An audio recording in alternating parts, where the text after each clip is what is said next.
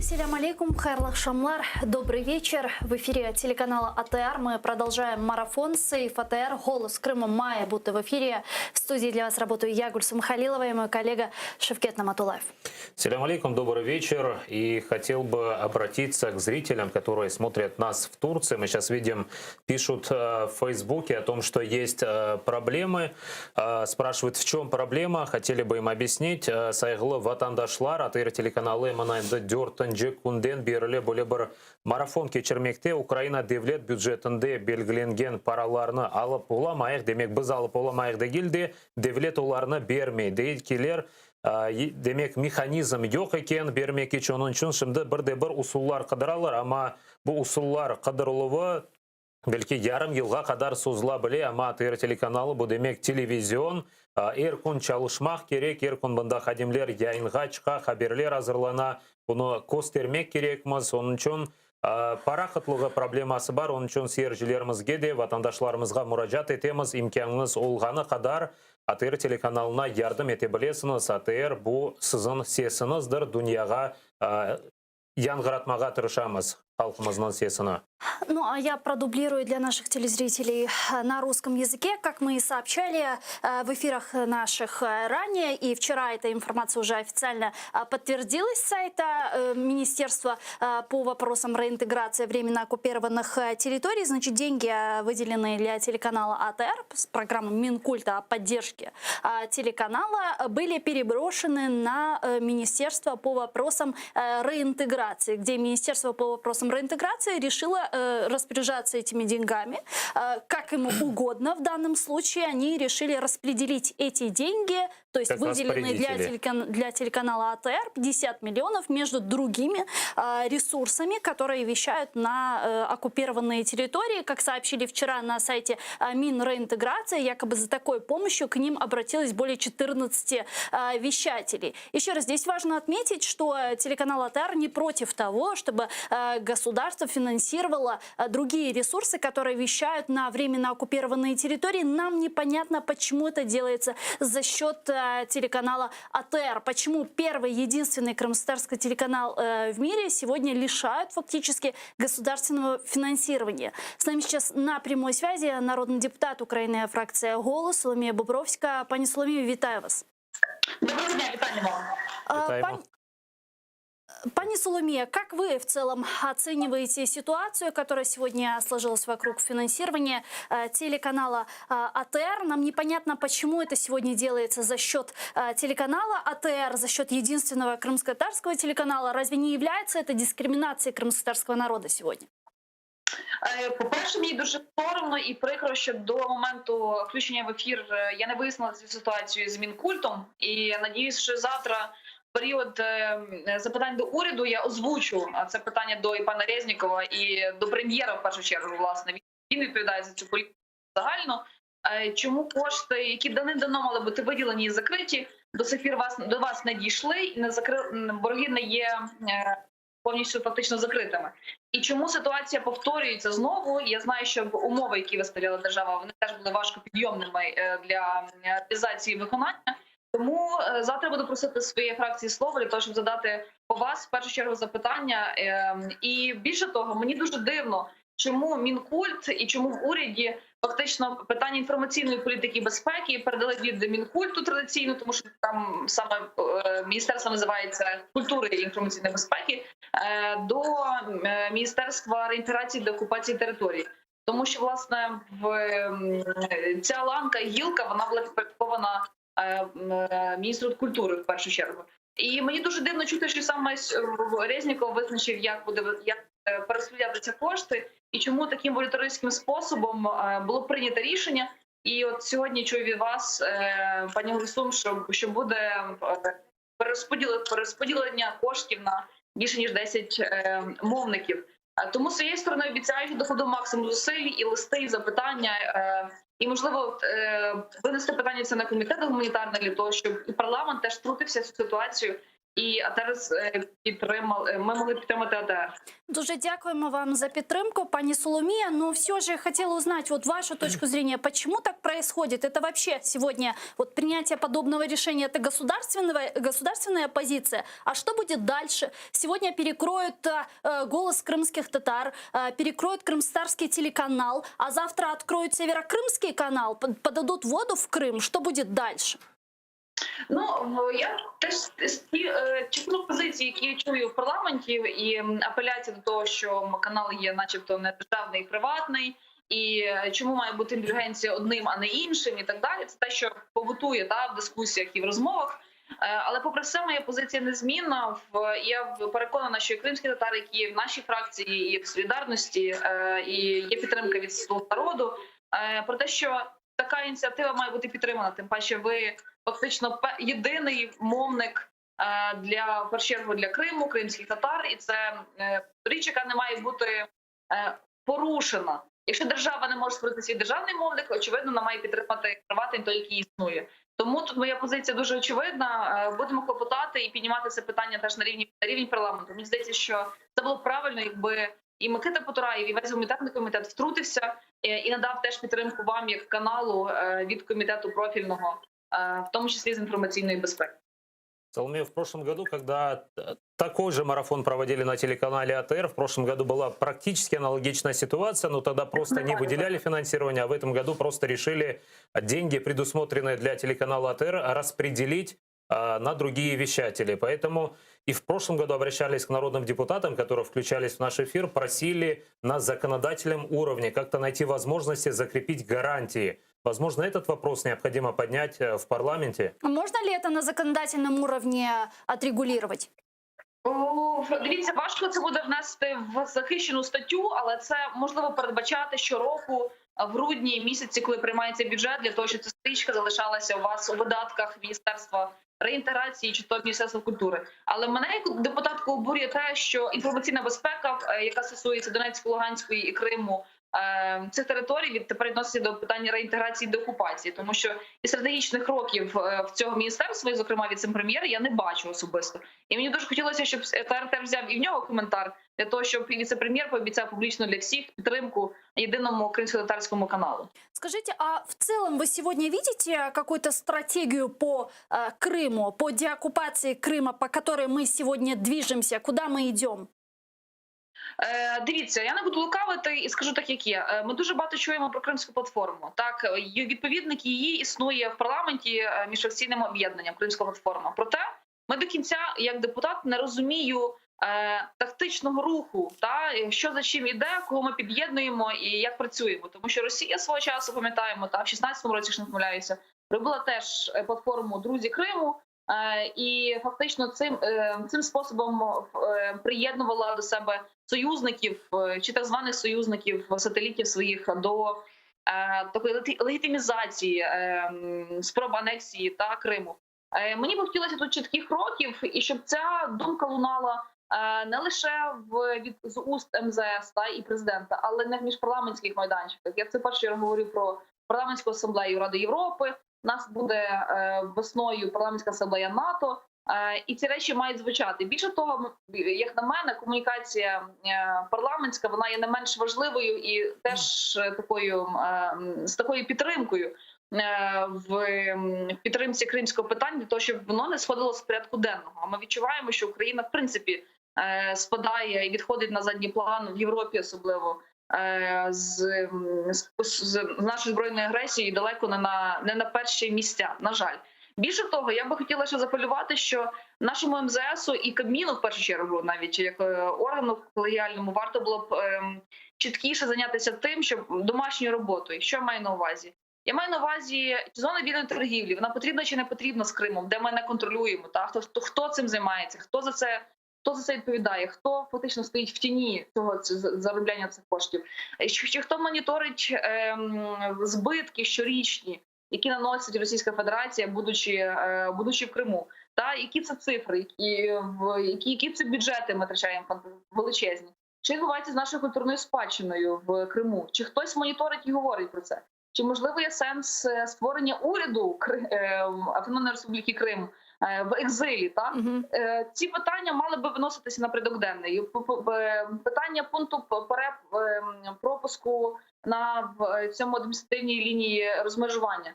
Вони повинні звучати відверто, хоча б в кулуарних чи на засіданнях, чи на нарадах. На жаль, цього я не чую. А мені дуже цього бракує, якраз власне для того, щоб спілкуватися із міжнародними партнерами. Це та інформація, яку ми мусимо мати, тому що це наша домашня робота.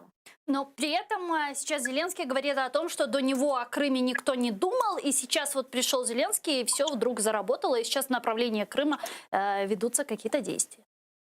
Я не знаю, про які дії ведуться, але принаймні те, що кримська платформа почала звучати частіше, хоча я ще не бачу наповнення особисто. Справді відбулося. Тут я би не викремлювала жодного з президентів, тому що і один, і другий мав би показати результат. А поки ми стоїмо на місці, а кількість того, що ми говоримо слово Крим, мені здається, не допомагає. Ми маємо зробити певну роботу і дуже чітко, стратегічно рухатися по тим тактичним кроках, які мали бути визначені. Наразі я їх не бачу, на жаль. Очікую, що від профільного віце-прем'єра, і від міністра закордонних справ ми побачимо синергию и пропозицию до работы. Соломея, скажите, пожалуйста, есть ли у вас надежда на то, что после съезда саммита Крымской платформы будут какие-то результаты? Или просто соберутся лидеры, поговорят и разойдутся, и до следующего года? Ну, или может ли быть разработана какая-то институциональная модель этой платформы? Ви знаєте, я вважаю, що це було б найправильніше, тому що якщо не буде результатів після цього з'їзду, саміту, зустрічі, тоді, на жаль, ми просто перейдемо в таку ранг розмов в черговий раз, але не дій. А мені хотілося, щоб це якраз був показник того, що Україна напрацювала і напрацює реально в практичних кроках навіть в рамках країни для самих себе, для кримчан, які є тимчасово переміщеними особами, і для держави, особливо в форматі збитків. Я дуже цього очікую. Насправді, це те, що мало бути зроблено ще 6 років тому. И вчера же министр Резников выступил с таким заявлением, прокомментировал для Левого берега по поводу тех россиян, которые переехали после оккупации полуострова. Говорит о том, что они могут оставаться, принять гражданство и жить на территории Крыма. Какое ваше отношение к этим людям, которые заселились в Крыму, колонизировали Крымский полуостров? Ну, поддерживаете ли вы такую позицию Резникова? Це була мова про росіян, які заселяють Крим? Да. Ну, я вы знаете, могу вам процитировать Резникова. Он сказал, что переселенцы в Крым, то есть россияне, смогут остаться там после деоккупации. Ну, давайте почнемо з того, що нам бракує закону про колабораціонізм і взагалі перехідного законодавства та правосуддя, яке має бути здійснено після деокупації. Але я, чесно кажучи, навіть не уявляю, як ці росіяни, ми вже мали приклад в 40-х роках після депортації кримських татар, скільки росіяни і особливо військових було заселено на території півострова, і як далі вони не асимілювалися, фактично стали підривною міною для подальшої уже знову спроби анексії в 2014 році. І це елемент, який прямо загрожує національній безпеці. Тому про які паспорти говорить пан Резніков, українські тим паче, які туди повернуться, я вважаю, що це є нонсенсом і, в принципі, недопустимою річчю. Дякуємо дуже. Чохсаголна за підтримку. Пані Соломія Бобровська, народний депутат України, фракції «Голос» була з нами на прямому зв'язку. Действительно, в последнее время звучат очень часто такие взаимоисключающие заявления из уст чиновников и президента, в частности, который говорит, что вот до него о Крыме никто ничего не думал и не делал. Тут пришел Зеленский, инициировали Крымскую платформу и начали активно действовать в направлении деоккупации полуострова. Но, с другой стороны, вдруг лишают финансирования телеканала АТР, единственный источник правды для временно оккупированного Крыма. И вот эти вещи абсолютно никаким образом между собой не связаны. Я просто не вижу никакой логики. Действительно, не укладывается ни в стратегию реинтеграции, ни в стратегию деоккупации, ни в информационную стратегию и так далее. Я хочу напомнить нашим телезрителям, что у нас в студии работают телефоны. На экраны ваших телевизоров режиссеры их периодически выводят. Вот сейчас вы видите номер телефона +3 8073 419 41 58. Звоните нам абсолютно бесплатно по Вайберу. Присоединяйтесь по скайпу. atr.tv – это наш адрес. Звоните, задавайте ваши вопросы, высказывайте свою точку зрения относительно того, что сейчас происходит с финансированием телеканала АТР. Нам действительно очень важен ваш голос, нам важна сегодня ваша поддержка. Поддержать финансово вы также можете телеканал АТР. На экранах ваших телевизоров сбоку вы видите номер карты, куда вы можете отправить финансовую помощь. Каждая копейка, каждая гривна сейчас для нас важна как никогда. Мы благодарим всех тех, кто нас поддерживает в течение этих последних, сколько мы уже марафоним? Четвертый день. Четвертый день. Спасибо всем огромное. Чох сағын сайғылы достлар. Мы марафоним четвертый день, но видим, что нет официальной позиции ни от Кабинета министров, ни от министерства именно конкретно по проблеме телеканала АТР. Лишь мне кажется, увидели вот заявление, да, что... вот это вчерашнее заявление Министерства реинтеграции, мне кажется, вот это было, в принципе, каким-то ответом. Да, просто мы не видим, что не было написано, что это деньги телеканала АТР. Написано было, что есть 50 миллионов, которые мы можем, там наоборот сказано, что готовы профинансировать и другие. Но не говорится о том, что это за счет телеканала АТР.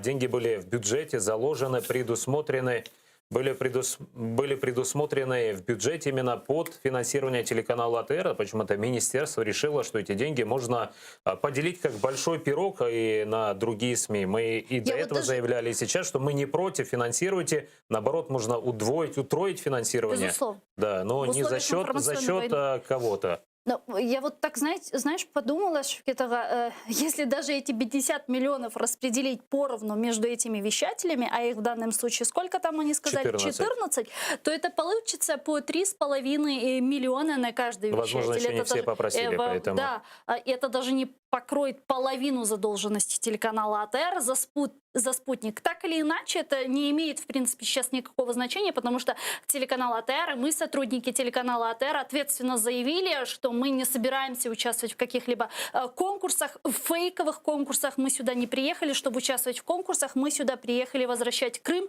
а возвращение Крыма – это не конкурс, господин Резников. С нами сейчас на прямой связи Игорь Лапин, народный депутат Украины 8-го созыва. Пане Игорю, витаю вас. Доброго дня. Пане Игорю, нет ли у вас такого ощущения дежавю? Потому что в прошлом году, в этот же период, мы с вами говорили о том же. В студії в этой, да. Так, ви знаєте, чесно кажучи, є речі, які держава повинна підтримувати, є речі, які мають бути, скажімо так, правила для... Той, хто в тяжких умовах знаходиться, тих треба підтримувати. Знаєте, це як для малозабезпечених людей є, наприклад, субсидії. Це моє таке глибоке переконання. А в принципі, якщо ви говорите про суму там 3,5 мільйона, і те, що ви зараз говорили в вашому ефірі, це десь приблизно стільки, скільки ваш колега Мустафа Найєм заробив в Укроборонпромі за цей рік.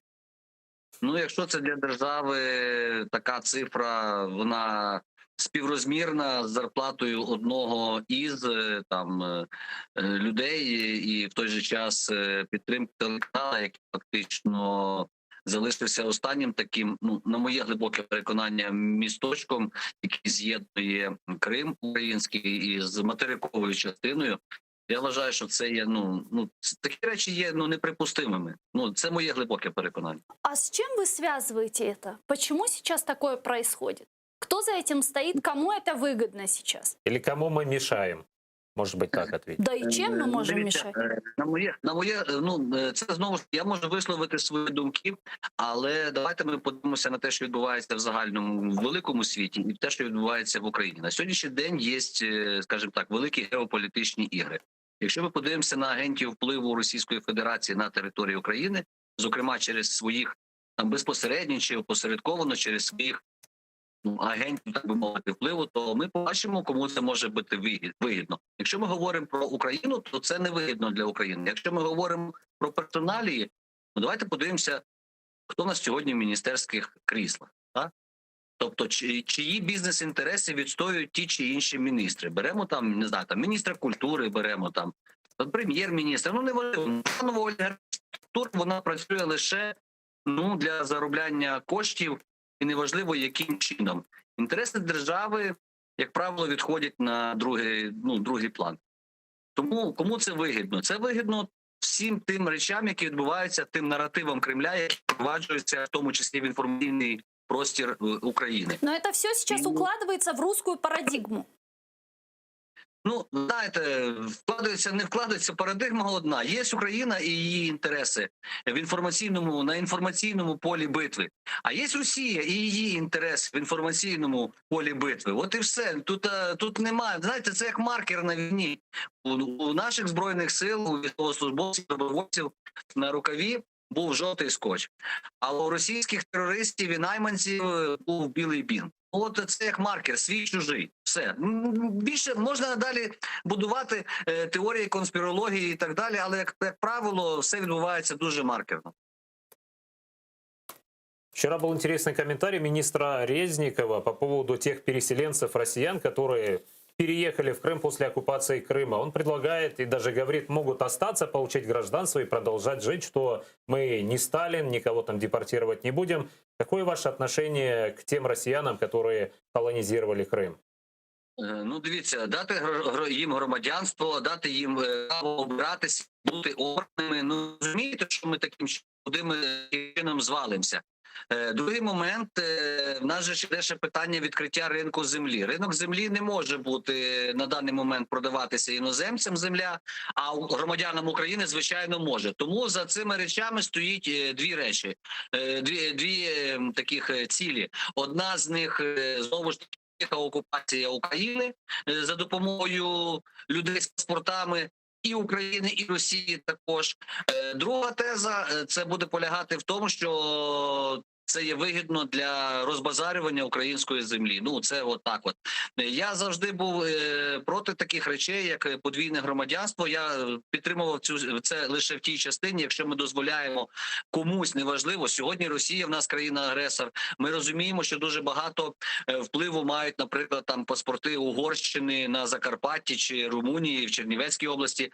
Тобто я вважаю, що якщо ми говоримо про можливість подвійного громадянства, в цій ситуації люди, які мають паспорт України і будь-якої іншої держави, мають бути як мінімум обмежені в виборчих правах. Вони не мають права обиратися і бути обраними.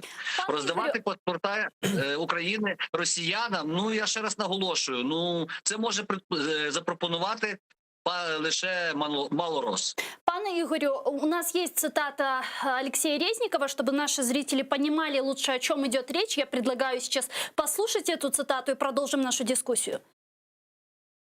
У всіх буде можливість вільно ухвалити рішення. Якщо захочуть легально жити на території України, вони можуть отримати статус іноземних громадян, прийняти українське громадянство або жити як особи без громадянства. Або ж ці люди можуть ухвалити інше рішення – повернутися на свою історичну батьківщину. Ми не збираємося, на відміну від спадкоємців сталінського режиму, займатися депортацією.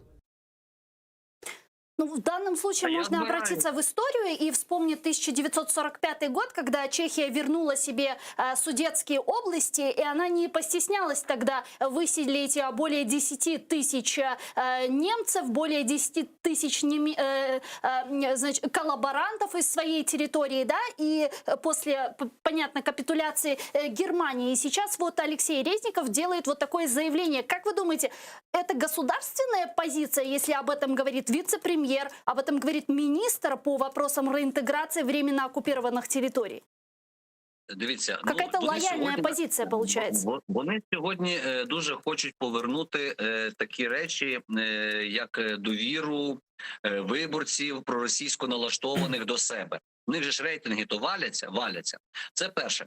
Другий момент, ще раз наголошую, це навіть не колаборанти, це громадяни іншої держави. Ви знаєте, в мене є побратими, які воювали зі зброєю в руках, захищаючи національні інтереси України, тобто люди, громадяни Російської Федерації. Вони вже по 5-6 років ходять, оббивають пороги, щоб отримати паспорт України. А пан Резніков хоче фактично людям, які, ну скажімо так, окупантам роздавати український паспорт. Ну таким чином завтра він договориться, що в Донецьк ті, що приїхали там буряти бойові і чечени, давай ще їм роздамо українські паспорта, і нехай вони собі живуть в тих квартирах, які вони зайняли, в тих квартирах, які колись належали громадянам України. Давай їм підприємство віддамо. Ну ще раз наголошую, це позиція не українця. А так як в пана Резнікова є паспорт громадянина України, то я кажу, це позиція колаборанта. Саме він є колаборант. Він хоче співпрацювати з країною-агресором і з її громадянами. Це позиція малороса ментально. І я не стидаюсь цього сказати. Роздавати паспорти своєї держави, ну, по-перше, це не його компетенція. Це він з президентом Зеленським вже порішав. Нас президент Зеленський буде громадянство роздавати. То нехай тоді скаже, ми з Зеленським порішали, і будемо сьогодні узаконювати. Давайте ми пригадаємо кількість населення, кількість українців, які жили раніше на території Донецької, Луганської і Харківської областей. І як їх Сталін під час свого правління виселив до Сибіру, а на ці землі приїхали, грубо кажучи, понавезли робітників з Російської Федерації. І в третьому поколінні вони сьогодні що кажуть? Путін в біді. От Путін їм і вводить. А Резнікову треба щось інше ввести, перепрошую за емоції. Дякуємо дуже, пане Ігорю. Сагун за підтримку. Ігор Лапін, народний депутат України 8-го скликання, був з нами на прямому зв'язку. Ну а сейчас с нами на связи Недим Халилов должен быть из Польши. Есть же, да, с нами связь с Польшей? Член исполнительного комитета Всемирного конгресса крымских татар Недим Усейнов с нами сейчас на прямой связи. Недим ага, селям алейкум. Алейкум селям. Селям алейкум. Недим ага, мы знаем, что про проблемы с финансированием телеканала АТР знают уже и в Польше. Не просто в Польше граждане, а в правительстве Польши. Расскажите, пожалуйста, как это случилось, кто заинтересовался проблемой и что говорят о сложившейся ситуации? Ну, с проблемами с АТР и с финансированием АТР ознакомлены в Польше уже не в первый раз и не первый год. Сейчас речь идет о вице-спикере Сейма, то есть парламента Польши Малгожате Гасевской, которая является в том числе автором рапорта о убийствах российских сепаратистов на Майдане, в Донбассе украинском, да, который много очень прошумел очень в свое время. А с тех пор Гасевская интересуется тоже проблемами крымских татар. Но она не единственная в правительстве Польши и во властных кругах Польши, которая интересуется тем, что происходит вокруг АТР и с проблемой с финансированием. Да, и вчера был визит Резника в Варшаву, где он вручил Гасевской орден княгине Ольге третьей степени. Вот. И при этом случае я поинтересовался у нее, как выглядит ситуация, разговаривала ли она с Резником у АТР о том, что у нас тут проблемы такие сейчас снова каждый год повторяющиеся. Она сказала, что да, тема была затронута, поднималась во время их встречи, и он пообещал, что все будет хорошо. Это цитата. Угу. Все будет хорошо, но непонятно, как это будет все хорошо, потому что и в прошлом году нам говорили, все будет хорошо, не надо паники. В прошлом году эта ситуация началась в феврале, не ошибаюсь, да, в начале февраля. Этот вопрос только решился к маю, поэтому начался карантин, затянули. Мы поэтому подняли бурю такую, возмущение, хотим донести, что не надо затягивать, как в прошлом году. Это телеканал, которому нужно работать. И поэтому вот мы тоже не сидим на месте. Да. Какая ваша, Недимбей, аналитическая точка зрения? Вот почему так происходит уже второй год с приходом Зеленского? Я не буду лукавить, при Порошенко тоже были некоторые сложности, однако они до Нового года решались. Сейчас же уже второй год подряд АТР пытаются лишить фактически финансирования. Вот как вы думаете, можно ли это списать на непрофессионализм, на дилетантство, на непонимание проблематики, если хотите? Или же все-таки это такая целенаправленная политика на уничтожение первого крымско-татарского телеканала АТР и, возможно, даже дискриминацию крымско-татарского народа? Это вообще проблема идентификации политиков в Украине с государством и с государственническим делом. Да? Когда чиновник становится высокопоставленным лицом и представляет лицо целого государства, особенно перед международным сообществом, но он нужно понимать, что какие-то интересы, какие-то внутренние его взгляды на разные вещи нужно оставить в стороне. Если мы сейчас говорим о том, что, возможно, в канцелярии, в администрации президента или в офисе президента Зеленского сейчас есть силы, группы, которые лоббируют за тем, чтобы гасить, тушить темы, которые раздражают россиян, то это одна проблема. Она, знаете, в сравнении с тем, какой урон, ущерб наносится репутации Украины во всем мире, да, в международном сообществе, из-за какой-то, казалось бы, мелочной проблемы. Мы говорим сейчас о каких суммах финансирования необходимо для того, чтобы АТР просто мог жить, как единственный, самый крупный, самый эффективный канал, который вещается в оккупированный Крым, который является, по сути, украинским голосом в этом Крыму, но и тоже источником реальной, да, информации о том, что сейчас там реально происходит. Вот, ну, таким самым, скажем так, массовым, который заходит не только в семьи крымских татар. Но вот почему мы сейчас на русском говорим, не на крымско-татарском? Потому что мы все-таки доносим очень много информации тоже и до русскоязычных, да, жителей Крыма. И мне лично, вот я живу в Варшаве, да, и общаюсь с польскими политиками, а порой приходится удивляться на то, как они смотрят на это, как они реагируют. Они говорят, а вот это же просто вопрос репутационный. Знаете, это для меня это как бы в каком-то смысле тоже тема, касающаяся, наверное, уровня политической культуры, который в Украине еще не дозрел до той степени, для того, чтобы понимать, как в Польше, в Европе политики на эти вещи смотрят. В Польше государство, Польша по собственной инициативе уже много лет содержит канал Белсат, который является частью телевидения польского, общественного телевидения. Да? И они этот канал финансируют для того, чтобы он рассказывал правду о демократии белорусам, живущим под диктатурой Лукашенко, и наоборот, о ситуации в Беларуси рассказывал свободному миру.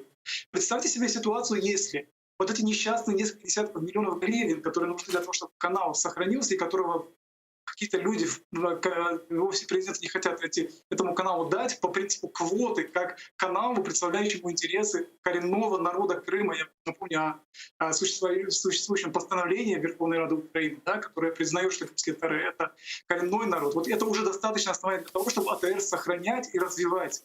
А вот представьте себе, что сейчас найдутся деньги из-за рубежа для того, чтобы АТР существовал, сохранился, да? Какая репутационная, скажем так, какой стыд и поражение для украинцев. Имиджевый удар такой. Огромный. Тогда Да. вот, знаете, возникает тогда еще такой вопрос. Вот не имея внутри своей страны, Украины, четкую информационную стратегию, четкую стратегию деоккупации Крыма и так далее, как мы можем рассчитывать на поддержку наших западных партнеров, в данном случае введение более радикальных санкций в отношении России даже в таком Ну, вопросе? знаете, с грустью приходится констатировать, что крымские татары опять становятся вот той силой, которая вынуждена уповать лишь только на свои собственные возможности, да, на свой собственный потенциал. Несмотря на то, что мы граждане Украины, коренной народ, который сегодня платит такую высокую цену за то, что за верность Украине, да, за борьбу за свободу, мы опять же, ну, это же унизительно. По сути, убеждать правительство в Киеве в том, что мы достойны того, чтобы у нас был свой канал.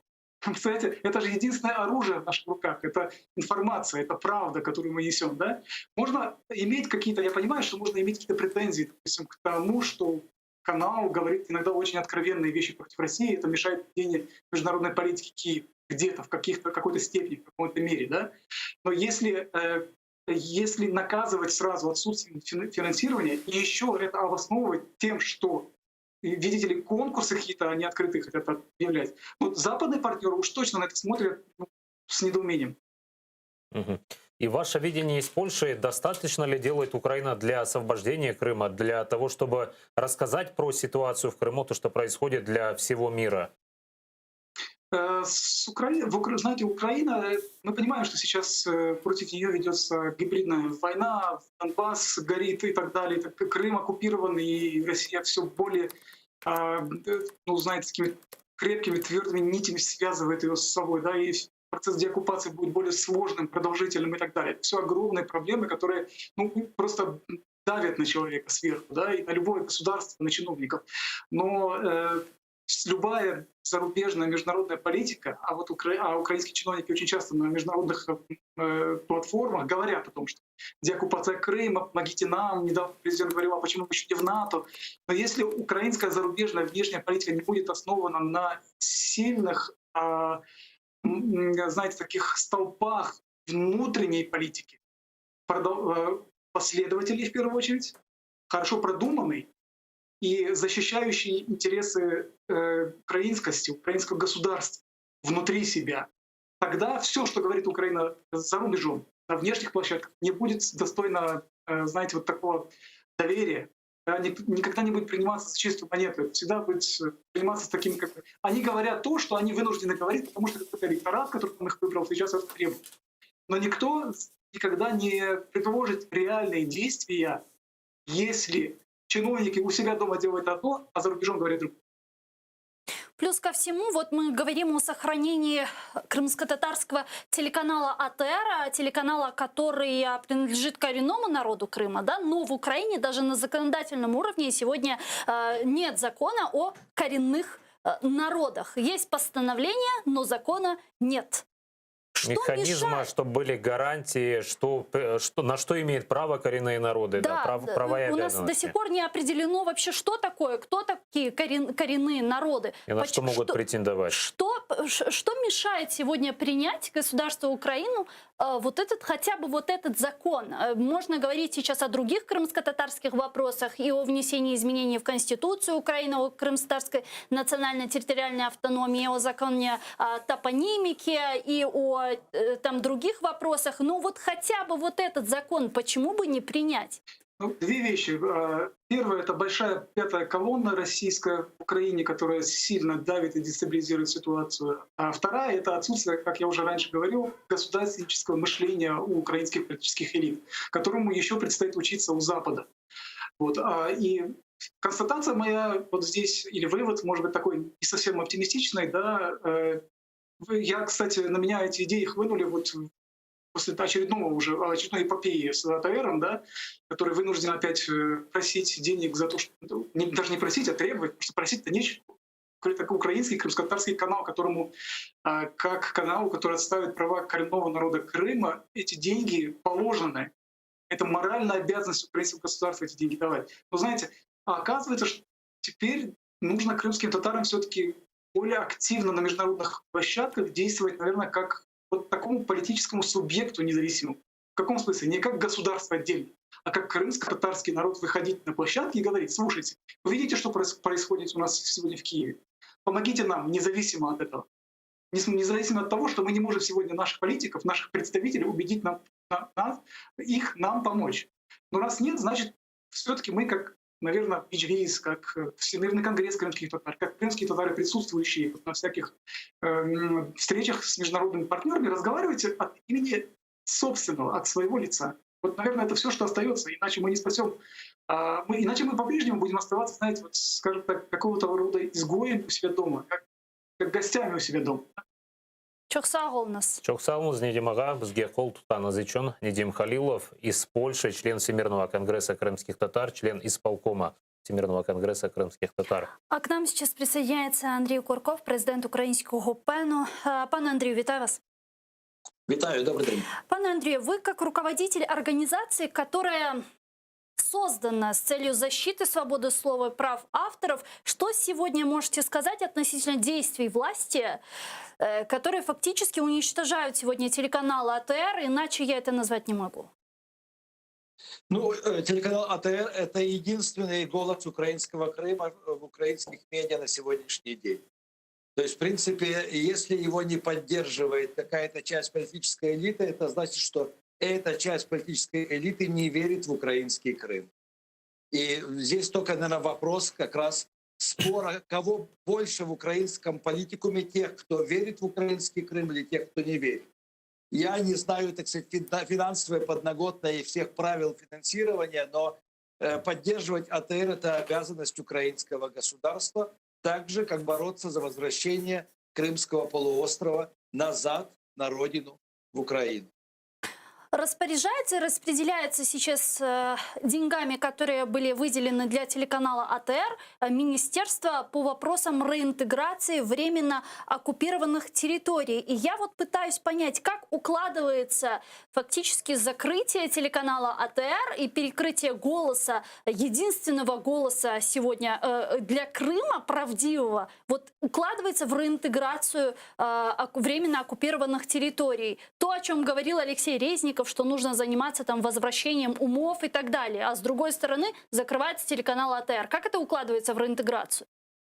Ну, вы знаете, это не укладывается вообще никак. И первое, что приходит в голову, так это Министерство правды из Орвелла. То есть название не обязательно соответствует сути и цели. Я надеюсь, что название украинского министерства соответствует сути и цели и должно заниматься реинтеграцией украинских земель, которые оккупированы и находятся не под украинским контролем. Здесь просто не хватает, наверное, еще общественного давления и общественной открытой дискуссии на национальном уровне о том, что должна Украина украинскому Крыму. А как вот в условиях информационной войны сегодня должна идеально выглядеть украинская позиция, государственная украинская позиция?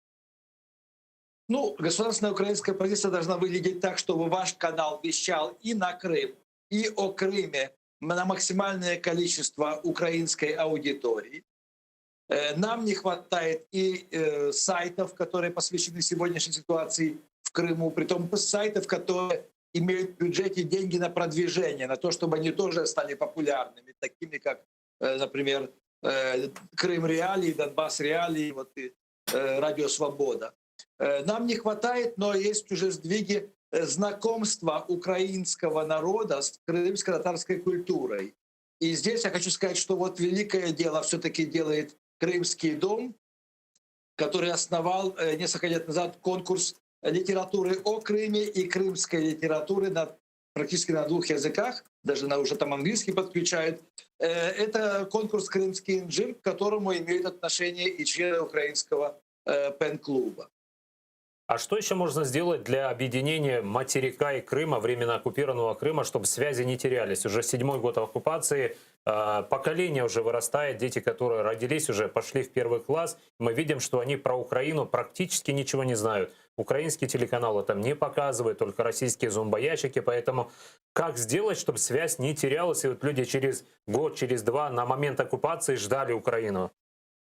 Ну, вы знаете, сейчас из-за пандемии, я знаю, довольно сложно покинуть территорию оккупированного Крыма и приехать жителям Крыма на время в Украину, на территорию, которая под контролем Киева. Но я думаю, как только ситуация уляжется, нужно как можно больше перетягивать, звать в гости и работать, особенно с молодежью, с крымско-татарской, которая живет в Крыму, и создавать условия для того, чтобы она могла свободно приезжать в Киев, в Харьков, в Одессу, в Винницу, в Ужгород, учиться, принимать участие в межкультурных и мультикультурных форумах, где, естественно, так сказать, как бы основной темой должно быть многокультурное и многоязыкое украинское общество, украинская культура. То есть, в принципе, мы должны больше работать над популяризацией знаний о крымско-татарской культуре, крымско-татарском народе, об истории крымско-татарского народа. Потому что если народ в своем большинстве не знает и не интересуется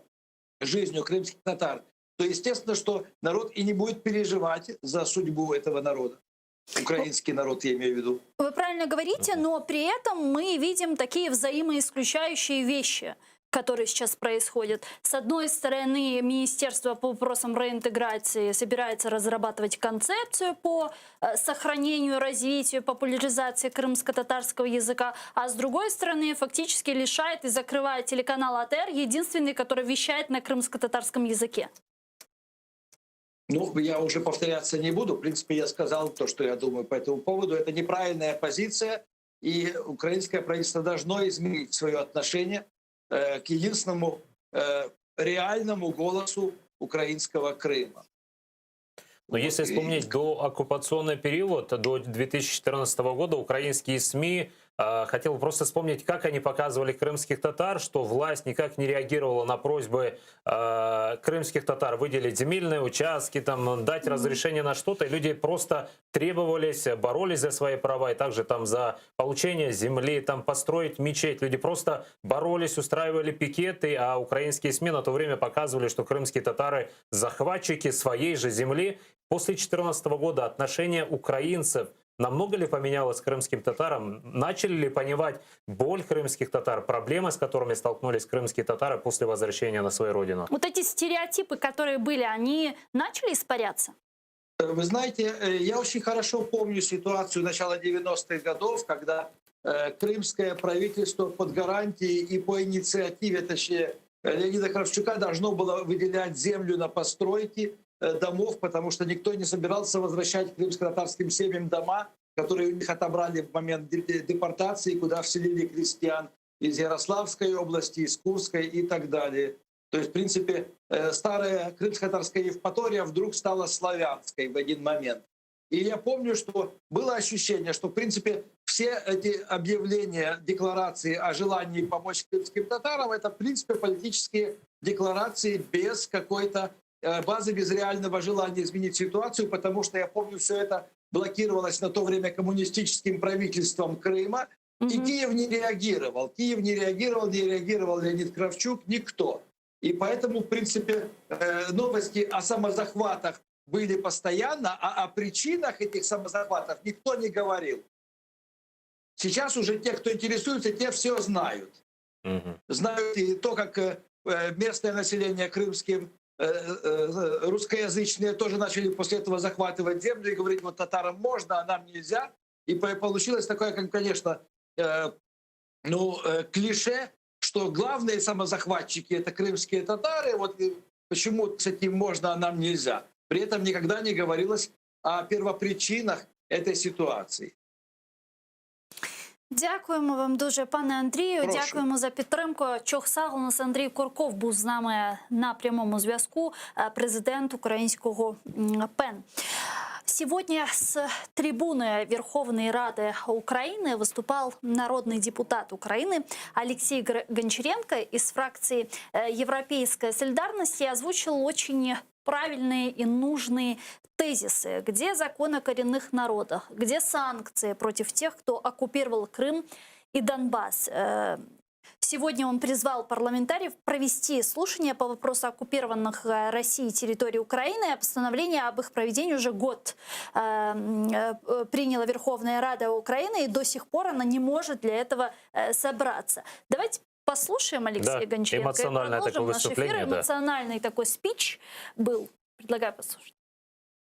Де законопроект про корінні народи, який сьогодні чекають кримські татари? Де на нашому порядку денному постанова 3766 про схвалення санкцій проти тих, хто бореться проти нашої цілісності і суверенітету України? Де постанова 3447 про переслідування Православної церкви України там, в Криму? Давайте нарешті припинимо розмовляти і якісь балачки робити. Давайте робити, щось діяти.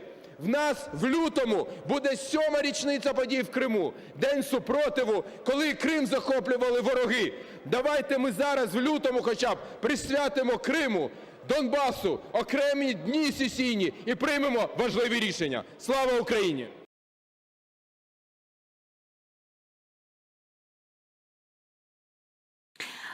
С нами сейчас на прямой связи Андрій Татарук, народний депутат України 8-го скликання. Пане Андрію, вітаємо вас. Селям алейкум. Витаю. Добрый вечер. Начался 2021 год, и АТР снова же столкнулся с финансовыми проблемами. В прошлом году такая же была аналогичная ситуация. Как вы думаете, с чем это связано? Кому мы мешаем или что мы не так делаем? Или кто-то делает что-то не так? Ну, по-перше, я хочу вам побажати пройти ці випробування гідно і дочекатись відчуття тотальної перемоги. Так само, як зараз Україна бореться в цілому проти агресії Російської Федерації. Я переконаний, що всі випробування даються нам Богом для того, щоб ми випробували свої сили. І в жодному разі, щоб ви не корили, що ви в чомусь винні. Це неправильна ментальна установка. Я вважаю, що ви почали з того, що от рік назад була та сама проблема, але давайте зауважимо, що рік назад президент Зеленський просто обіцяв, що жодних проблем з фінансуванням не буде, і він бере це питання під особистий контроль. І у вас не буде в жодному разі відволікання на вирішення оцих фінансових питань. Ви не маєте на це відволікатись. Ви маєте бути спрямовані на те, щоб своєю журналістською діяльністю освітлювати події щодо того, як себе почувають українці, кримсько-татарські громадяни на тій окупованій території, на нашій території підконтрольній Україні. Тобто ваша цільова робота має бути виконана, а держава мала б виконати свої обіцянки. Натомість ми бачимо дійсно якісь дивні маніпуляції з тим, як розподіляти достатньо незначні в масштабах державного бюджету кошти. І в мене це викликає дуже велике здивування. Невже для держави дійсно 50 мільйонів, які вони обіцяли виділити, є такою непід'ємною сумою, що вони починають ділити її, як той пресловутий апельсин. Знаєте, нас багато, він один. Тому тут, скоріше за все, ми всі разом з вами потерпаємо від того, що у самого Зеленського і його оточення немає системного бачення, як керувати державними процесами. Вони критикували їх, коли були на сцені, і це було весело. А тепер, коли вони взяли брати відповідальність за ці процеси, то в них не виходить воно злагоджено, системно. І тому ми бачимо чисельні проблеми не тільки з фінансуванням кримсько-татарського каналу АТР, але й з усіма іншими проблемами в усіх галузях, в усіх абсолютно. І це насправді дуже серйозний виклик для нашої країни. Ну, сейчас нам Минреинтеграции говорит о том, что нужно участвовать, значит, в каких-то конкурсах. Правда, какие это конкурсы? Условий еще нет этих конкурсов, когда будут проведены. Положений этого конкурса вообще никаких нет. По нашей информации, якобы конкурсы будут проводиться через полгода, а вот эти полгода, как будет работать телеканал, видимо, никого не интересует. Вообще, пане Андрію, как вы считаете, в условиях войны сейчас, в условиях такой гибридной войны, в которой мы находимся, насколько актуально проводить подобные конкурсы? Разве деоккупация Крыма — это не системный вопрос на всех фронтах? Информационный, политический, дипломатический и так далее. Деоккупация — это же не конкурс. Погоджуюсь з вами. Питання ведення оборонювальної доктрини, скажімо, як на лінії фронту, так і в інформаційному просторі, воно не є елементом торгу і не має бути в жодному разі. І я, коли був народним депутатом 8-го скликання, неодноразово заявляв, що Україна не докладає достатньо зусиль для того, щоб саме в інформаційній площині ми давали належний відсіч, скажімо, бій зусиллям пропаганди Російської Федерації. І тому ставити вас в умову, що ви маєте, знаєте, вигравати якісь конкурси, брати участь у тендерах, це неправильно. Це не позиція ведення, скажімо, того процесу мовлення, яким ви займаєтесь.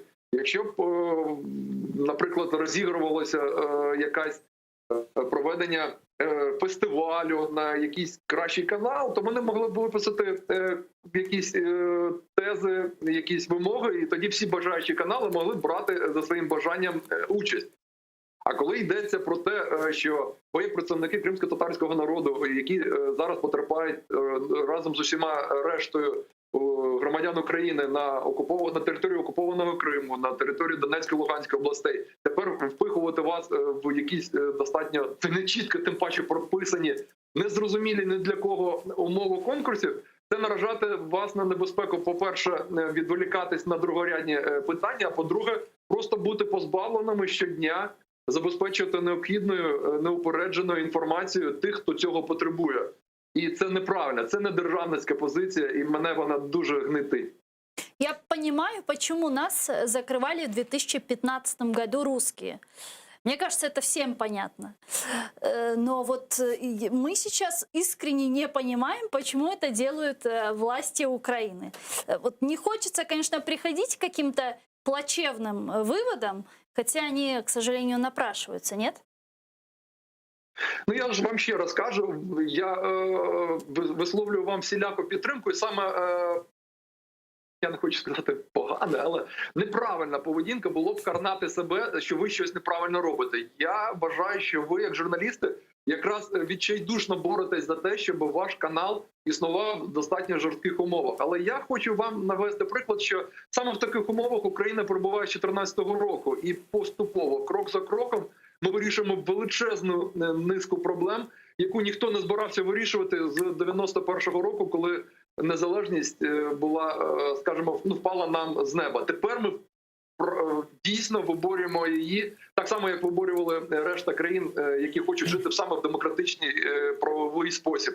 І для нас це величезний виклик, щоб ми не вийшли за межі правового поля. І тому мені якраз як народному депутату, а зараз просто громадському діячу, більше за все болить за те, що наша українська влада не розуміє, настільки важливо приймати рішення в правовий спосіб, щоб вони були зрозумілі кожному законослухняному громадянину, щоб всі розуміли, за якими правилами ми існуємо.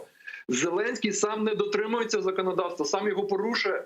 І тепер в таких умовах прогнозувати, як він чинить саме з вашим каналом, попри ті обіцянки, які він робив рік назад, мені дуже важко.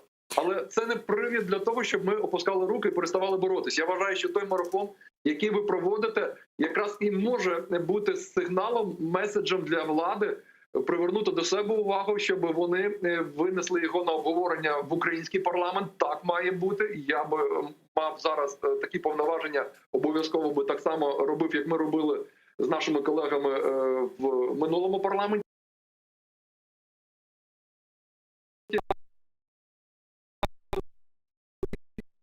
Воно не дратувало нікого, воно так не має бути. Це не питання, скажімо, 50 мільярдів, які було б дійсно важко знайти. Це не те питання, яке взагалі мало б відволікати величезну кількість людей на обговорення і прийняття рішення. Це, скоріше за все, невміння менеджерувати як великі, так і невеликі процеси, які відбуваються в державі. І тому ми бачимо ось такі наслідки. Я думаю, що для всіх нас це буде наука, не обирати до влади популістів. Пане Андрей, вот как политику вопрос, как практикующему и экс-народному депутату, вообще как происходят эти процессы? Мог ли Резников сам в автономном режиме принять такое решение? Или же все-таки есть те, кто дает подобные указания? Ну, дивіться, він як міністр або як просто громадянин, звичайно, має право на висловлення своєї позиції і точки зору. Але для того, щоб прийняти рішення, зазвичай рішення на рівні міністерств, вони є градація рішень, які приймаються на рівні Кабміну, і тоді більшість голосуючих виноситься рішення голосування і приймається, затверджується на Кабміні. Там, відповідно, є протокол ведення таких нарад за каденції 8-го парламенту. Всі засідання Кабміну транслювалися в прямому ефірі, всі могли розуміти, які питання виносяться на обговорення.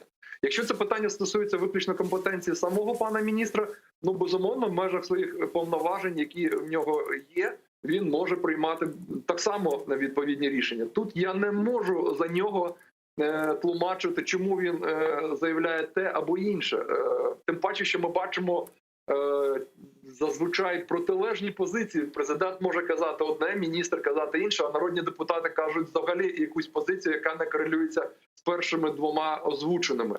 Тому мене найбільше гнетить те, що наша влада, яка зараз обрана, взагалі не має стратегеми поведінки нашої країни в умовах агресії Російської Федерації. Що ми робимо найближчі дні, місяці, роки, яким ми бачимо вихід з протистояння з Російською Федерацією. А в цю ідеологему, в цю візію мало б вкладатися, що ми робимо з Кримом, як ми його супроводжуємо інформаційно, яку кампанію накладання санкцій Україна провадить, яку ми виносимо на обговорення на міжнародну площину і вимагаємо наших партнерів приєднуватися. Але саме головне, що рушієм цієї енергетики має бути саме Україна. Ми не маємо займати вичікувальну позицію, яку зазвичай ми чуємо зараз від деяких депутатів, від більшості «Слуга народу», які кажуть, ми просто чекаємо, що Росія виконає свої вимоги. Так ні. Так вони будуть саме поводити, як, наприклад, з Придністров'ям, просто замороживши конфлікт і відклавши вирішення питання на просто десятиріччя.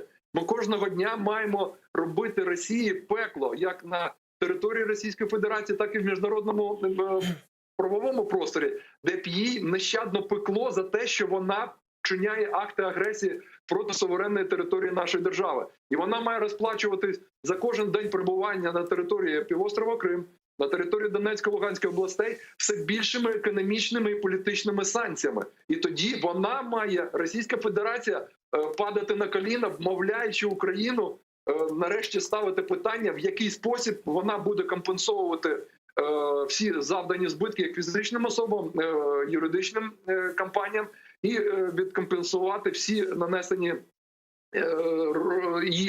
збройними силами, і колаборантами, і приватними компаніями шкоду, нанесену нашій державі. Це все цілком реальні речі, тому що так само Росія забралась геть з Афганістану, де вона незаконно вводила свій контингент. Так само вона забрала свої війська західної групи військ.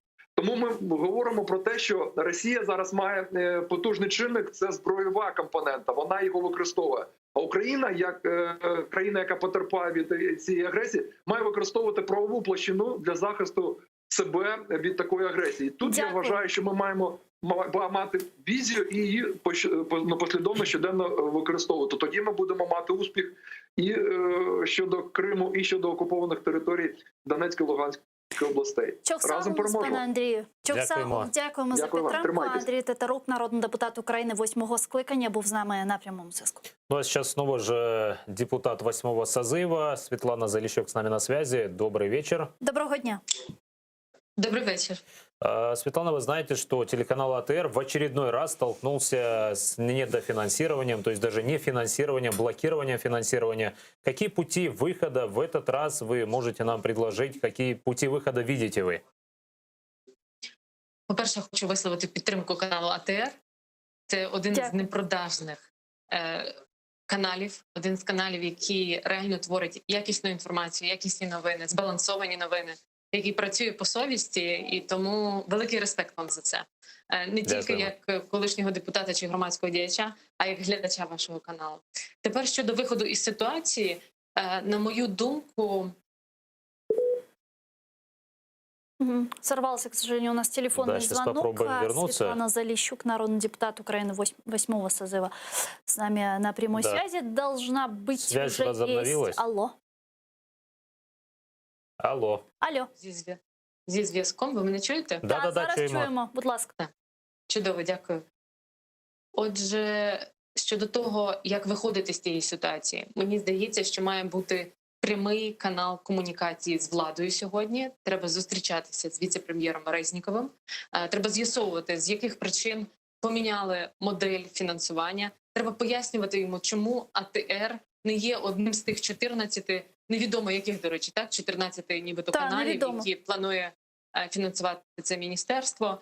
Я особисто не знаю інших 13 потенційних якихось каналів, які працюють в інформаційному просторі, які справді доносять таку ж інформацію і роблять ту функцію, яку робите ви. Тому що, будемо відвертими з вами, що настільки уваги, як ви приділяєте її питанням і деокупації, і реінтеграції, не приділяє жоден, напевно, з телеканалів в Україні. А це тема, яка постійно повинна бути не лише на міжнародних майданчиках, але повинна обговорюватися в українському суспільстві. Тому що якщо тут уваги до цієї теми не буде, то очевидно, що і міжнародна спільнота буде меньше дбати про неї. А как вы думаете, почему сегодня так происходит? Почему вот уже второй год от телеканала АТР сталкивается вот с такой проблемой? С чем это связано? Это можно списать на непрофессионализм, может быть, на дилетантство или непонимание проблематики? Или же все-таки это такая целенаправленная позиция? Ну, чесно кажучи, я особисто з величезною повагою ставлюся до віце-прем'єра Резнікова, наприклад, до його команди. І назвати їх професійними в мене не підніметься просто язик, тому що вони точно професійні. І він точно дбає про ту тематику, яку ви в своєму ефірі обговорюєте. Інша справа, в мене питання до міністерства, як воно спрацювало, хто ухвалив таке рішення, чи це було політичне рішення, чи це було бюрократичне рішення, і хтось просто вирішив, а давайте зробимо новий механізм, абсолютно не враховуючи особливостей того, власне, який інформаційний простір існує, як він твориться, хто його учасники, яку роль в цьому відіграє канал АТР. І я думаю, що ще одна проблема полягає в тому, що зміни цієї політики фінансування не було пояснено. Як віце-прем'єр вийшов в прямий ефір і детально пояснив, що це за 14 каналів, чому змінили, як воно буде працювати, чи це означає, що АТР зараз не буде можливості працювати в повному режимі, так як це обіцяв президент, і так як обіцяла влада, так і попередній раз, коли АТРу не давали фінансування. Я думаю, що це величезна проблема. Це брак належної якісної комунікації і з самим телеканалом, і з суспільством. Дякуємо дуже. Чухсагол, нас пані Світлана. Дякуємо за підтримку. Світлана Дякую. Залещук, народний депутат України 8-го скликання, була з нами на прямому зв'язку. Шевкет Ага, если не ошибаюсь, редакция «Замана» обращалась Да, к Министерству по обратились вопросам в интеграции. тот же Есть ли день, какие-то когда... новости? Нет, пока новостей нет, но в рамках закона обещали ответить. Это может быть до 14 дней, поэтому тот ответ, который был опубликован на сайте Министерства Минтота, это не тот ответ, который нужен нам, а ответа на наши вопросы еще до сих пор не было. И вице-премьера, министра Алексея Резникова неоднократно приглашали в нашу студию и на Прайм Муждабаева, и на другие эфиры. Он как бы не отказывался, говорил да-да-да, но почему-то ни разу в нашей студии он до сих пор не появился с момента назначения. Поэтому ждем, приглашаем, готовы Совпадение? говорить в нашем эфире, обсуждать и, возможно, услышим из первых уст, почему такое решение было принято, в связи с чем это связано, действительно ли министерство недополучило какие-то деньги из госбюджета, и поэтому решило деньги, предусмотренные для телеканала АТР, использовать для других нужд, перекрыть какие-то другие, так сказать, дыры. Шевкет Ага, я предлагаю сейчас подключить к нашому ефіру Олену Сотник, народного депутата України 8-го скликання. Вона зараз з нами на прямому зв'язку. Пані Олено, вітаю вас. Доброго вечера. Доброго вечера. вечера. Что вы думаете относительно ситуации, которая сегодня сложилась снова вокруг финансирования телеканала АТР? Как возможное закрытие АТР сегодня украинскими властями укладывается в стратегию деоккупации Крыма, в стратегию информационной войны, в стратегию реинтеграции оккупированных территорий? Ну, по-перше, я маю надію, що все ж таки, коли ця ситуація з'ясується і дійде інформація до президента, він все ж таки виконає власну обіцянку і буде якимось чином виправлено те, що сталося.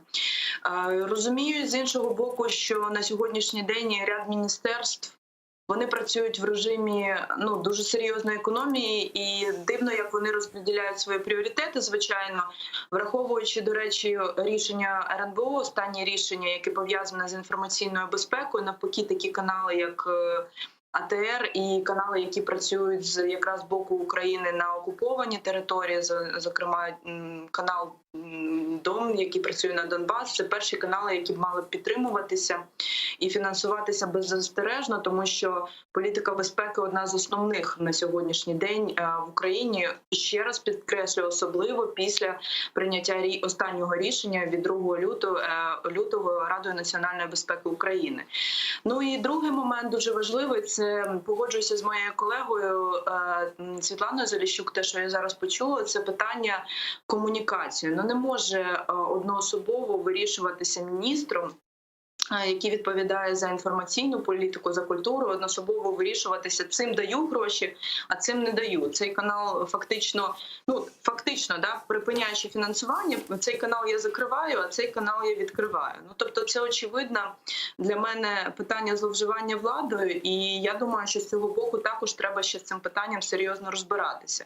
І в тому числі юристам вашого каналу треба не просто звертатися зі зверненнями щодо стану речей і чому було прийнято таке рішення, а чи мав взагалі міністр приймати такі рішення?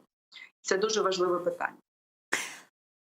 Накануне президент Владимир Зеленский заявил о том, что до него в вопросах Крыма никто ничего не делал. Он пришел и начал как-то с места все воротить, и вопрос Крыма снова же поднялся в международную повестку дня. Как вы считаете, действительно ли так? Созыв вашего парламента ничего не делал в вопросе Крыма?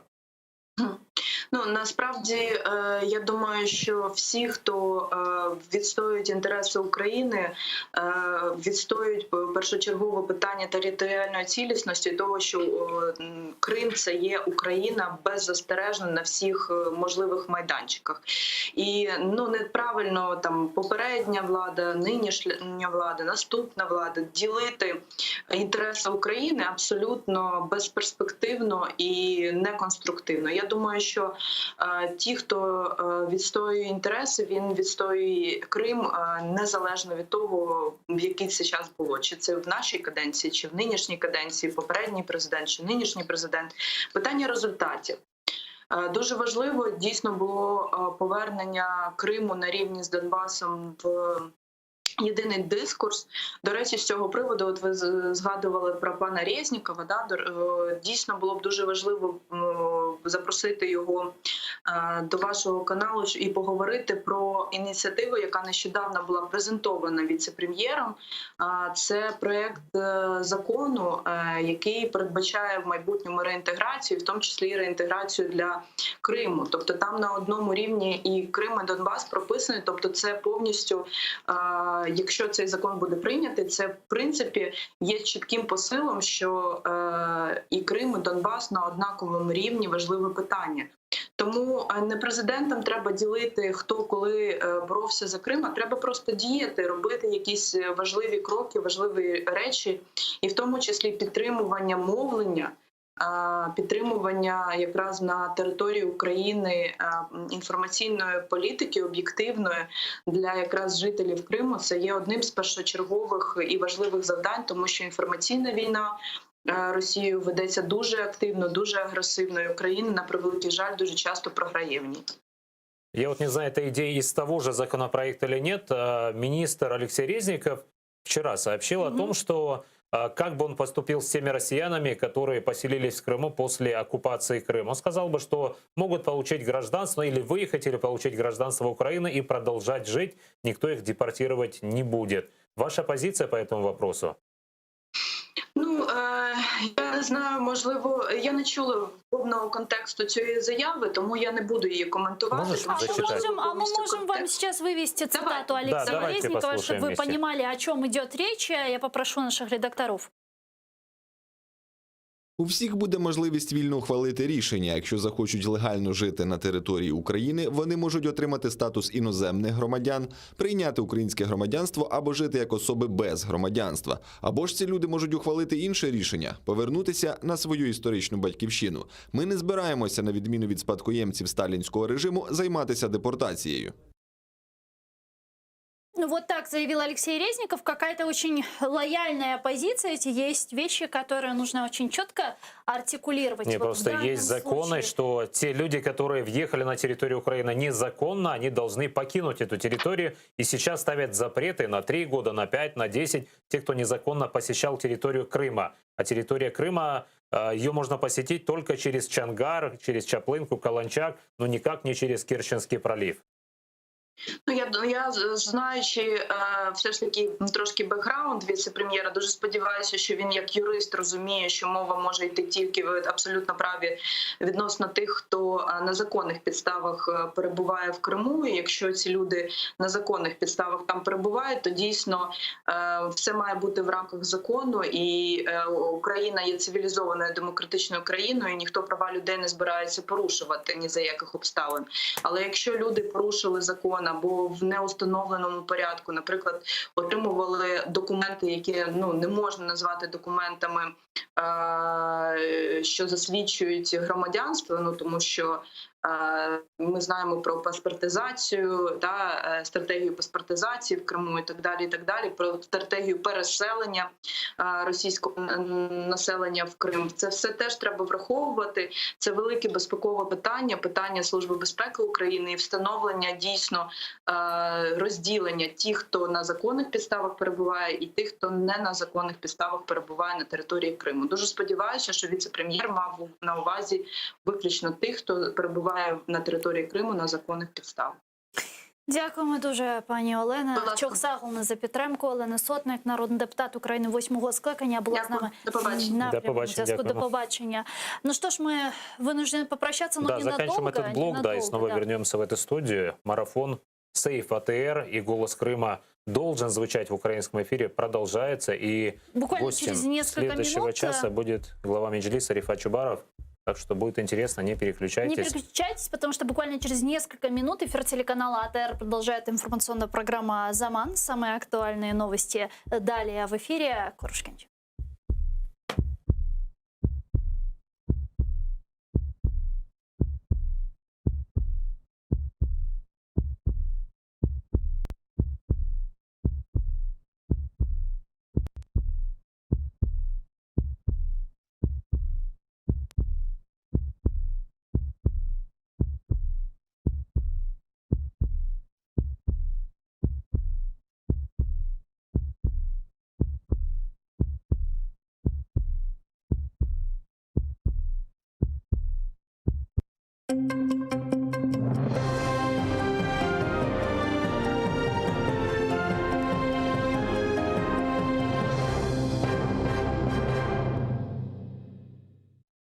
Ні в якому конкурсі на розподіл призначених телеканалу грошей АТР брати участь не буде. На цьому наполягає віце-президент Всесвітнього конгресу кримських татар та гендиректор каналу Лінур Іслямов. Він наголошує, що єдиний кримсько-татарський мовник не повинен конкурувати за гроші, які і так виділені для АТР. Їх телеканал мав отримати як пряму підтримку, але міністр Олексій Резніков змінив їх призначення на послуги. Тобто АТР має взяти участь у тендері. Тільки ні самого тендера, ні тим паче його умов не існує. Невідомі ні час, коли він відбудеться, ні навіть конкуренти АТР. А це вбивство першого кримсько-татарського телеканалу. Лінур Іслямов підкреслює, що йдеться саме про політичний статус кримсько-татарського мовника, тобто телеканала, який є голосом Криму в українському ефірі, який представляє корінний народ та дає надію на повернення півострова. Тому жодних компромісів бути не може.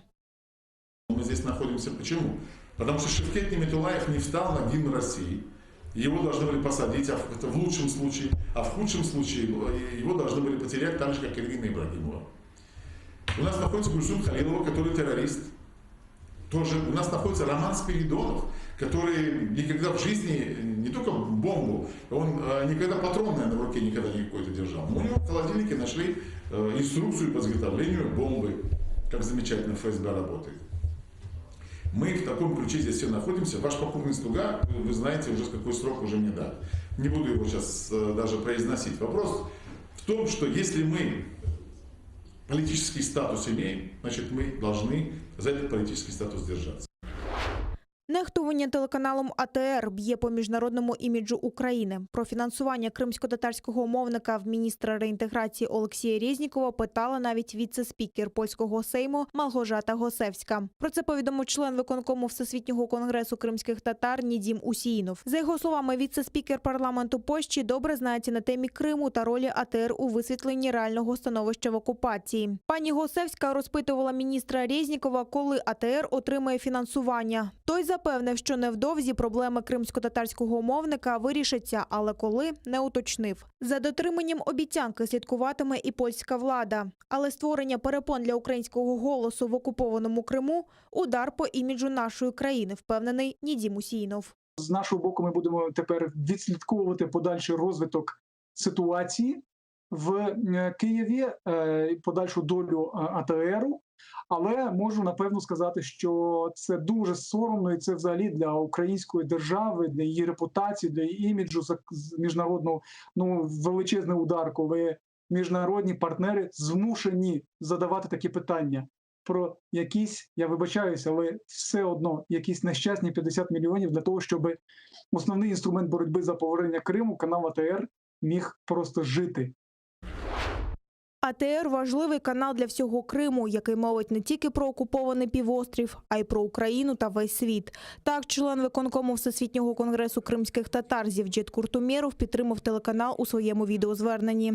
Україна показує своє справжнє обличчя, блокуючи фінансування АТР, вважає ветеран кримсько-татарського національного руху Куртсіт Абдулаєв. На думку ще одного ветерана Зудія Салієвої, жоден український телеканал не показує життя в окупованому Криму, як це робить АТР.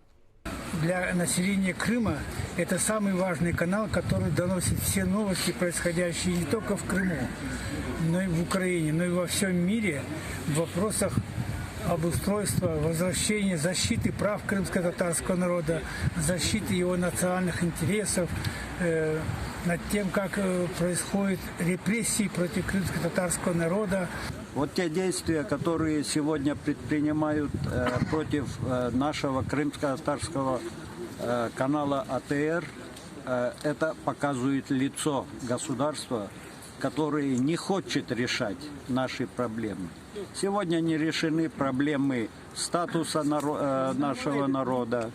Сегодня нет того договора между украинцами и крымскими татарами. Сегодня буквально у власти больше находится пророссийски настроенных лиц. Ни один украинский канал не показывает, не транслирует, как АТР по поводу Крыма. И наши судебные заседания, и вообще жизни в оккупационном Крыму. Но я еще бы хотела обратить внимание вот этому первому нашему президенту Кравчуку, Кучме, Порошенко, Зеленскому. Повернитесь лицом к крымско-татарскому народу. Общайтесь с лидерами с нашего народа. И мы бы не оказались в этой ситуации, в которой сейчас мы находимся. Проукраїнські ЗМІ повинні бути підтримані, проросійські – закриті. Таку думку висловив журналіст Роман Цимбалюк у своєму відеоролику, де підтримав телеканал АТР. У дописі до відео журналіст питає, чому гроші на мовлення виділені, а канал залишився без них. Что говорил Владимир Александрович Зеленский? Что никто до него ничего не делал до возвращения Крыма. Но закрытие АТР, лишение его финансирования – что-то мне подсказывает, что это неправильное действие. Информационная безопасность, она должна быть комплексная. И проукраинские СМИ, они должны быть поддержаны, пророссийские закрыты. И не надо мне тут рассказывать о цензуре. Вот этим адептам русского мира, ну на самом-то деле, вот у них дома в Украине показали, как действует в части информации Российская Федерация. Все неугодные каналы просто откручивают им головы, и все. И они и прикручивают, естественно, головы этих клонов Соловьева, Скобеева и других друзей.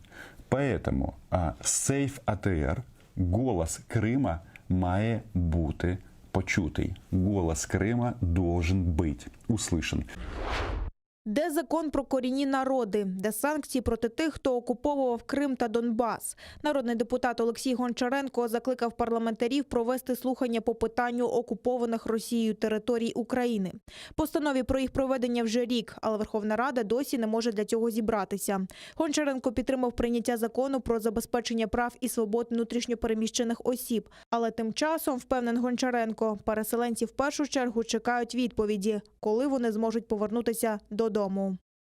Де законопроект про корінні народи, який сьогодні чекають кримські татари? Де на нашому порядку денному постанова 3766 про схвалення санкцій проти тих, хто бореться проти нашої цілісності і суверенітету України? Де постанова 3447 про переслідування Православної церкви України там, в Криму? Давайте нарешті припинимо розмовляти і якісь балачки робити. Давайте робити, щось діяти. В нас в лютому буде 7-ма річниця подій в Криму. День супротиву, коли Крим захоплювали вороги. Давайте ми зараз в лютому хоча б присвятимо Криму, Донбасу окремі дні сесійні і приймемо важливі рішення. Слава Україні! У так званому суді окупованого Армянська заслухали ще 2 свідків у справі проти національного лідера кримсько-татарського народу Мустафи Джемілєва. Це окупаційні прикордонники. Вони повідомили 3 травня 2014 року, коли Мустафа Джемілєв намагався потрапити з Херсонської області до Криму, так званий пункт пропуску у Армянську не працював. Вони бачили, як Джемілєв приїхав, але спроб перетнути так званий російський кордон не робив. За даними адвоката Джемілєва Миколи Полозова, обвинувачення вже закінчили завершили допит своїх свідків, які змогли дати свідчення. Залишились лише двоє – Хайсер Джемілєв та член виконкому Всесвітнього конгресу кримських татар Ервін Ібрагімов. Окупантів не засмучує той факт, що Ервін був викрадений чоловікам у формі ДПС поблизу свого дому в Бахчисараї пізно ввечері 24 травня 2016 року. І досі про нього нічого не відомо. По нему суд заявил, что 21 декабря был направлен запрос в Главное следственное управление Следственного комитета по Республике Крым, поскольку ранее из Бахчисарайского следственного отдела Следственного комитета пришел ответ, что дело передано туда. Однако до настоящего времени ответ из Главного следственного управления об Эрвине Ибрагимове не пришел. В связи с этим прокурор высказал мнение, что необходимо этот ответ дождаться. Ну, собственно, сторона защиты его в этом вопросе поддержала. Действительно, нужно навести ясность и понять, что находится с делом Эрвина Ибрагимова, где он сам, может он явиться на суд, не может он явиться на суд. Будем ждать ответ.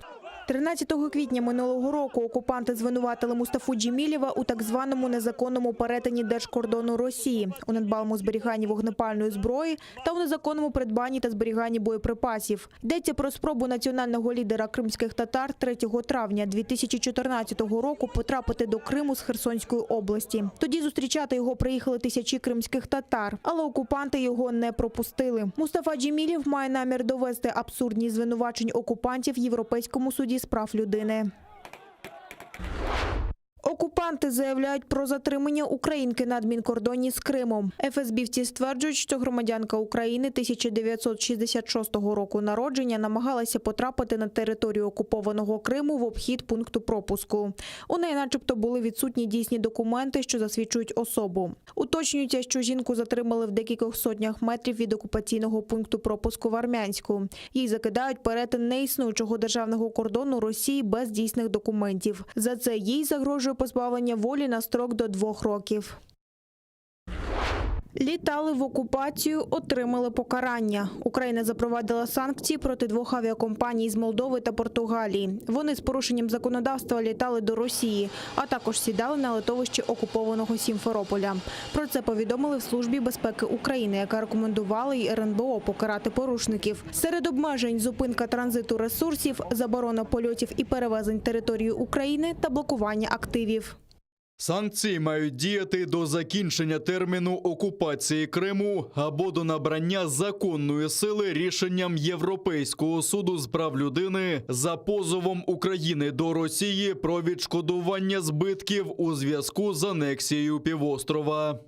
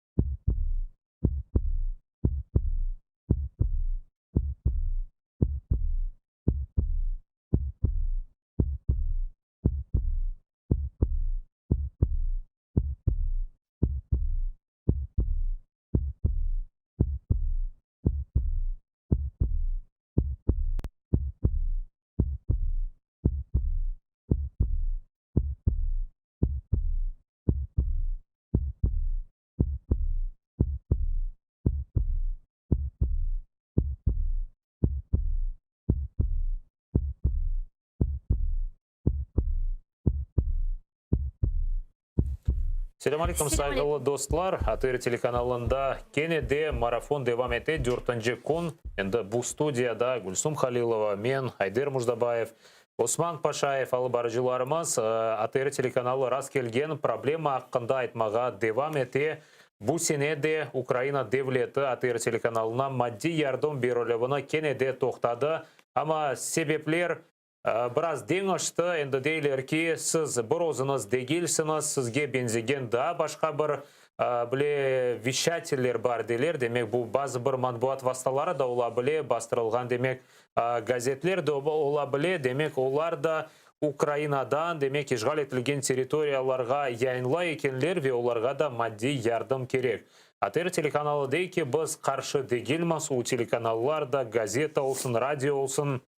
Gerçekten de maddi destekki muhtaçlar, verilmek gerek. Ve layıklar. Layıklar ve bu desteknin kolemi demek 5-10 kere de arttırılabilir. Demek maddi yardım arttırılsa bu telekanal, gazeteler daha da çok yayınlap bilecek, daha da çok materyaller yapacak. Onun için biz karşı değiliz. Ama niçindir bu işgal etilgen territoriyalar reintegrasyası meselesi boyunca nazirlik, bu demek başka matbuat vasıtalarına ATR telekanalı için belgilengen paralarını vermege karar algan. Onun için bu problema bana rast geldi. Bizim başımızga Kenede uğradı bu problema. Onun için kureşmege devam etemiz. Kureşimiz zaten Kırım Tatar halkının kureşi endi kaç yüzyıllardan beri devam etti ve bu bizni yıldırmaz ve boysundurmaz mutlaka. Ben şunu aytmağa isteyeyim. Şimdi ATR telekanalının mali desteği böyle kesilgeni sebebinden bazı birileriniz ATR telekanalı kapanacak deyip düşünedir. Ben sizlerini temin etmek isteyeyim ki ATR telekanalı evet bizge şimdi böyle zor vaziyetke bıraktılar. Bizim ogumuzge zor şartlarını şimdi ketirirler ve biz bu şartlarga ketmeyimiz. ATR telekanalı hiçbir yarışlarda, bu fake yarışlarında iştirak etmeyecek. Çünkü ATR telekanalının desteği bu siyasi destektir. Ukrayna hükümetinin tamır halka bergen siyasi desteğidir şimdiki cenk şaraitlerinde ve bu şaraitlerde bir böyle mali, komersiyon ve ilahri faaliyetlerde biz iştirak etmeyecekmiz, etmemelimiz. Ve şu sebepten çok sularınız bizim kapanacağımızı düşünedir. Ben sizge şunu aytmağa isteyeyim. Ne olsa olsun saygı dostlar, sonuna kadar gücümüz kalmazsa bile men Şevket olsun, Ayder Mujdabayev olsun, Osman Paşayev ve başka mında çalışkan birçok diğer ATR telekanalının hadimleri çalışmağa devam edecektir. Çünkü biz mında bilmeyeyim dairelerde oturmak için, para kazanmak için, arabalarda yürümek için gelmedik. Bizlerge bu gerek mi? Biz mında Kırım için geldik. Biz munda gaye için çalışalım. Halkımızın sesi susmaması için geldik. Biz mında gaye ile çalışamız. Gaye ise her şeyden güçlü şeydir. Bize şimdi canlı bağda Kırım Tatar Milli Meclis Reisimiz Rifat Ağa Çubarov var. Rifat Ağa selamun aleyküm. Hayırlı akşamlar. Hayırlı akşamlar. Yangi mesaj geldik, onu sizinle müzakere etmek istedik. Çünkü bundan evvel bizim böyle haberlerimiz... Rifat Ağa'dan başta sorayım. Rifat Ağa'da ATR telekanalından bağlı bir yanılıklar bardır. Bu marafon başlaganda ilk konu sizinle bağlangan edik. Sizde böyle açıklayacak, aytacak şeyleriniz böyle müzakerelerden son yok edi. Belki bugün peyda olgandır. Belki yangi bir konuşuvlar o'tkerildi, yangi bir mesajlar açıklay bilesiniz. Haberler bardır belki. Yok, şimdi öyle keskinden böyle sizlerge mesele çözüldü ya da iç kesilmiştir demeye hak yoktur. Çünkü öyle haberler de yok. Hepimiz yerlerimizde bu meseleyi çözmek için çalışmalarımız devam edecek. Ve inşallah çözülecek. Ben şimdi Gülsüm Hanım söylediğine koşulam. Birisi burada bu ATR'ın sesi kesilgenine ya da ATR'ın bu ekranda sonlanına birisi bunda bir fırsat vermez. Ama o kadar kolay da değil de bunda onu anlamaya gerek. Evet, sağ olsunlar jurnalistlerimiz burada kendilerinin vazifelerini yapabilirler ve kazanmak için çalışmaylar. Gerçekten de milletke yardımcı olmak için çalışırlar. Ama jurnalistlerden başka diğer masraf edilecek ATR'den bağlı yönelişler var. Çünkü bu sizin signalınızı Kırım'a gitmek için satelit ya da Sputnik kanal antenalar bu bedava almayıp signalları ya da oturgan dairelerinizde bu çalışkan stüdyolarınızın kirası var. İşte burada gerçekten de ben demeye istemeyeyim ki o kadar bu çözülmeyecek bir şeyler 50 milyon grivna dedikleri vakit belki de evet fukara adamlarga ya da işleri olmayan kişilerge bu büyük bir şey korunedir. Ama aşağı yukarı 1,5 milyon yapar dolara çevirsek ve devlet için bu pahalı bir para değil ve gerçekten de evvelden de bu ayrılgan paraga ATR bütün kendisinin isteklerini becermez idi. Çünkü becermez değil, yeterli değil idi. Yeterli değil idi ve ATR becerdiği kadar başka yerlerden de ya kazanır idi ya destekler alır idi. Şimdi işte devlet bu yardım kanalını toxtattı. Ama eminim açılır bu kanal. Men şunu sözünüzge ilave olarak aytmaga isteymiz. Katinde bu günler içerisinde ATR telekanalımızını destek etkenler çok. Ayrıca bugün teşekkürünü Bahçesaray'a bildirmege isteyim. Anda adını aytmayım şimdi tehlikesizlik sebepleri ile bir insan bizlerge $200 yolladı. Çok sağ olunuz destekiniz için. Rifat Ağa, demek Tunyav'ın neyse biz bundan evvel bu meselelerini müzakere ettik ama böyle temeli bir şeylerini bilmegen edik. Tunyav'ın demek bu reintegrasiya nazirligi sizde ko'rgendirsiniz mesajını aydınlattı. Onlar böyle bir beyanat ilan ettiler. Demek anda çıkardılar, yazdılar. Ve bu beyanatta bildirilgenine göre sanki dersin bu ATR telekanalına ayrılgan 550 milyonga da 14 diğer böyle informasyon resurs yardım için müracaat etken. Bizim malumatlarımızga göre sizde bu malumatlar var eken. Yani kimnin müracaat etkeni, kim bu 14 telekanal, 14 resurs bilesiniz mi? Bu mektuplar sizge kelgen, doğru mu? Mesele isimlerde değil. Gerçekten de bu paraga ihtiyaçları olan radyo ve televizyon kanalları var. Onlar hepsi Donbas tarafından desem yanlış olmaz ama Kırım'dan da Çernomorskaya televizyon kanalı var. Ama bunu söyleyeyim ki burada bir türlü böyle bir sensasyon yapmamız, bu kanallara teklif ettiler. Bu kanallar kendileri varıp da bize ATR'ye ayırgan paranı bizge de ayırınız demediler. Bunu işte bu bakanlık tarafından bu paranı ayrılgan işte televizyonlara paranı kullanması bu yolunu bakanlık gösterdi, ministerство gösterdi. Ve o sebepten işte bu ya Çernomorskaya televizyon kanalı ya diğerlerini söyledik mi Allah göstermesin sizin narazılığınız ya da açılarınız olarak karşı olmasın. Evet onların ihtiyaçları balaban bir şey değil. Vakit ama 14 tane bir yere gelen son o da evet yetişmegen yerden koparması o da doğru değil.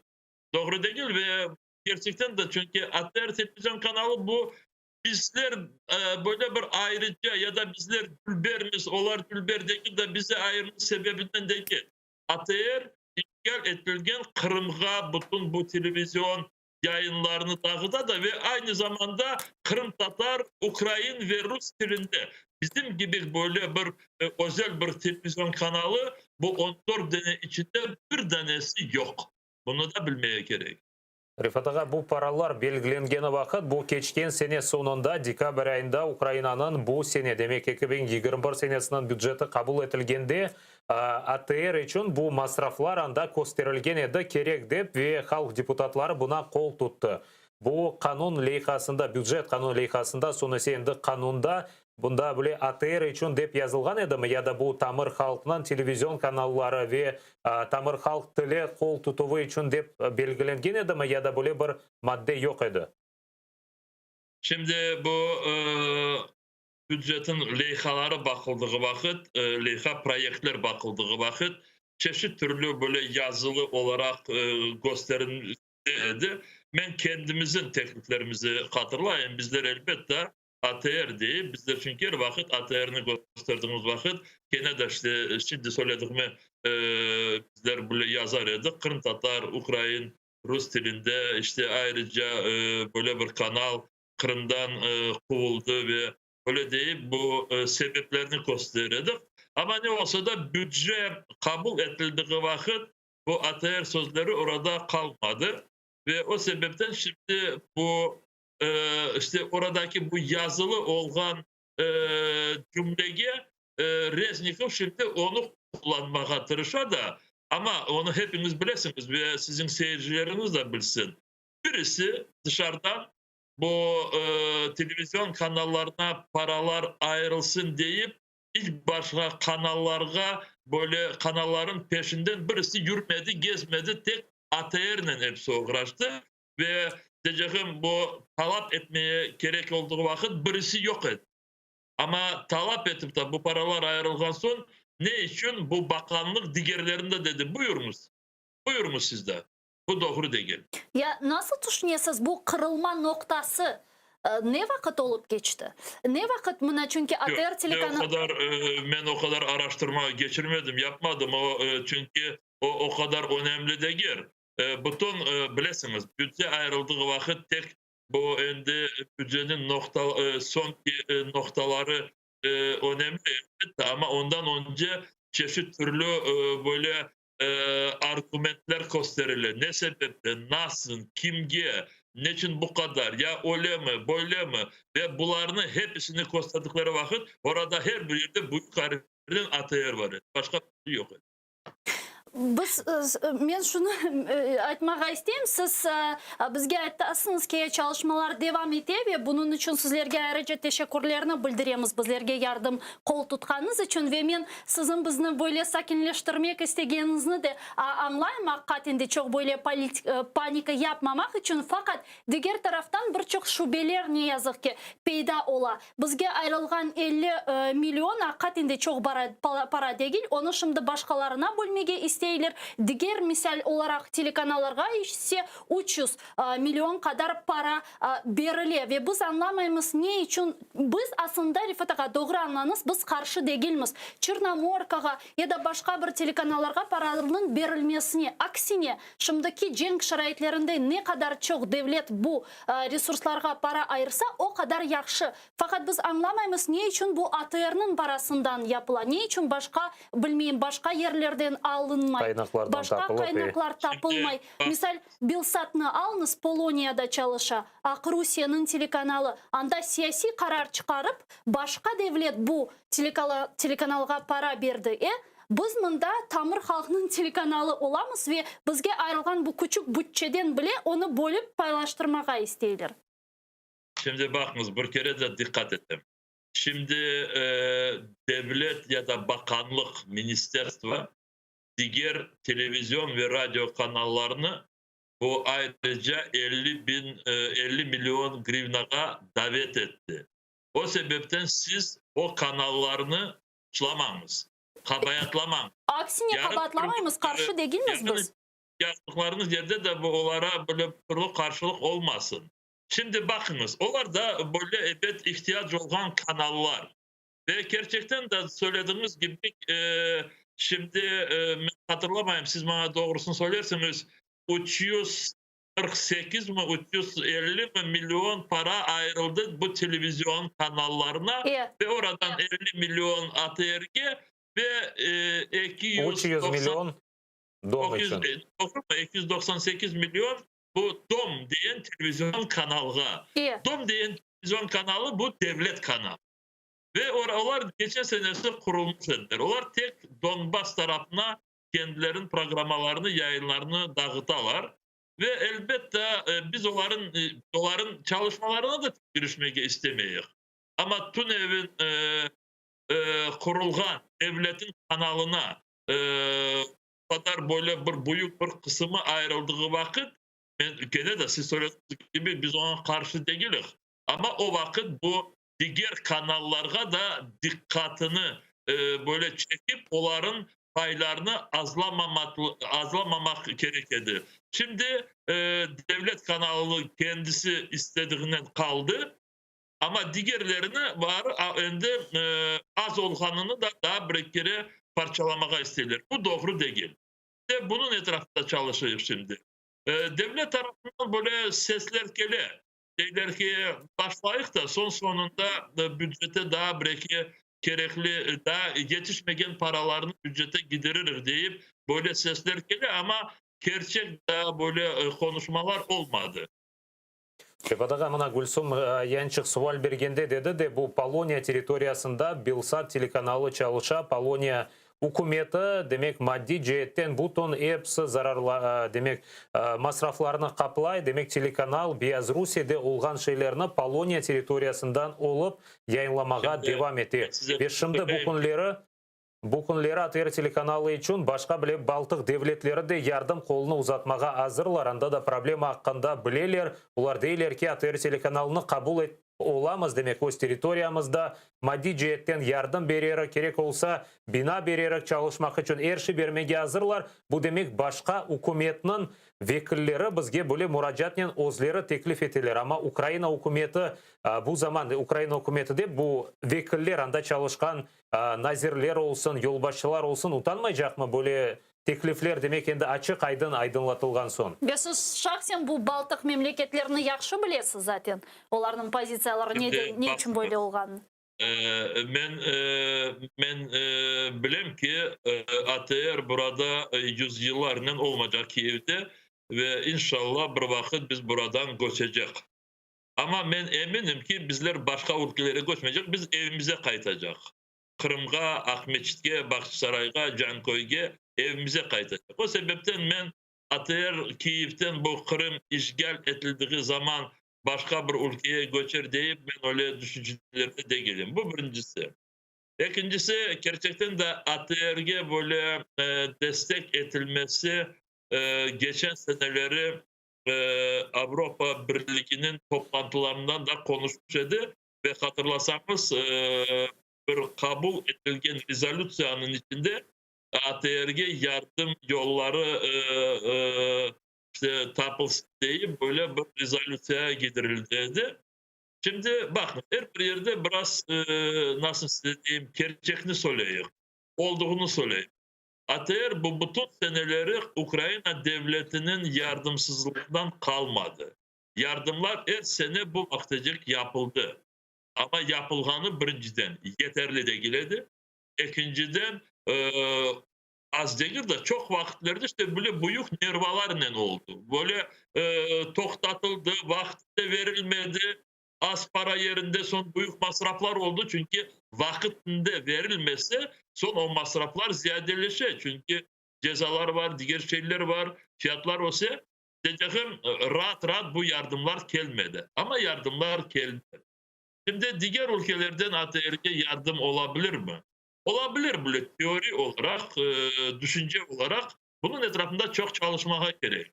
Şimdi Belsat söylediğimiz şimdi onların durumunu bilmeyeyim. Ben yakın zamanlarda onlarla böyle bağlanmadım.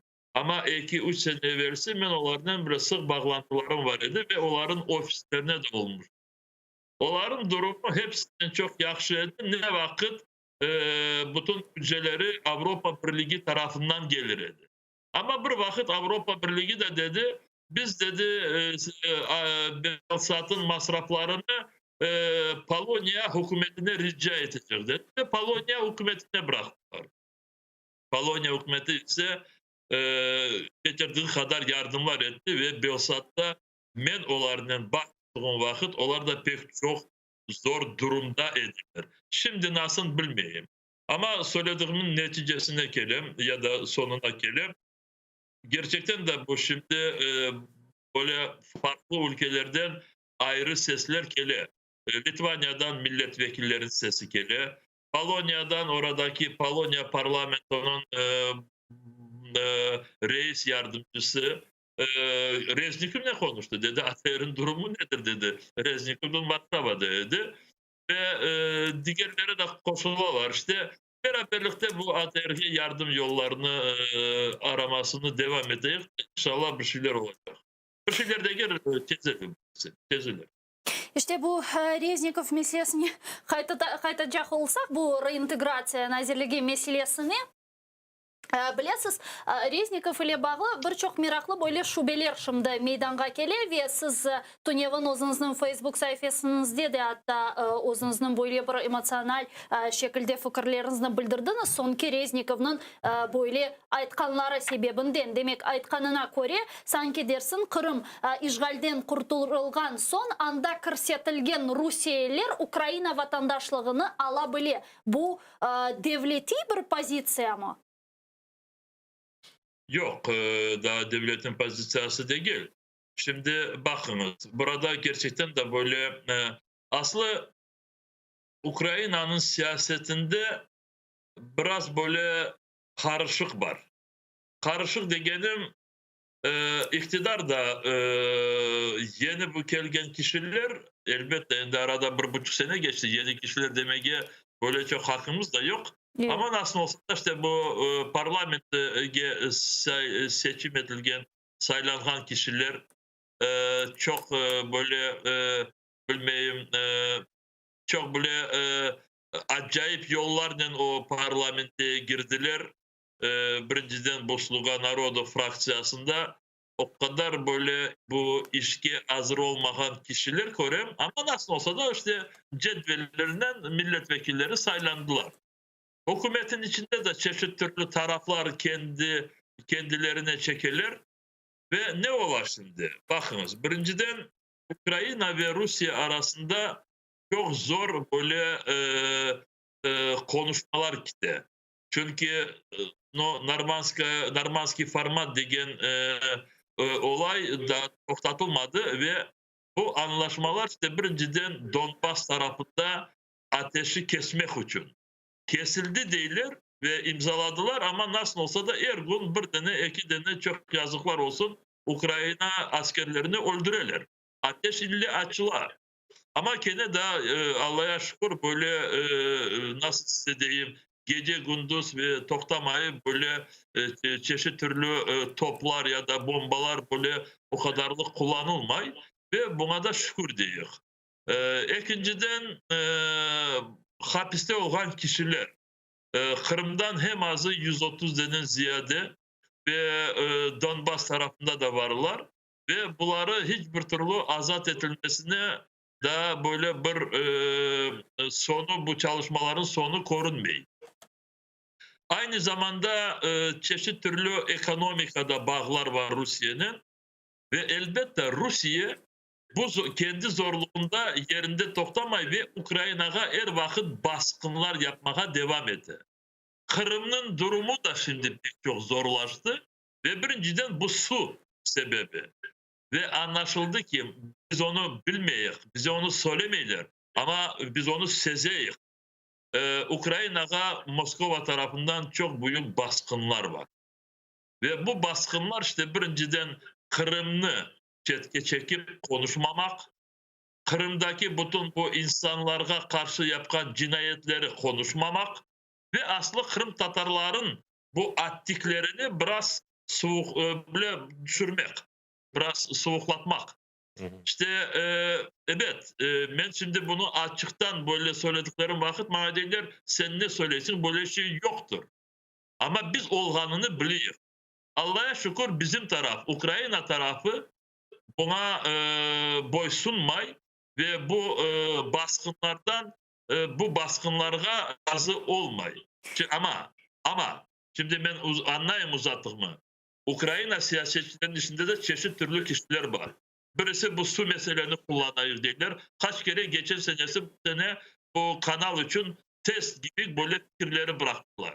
Şimdi Moskova bu Kırım'daki göçülgen insanların geleceği ne olabilir eğer Kırım'ı konuşsak diye böyle resmi değil. Resmilikten dışarından böyle sualler koyuyorlar. Ve işte bazıları bana göre dediler kendi fikirlerini. Ve şimdi kanunlar hazırlanan.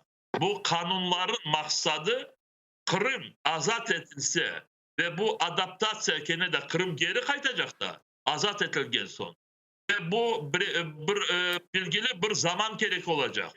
Oradaki bütün olgan olayları ya da bütün olgan oradaki bu yıkılganlarını hepsini tiklemek ve tek binalar yıkılmaydı. Hukuk yıkıldı orada çeşit türlü binlerden başka olaylar oldu.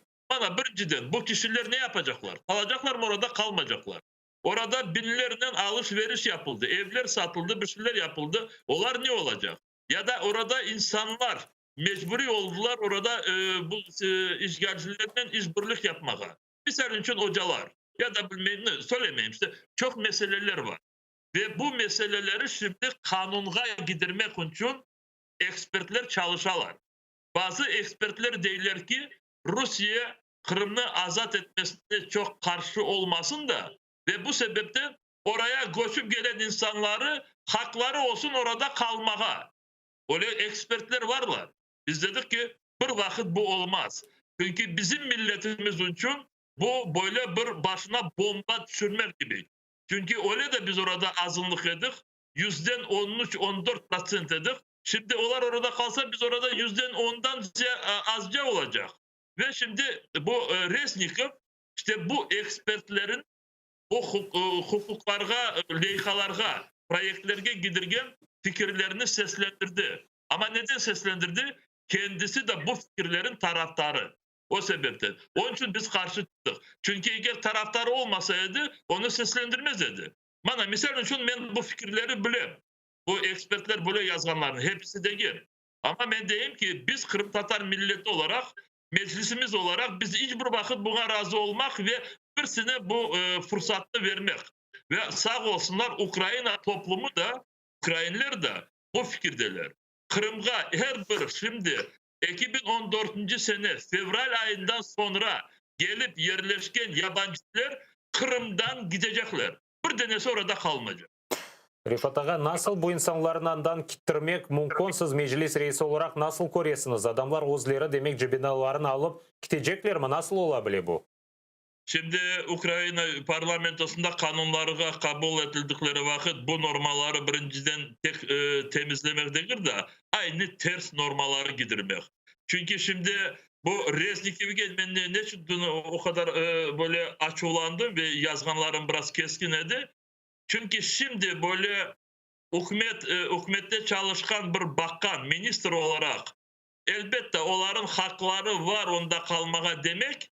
Dersin ki Rusya'daki yaşayan bütün Rusları Kırım'a davet etmek gibi bana görünüyor. Geliniz yerlersiniz. Yarın bir gün Ukrayna'ya kayıtkan son Kırım biz sizge bir şey demek. Geliniz de yerlersiniz. O sebepten elbette böyle normalar hiç kanunlara giderilmesin ve aynı ters kanunlar. Ukrayna devlet olarak şimdi söyleyişi gerek ki ve yazılı olarak kanunlara gidirilişi gerek. Her bir koçup yerleşken Kırım'daki yabancı Kırım azat olduktan sonra bir ay içinde oradan mecburi kendisi çıkacak. Eğer çıkmazsa kanunlarımız var. Bana bugün misal için Kiev'de eğer haksız Kiev'e bir yabancı gelip yerleşse eğer o tutulsa ve haksız Ukrayna'ya girmiş olsa onu yarın 2 gün içinde onu buradan Kırım'dan çıkarırlar. Neçin o Kırım'dan diyeyim Ukrayna'dan. Neçin Kırım'dan çıkarılacaklar. Rifat Ağa, Tunev'in bu haber çıkanından son böyle keskin reaksiyonu bergenler sırasında birinciden bu Milli Meclis sizin yüzünüzde Rifat Çubarov olarak ATR telekanalı tezden bunu yayında aydınlattı ve daha birkaç Ukrayna vatanperverleri ve ilahri ve oldu.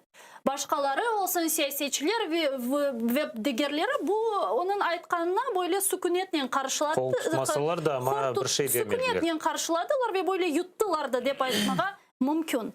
Mına bularga bakar ekende elbette birçok şubeler ne yazık ki peyda ola. Mına elinizne kalbinin üzerine koyacak olsanız bizni Kırım Tatarlarını, Kırım'ını çünkü Kırım Tatarlarında büyük kuvvet yani Ukrayna'nı böyle tutkan Kırım meselesinde kuvvet. Bizim mentalitetimizni, aslında kuryaşımızını, halk olarak gayemizni bu iktidar anlay mı?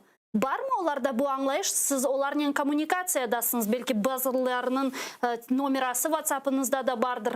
Var mı? Onlar anlaylar mı aslında Kırım Tatarlarının kuvvetiniminde? Şimdi benim yerimde şimdi bir Ukraynalı bir milletçi olsaydı siz ondan sorasanız dediniz bu iktidar Ukrayna milletinin en derin duygularını anlay mı ve kabul edildiyse sorasanız ediniz, o Ukrayna milleti derdi ki yok, aslı yok. Çünkü bu iktidar Ukrayna milletine gelişmeyen çok adımları yapmaya tırışadeyin fikir alabilirdiniz. O sebepten ben şimdi bu iktidarın kvalitelisine, iktidarın akıllına getirmek isteyeyim. Bu iktidarda öyle bir kişiler var ki dersin ki Ukrayna'ya değil de Rusya'ya çalışalım. Durum öyle. Gerçekten de ben burada sizin için böyle bir bilmegen şeyini açmadım şimdi. Kendiniz de bunu bilesiniz. Ama Ukrayna'ya geldiğimiz vakit, Ukrayna'nı devlet olarak konuştuğumuz vakit benim çok büyük ümitlerim bir yere gitmedi. Ümitlerim kaldı ve saklandılar. Ümitlerim var. Ya nege ümit etesiz?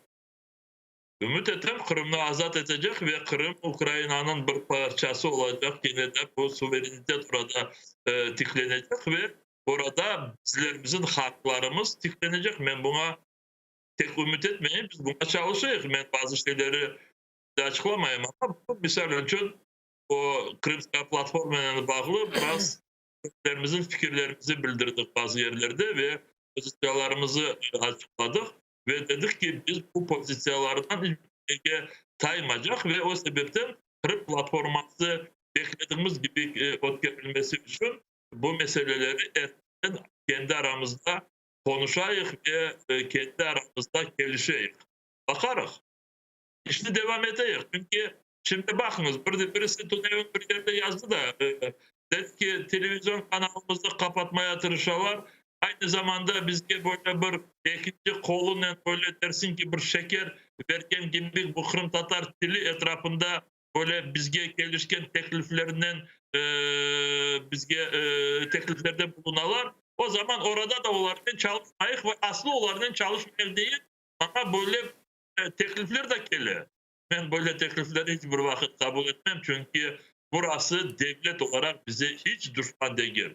Hükümette bizi anlamayan, diplomasi şeklinde söyleyeyim, bizi anlamayan kişiler az değil.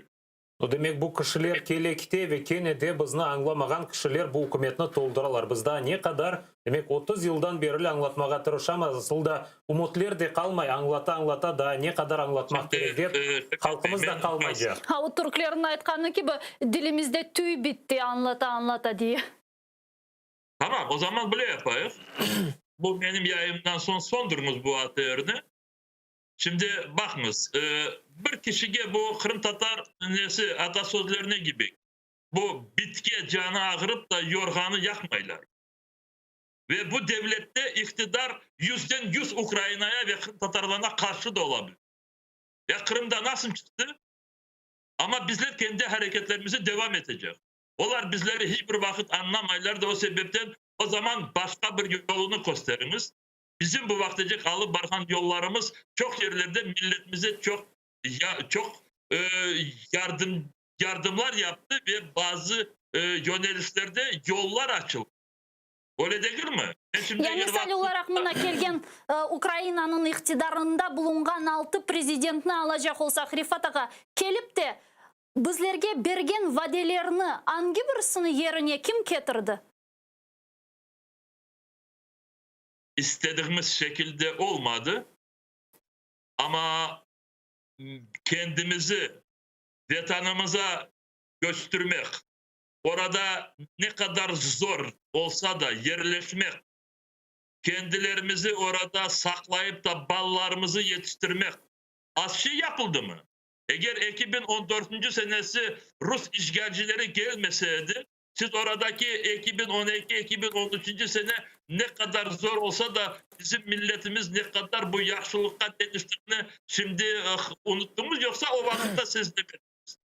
Çünkü o vakit insanlarımız hendi bu 20 sene evlerini kurulmasından, bu yolsuz, susuz kasabalardan hendi biraz güçlenip hendi biraz etraftaki başka şeylere dikkat edip milletimiz kendisini daha çok böyle bir güçlendirmek için çalışmalar başlamıştı. ATR televizyonunu alınız.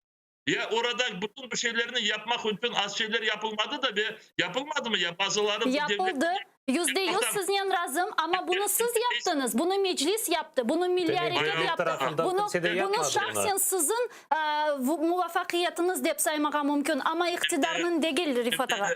Ben size başkasını göstereyim mi? Eki milletini sürgünden. Bakın siz şimdi biraz bence yanlış bir yolga ketesiniz. Çünkü bu yoldan ketecek olsak ben daha bir keskince de söyleyebilirim. Şimdi ben size bu 80. senelerin sonunda 3 millet kaldı dedi sürgünlükte. Bu Ahıska Türkleri, siz Gürcistan'ın pozisyasını bilirsiniz mi? Ya da bu Alman bu Volga boyunca Almanlar, Nemseler. Bu Rusya'nın, ben şimdi bağımsız Rusya'nı diyeyim.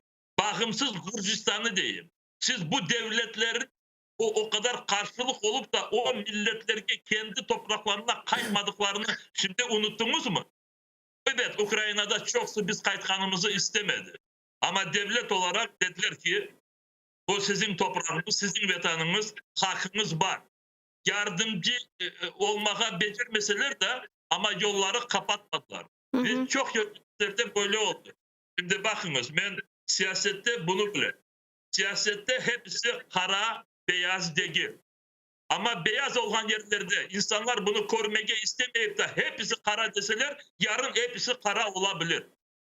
Ukrayna 2014. seneye kendisinin halını çekmeye becerdi. Çünkü o kadar bu Moskova'nın kontrolünde. Siz ne istediniz? Bu Kırım Tatarların bütün meselesi çözülsün de Ukrayna milleti kendi meselesini çözmeyip kalsın. Onu hiç becermez etti bu devlet. Ya Kırım'da bizge karşı olganların şimdi ne yerde olganlarını bilirsiniz mi? Moskova'nın dibinde hepsi. Yani faydası olmasa da zararı da olmadı değilsiniz. Ben biraz şimdi biz böyle bir filosofi konuşmaya gittim. Ayrıldık başka bir şeyden doğru. Eğer faydalarını görmemiz gibi olsanız o sizin hakkınız. Ama menkene de diyeyim ki beyaz kara olan yerde hem beyazını korumuz hem karanı korumuz. Doğru.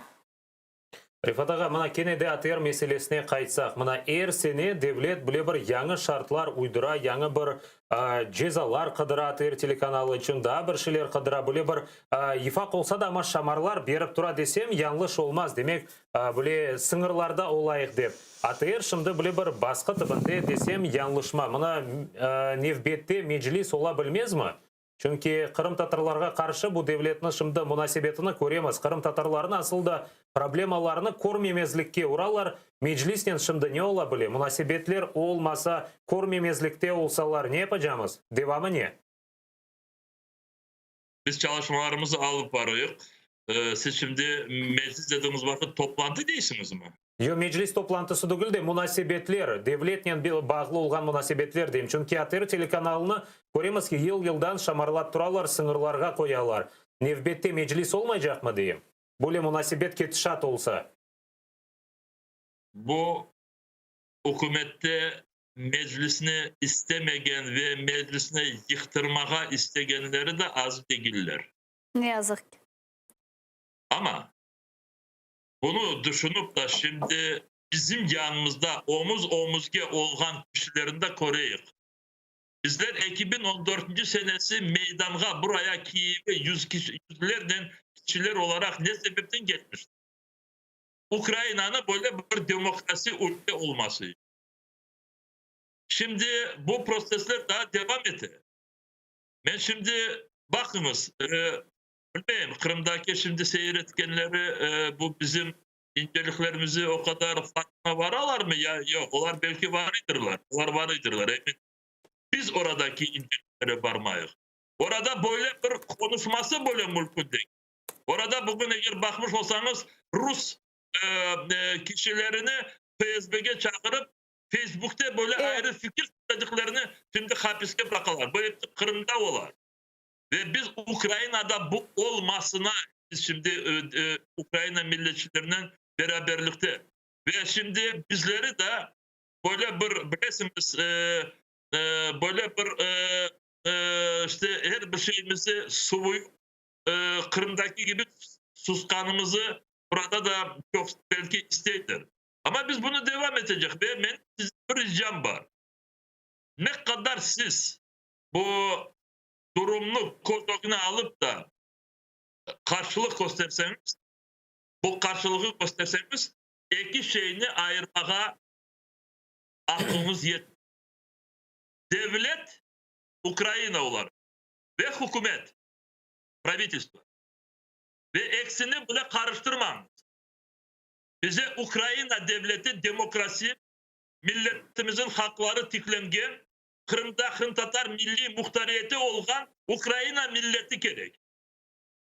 Ve devlet bize karşı, hükümet bize karşı olduğu vakit burada da siz karıştırmanız da devletini yıktırmaya karşı çalışmanız. Ama biz mına şunu aytmağa isteyim sizin sözlerinizge ilave olarak, çünkü hakikaten biz bu günler içerisinde marafonlarını yapamız ve siz de seyretesinizdir.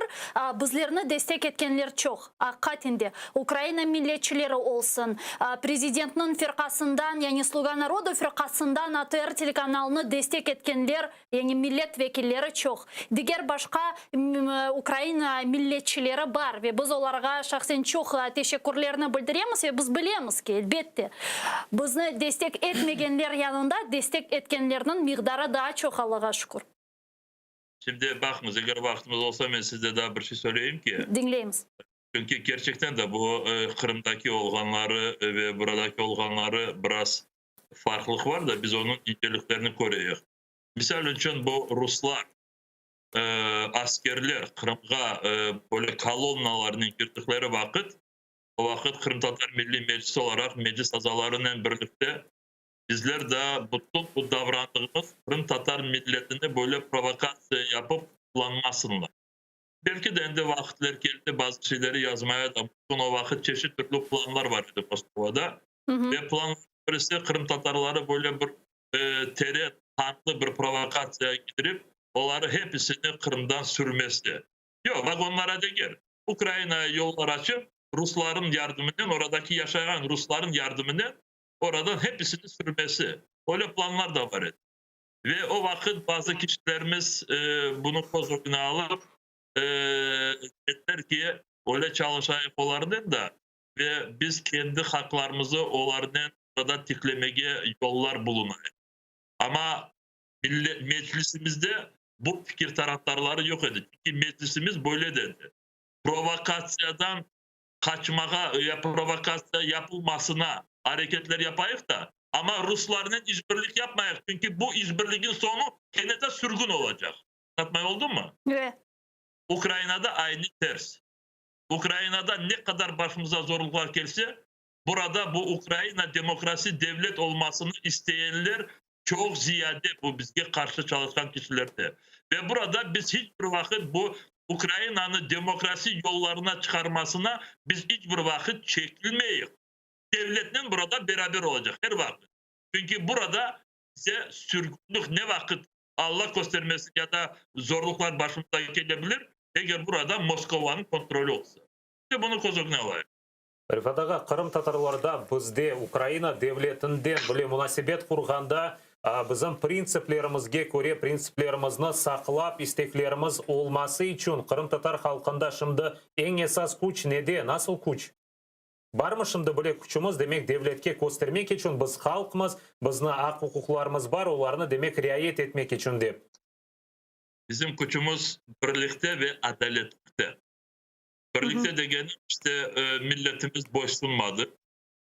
Bu Rusların, Rus işgalcilerin oğunda bu boysunmanı dünya için çok önemli. Ve bu 7 sene devamında bilesiniz siz bütün ATR bunu göstermişti ve ne kadar anlatmıştırdı. Bütün bu meydanlarda Birleşmiş Milletler'de olsun ya da Avrupa Güvenlik ve İşbirlik Teşkilatı'nda olsun, Avrupa Birliği'nde olsun, Karadeniz etrafındaki ülkelerin toplantılarında olsun, hepsi Kırım Tatar milletini çok hürmet etti. Hepsi bu meydanlarda Kırım, Rusya toprağı olmadı ve hiçbir vakit olmayacağını bu pozisyonda duralım. Bu birincisi. İkincisi, Ukrayna'da dünya beklediği çok bu denişmeler yerine gelmedi. Ukrayna'da tek Kırım Tatarların ya da tek ATR'in meselesi çözülmedi. Diğer meseleler de yüzlerden çözülmemiş. Birinciden bu korrupsiya meselesi. Parasızlık meselesi. İkinciden bu bilmeyim sağlık meselesi. Üçüncüden işsizlik. Dördüncüden aylıklar küçük. Bakınız ben de vaktinizi çok almayayım da. Ve bu meseleler, bu problemler çözülmediği sebebinden burada çok büyük tartışmalar olur. Biz Kırım Tatarlılar bu tartışmalarda bizim aletimiz, instrument, böyle bize yardım yapacak aletimiz tek adalet. Biz kendi pozisyonumuzdan hiçbir vakit taymayacak, boysunmayacak ve bu bizim pozisyonumuz ille bir vakit milletimizin haklarını tiklemek için sonuna dek bu pozisyonumuz, adalet pozisyonu bizge kendisinin gücünü gösterecek. Ben başka böyle bir önerilerini bilmeyeyim. Çünkü bizim kolumuzda yüz binlerden kişiler yok. Bizim yanımızda kolumuzda değil. Bizim kolumuzda silah yok. Bizler işte bana kendimiz, milletimiz orada Rus işgalcilerin kurgan şartlarında bizler de burada milletimizi Kırım'ı korçalamak için milletimizin bütün bu isteklerini, haklarını ve adaletini kullanıyor. O kadar. Böyle ruhlu bir dalgada noktani koyay koyuleyse çok sağ olun Rifat ağa bizle bağlanıp suallarımızga cevap bergeniz için eyliklerde görüşkence inşallah. Rifat Çubarov Kırım Tatar Milli Meclis reisi bizle canlı bağdaydı sağlı dostlar. Biz kayda zamanға ketemiz. Şimdi ise Ukrayna tilinde zaman yayını bakayıq ve ondan sonra Kırım Tatar tilinde müzakeremiz devam edecek. Onun için ATR telekanalından ayrılmanız görüşkence. Görüşkence dostlar.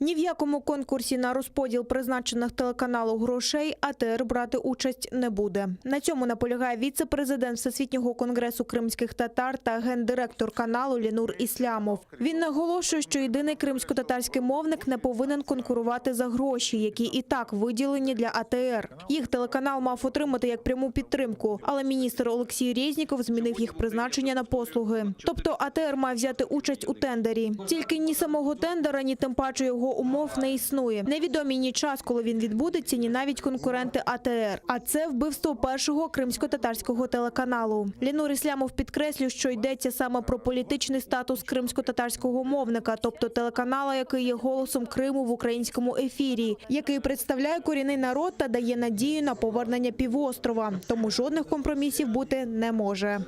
Мы здесь находимся почему? Потому что Шевкет Неметулаев не встал на гимн России.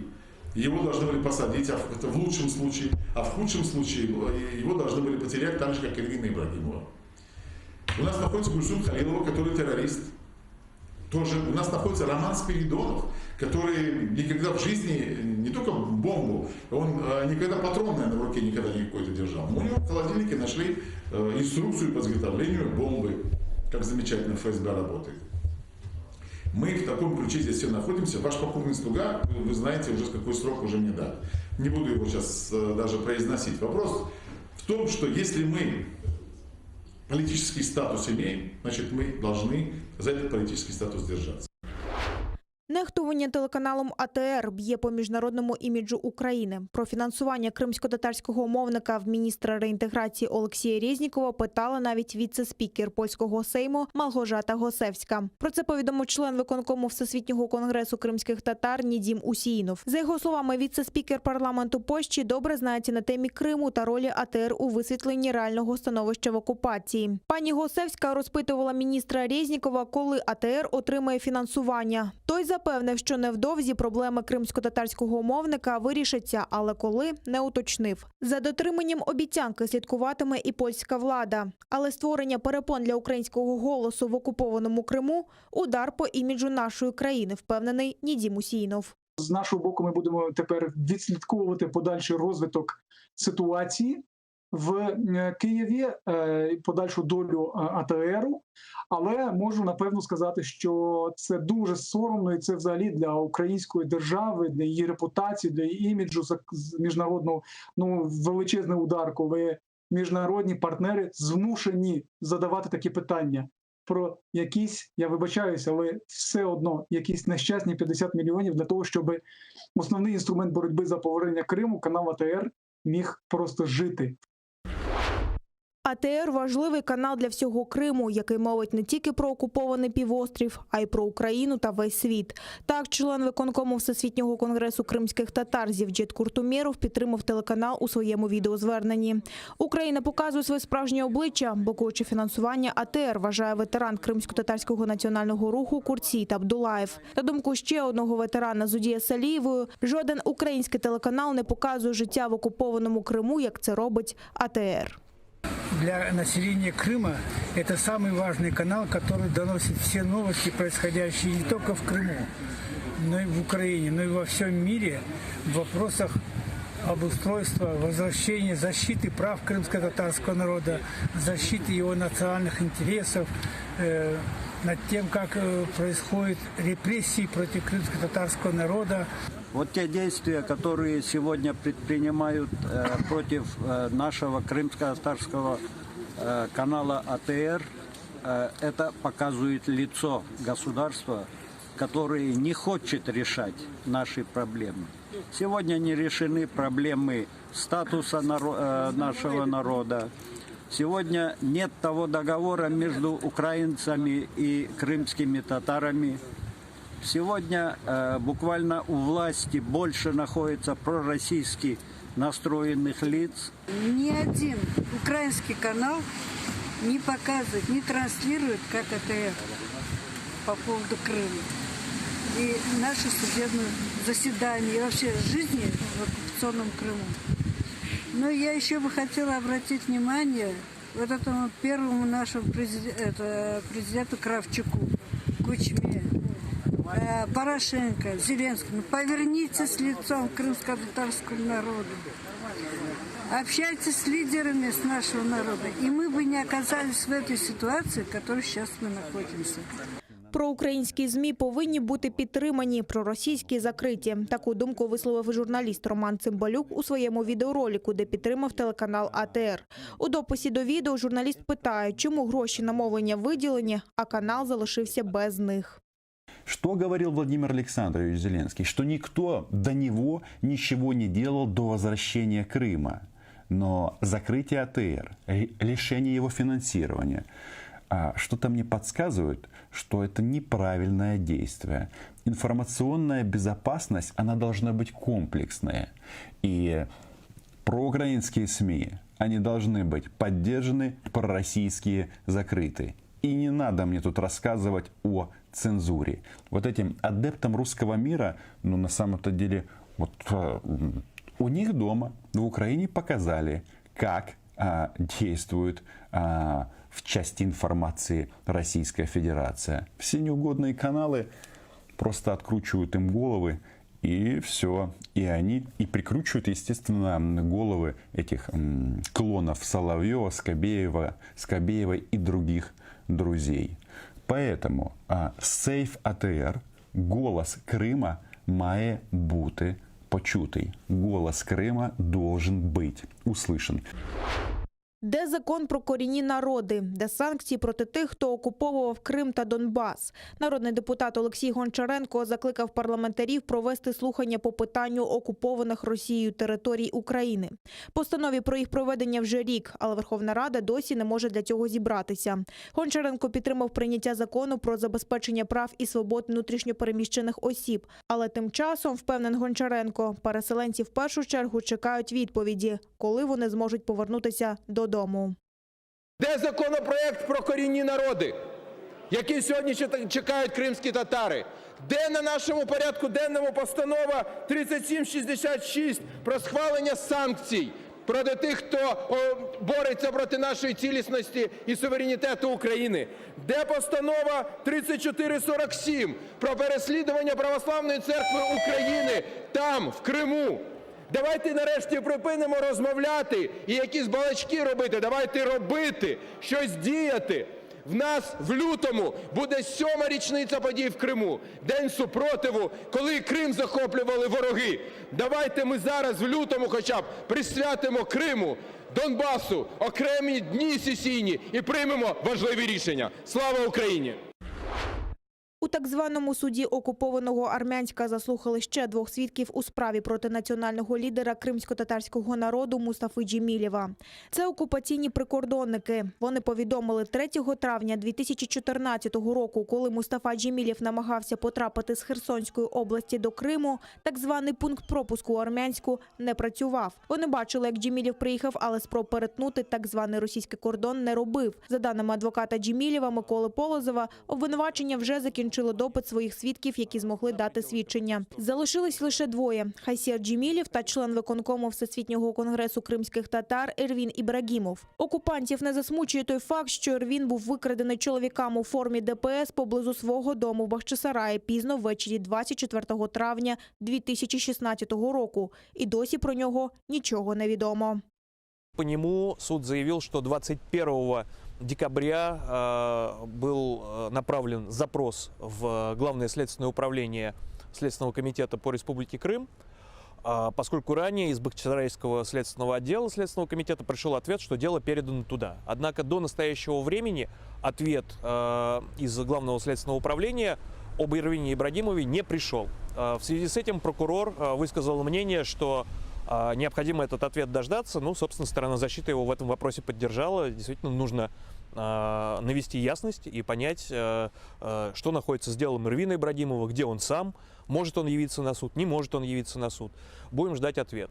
13 квітня минулого року окупанти звинуватили Мустафу Джемілєва у так званому незаконному перетині держкордону Росії, у недбалому зберіганні вогнепальної зброї та у незаконному придбанні та зберіганні боєприпасів. Йдеться про спробу національного лідера кримських татар 3 травня 2014 року потрапити до Криму з Херсонської області. Тоді зустрічати його приїхали тисячі кримських татар, але окупанти його не пропустили. Мустафа Джемілєв має намір довести абсурдність звинувачень окупантів Європейському суді з прав людини.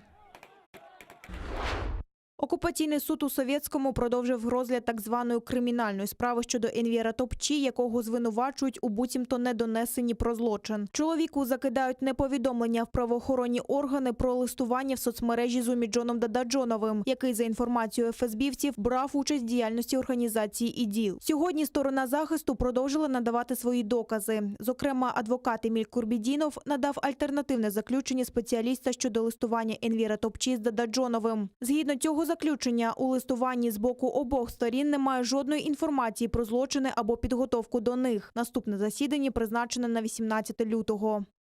Я в сегодняшнем судебном заседании представил альтернативное заключение специалиста, согласно которому в переписке, которую вел якобы Дададжонов вот с моим подзащитным Энвером Топчи, абсолютно нет никакой информации о том, что Дададжонов там где-то воюет, и он не говорил об этом. Там короткая переписка, кто ты, что ты, и обрывочные фразы, и об этом специалист говорит. Она говорит, что из этого диалога абсолютно не следует, что оба лица говорят о каком-то преступлении, либо готовят какое-то преступление, и кто-то из них, либо оба знают вообще об участии кого-то там в ИГИЛ и так далее. Окупанти заявляють про затримання українки на адмінкордоні з Кримом. ФСБівці стверджують, що громадянка України 1966 року народження намагалася потрапити на територію окупованого Криму в обхід пункту пропуску. У неї начебто були відсутні дійсні документи, що засвідчують особу. Уточнюється, що жінку затримали в декількох сотнях метрів від окупаційного пункту пропуску в Армянську. Їй закидають перетин неіснуючого державного кордону Росії без дійсних документів. За це їй загрожує позбавлення волі на строк до 2 років. Літали в окупацію, отримали покарання. Україна запровадила санкції проти 2 авіакомпаній з Молдови та Португалії. Вони з порушенням законодавства літали до Росії, а також сідали на литовищі окупованого Сімферополя. Про це повідомили в Службі безпеки України, яка рекомендувала й РНБО покарати порушників. Серед обмежень – зупинка транзиту ресурсів, заборона польотів і перевезень територією України та блокування активів. Санкції мають діяти до закінчення терміну окупації Криму або до набрання законної сили рішенням Європейського суду з прав людини за позовом України до Росії про відшкодування збитків у зв'язку з анексією півострова.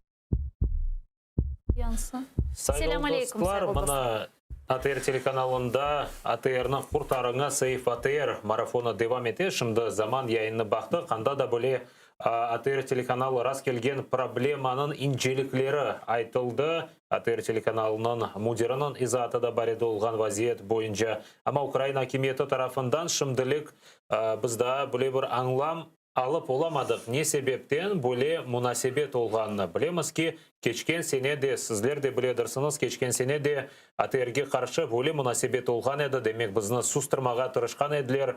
Ама біздер кечкен сене бір айдан зияде көрешкен едік. Ама ұмыт етеміз ки, бұл сене о қадар созылмас ве мен белесем яқын вақытта біздеріні ешітерлерде ве АТР тарафында олған проблема чезілежек. Проблема есе девлет тарафындан пара айырылмағаны.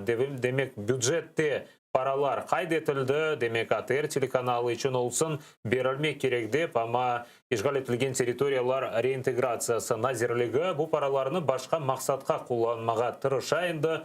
Аңлағанымызға көре назирлік кечкен сене бюджет қабыл етілгені вақыт бір көлемде назирлік үшін пара талап еткен девлет бюджетінде оларға демек біраз аз жайырғанлар. Назирлік енді дейке біздерге башқа ихтиячылар үшін пара етмейді. Бұл параларыны біз енді бөліп башқа бір шirketlерге де қолданмаға істейік деп. Мұнда мұйым олған шей шуке, сайғылы достар, бұл ади бір шirketlер дегіл. Бұл санки дегер, яғни ишғал етілген территорияларға çalışқан дегер ресурсларының бұл реинтеграция назирлігіне берген биянатларындан ибарет олған санки дерсін бір ярдым дестек программасына АТР телеканалына берілген 50 миллион параны айырacak екендер. Туневін Мирақлы, Рефатаға айтқаны кібі, демек бұл яйынлатқан ресурслар өзлері мұражат етмегенде назирлік дейкі, мұна сізге берейік деп. Оншын онсы ең мирақлы. Өзі теклиф ете. Біз асылында бұны бір қач кере яйынларымызда енді айтып кештік шымды, да бір кере текрарламаға істеймеч. Кімсе яңлыш аңламасын. Бұл телеканаларға, яда бұл башқа дегер ресурсларға параның керек олғанына бізім ичбір шубеміз yoqtır. Aksine, ne kadar çok bugün cenk şarayetlerinde, Kırım işgal etilgen şarayetlerde, anda sizge halkımızga yapılgan represiyalar şarayetlerinde ne kadar çok böyle informasyon resurslar olsa o kadar yaxşı. Çünkü Rusya Federasyasının nasıl şekilde propagandаны, teşvikatını alıp barganını biz hepimiz bilemiz. Aslında Rusya teşvikatına Kreml milyonlarca dolar para masraf ete ve onlar özlerinin yalanlarını sadece özlerinin ülkelerinde değil de bütün dünyaya tarqatmağa devam eteler. Mında ise bu şarayetler içerisinde şimdi Ukrayna hükümeti yekeni Kırım Tatar telekanalına ayrılgan paralarını alıp onlarını demek paylaştırıp diğer sanki bu işgal ettirilgen teritoriyalar için resurslarga verecek. Da bir kere biz karşı değiliz. Bersinler, daha çok bersinler. Fakat ne için bu ATR telekanalının parasından alınıp yapıla? Bu sual. Hakikaten bunu biz anlap olamayız bugün de bugün ve burada bir suallerimizge cevaplarını kıdırar ekende ne yazık ki böyle nasıl aytayım? Yani beklenilmegen bir cevaplarını tapamız. Biz istemegen cevaplarını tapamız. Çünkü anda mantık aslında yoktur sevgili dostlar. Biz bu mantıkını endi 4 günden beri anlamağa, açıklamağa isteyimiz. Fakat neticeler sırasında ne yazık ki sadece bir netice var. Ya istek yok ki galiba yoktur. Siyasi böyle istek, siyasi irade bu meselenin çözülmesine. Çünkü çözülmek için sadece bir söz yeterlidir. Ya da hakikaten de buna ayak çalgan bazı insanlar var. Var buyruklar baydı. Buyruklar var.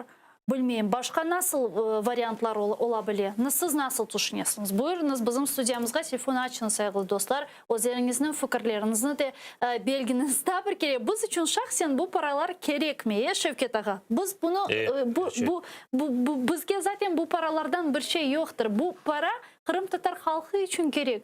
Bugün işgal edilgen teritoriyalarda hakiki malumatlarını aydınlatabilmemiz için küçük bir muhtaçtır bu. Bu çok para değil zaten bir telekanal için. Ama ona bilешімді muhtaç olganımız sebebindен onu bizden alalar, marun bırakalar ve biz böyle zor vaziyetke düşüyoruz. Шымды қырымнен бағланамыз. Шевкет аға Меметов, журналист, біздің меслектешіміз, зена адашымыз ве АТР телеканалына құрған кішілерден бұрыдыр ве бұрыдырдығылды АТР телеканалына құрған кішілер сырасына кіре, олсын Рефат Чубаров олсын. Шевкет аға, селямлаймыз сізні студиямызда. Селям алейкум, Шевкет аға. Алейкум селям, хайырлы akşamlar. Merhaba. İşte bana 4-5 gün devamında sizin telefon marafonunuzun seyretemiz. Eştemiz, buyurun. Айтма isteyim ki bana bizim efirimizde yançık olup geçti. Sübetdaşımız, reisimiz işte farklı noktayı nazarlarını açıkladı. Birçok meselelerde incelikle yanaştı. İşte birçok meselelerde öyle bir noktaların koydu ki elbette Şevket'te, Gülsüm'de ve binlerle insanlar, seyretken insanlar bazı bir meselelerini dekim başkaca bakmağa mecbur oldular. Ben aytma istemeyeyim kim şimdi bizim böyle kanalımızın vaziyetinde kim kabahatlı ya da kim aklı. İşte bu doğru değil benimce. Lakin yılının başında ve yılının sonrasında böyle bir meşakkatlar, böyle bir zorluklar çıkanı neçindir? Suni değil. Evet, bunun tübünde birçok meseleler var. Lakin birçok şeyler menimce bizim özümüzün yolbaşçılığımızga da bağlı. Şimdi ben sizge aytarım bazı bir şeylerini. Mesela ATR televizyon kanalı endi anda çalışkanına Allah'a şükür 7. yıllık teatr. Ama yarın fevral 5 günü ATR meydan açılığına 16 yıl tola. Aynı şu günü. 16 yıl devamında bizler bütün Ukrayna'da olsun, bütün dünyada çingene gibi tilenip yürüyoruz. Ne ki bu milletin bir tane televizyon kanalı var, bir radyosu var. İşte bundan bir bağımsız medya kurduk. Sahip çıkalmayız. Şimdi reisimiz devlet ve hükümet hakkından söz yürsetti. Aytmaz diyeyim ki devlet bizni anlaya, hükümet anlamaz demiyor. Hükümet yolbaşları denişeli. Demek bizler de hükümet yolbaşlarına yıl devamında deniştirmek için o siyasetimizden alıp barmak gerekmiz. Tek reisimiz değil, tek bizim liderimiz değil. Demek onun etrafında da çok sağlam insanlar var. Şevket Bey, bilirsiniz mi o insanların adlarını sizge seslendireyim. Onlar sizler için pek yakın insanlar. Emine Ceppar, Arsen Cumadinov, Sinaver Seyithalilov, Süleyman Mamutov. Bilirsiniz, ben daha onların insanlarını aytarım sizge. Onlar yeni nesil Ukrayna'da yetişip çıkan bundan ileri insanlarımız. Onlar hangi ministerlikte vazifeye koysanız serbest çalışıp gidecekler. Onlar kayırge barmasınlar bizim milli davamızın en yukarı noktaya koya ve gösterebilecekler. Demek bizge bütün bu bağlarını kurmak gerek. Ne için bu bizge finans gelgende ATR'ge akçı verilecekti? De bir ministerlikten Министерство соцзащиты, de andan Mininform politiki, de по делам Крыма. Bu nasıl şey bu? Biz ne için bu şeylerge razı olamız? Ne içindir hükümet tizdi? Kırımski Dom degen bir teşkilat. Kırımski Dom ne tenderde iştirak ete, ne birerde iştirak ete, finansını ala bütün meselelerini çöze. Demek bizge de ayrı bütçetten, ayrı satırla ATR televizyon kanalı degen bir ayrı satırlarını koyup bütçetke tasdiklamak gerekler. Demek biz onun yeterli derecede çalışmayız. Çünkü minister bir denişte bu yıl, gelecek sene daha bir denişte bizler oğulların denişulerine nispeten uymak gerekmiz. Bu bir. İkinciden Avrupa Konseyi var, Sovet Avrupa var.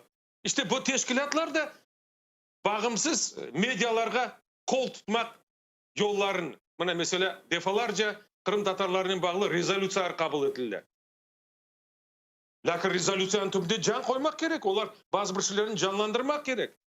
Demek bizler de bu şeylerin bana bu kadar sermaye gerek, bu kadar maddi destek gerek, bana bu şey kiraga, bu Sputnik'e, işte bu şeylerini açıklayıp onlara da göstermek gerek. Ben eminim ATR televizyon kanalının yolbaşçıları bunu yapar. Lakin bu seviyeye bizler çalışmak ve çıkarmak gerekmiz. Bazı bir misallerin aytar ekenim. Sizge bakınız.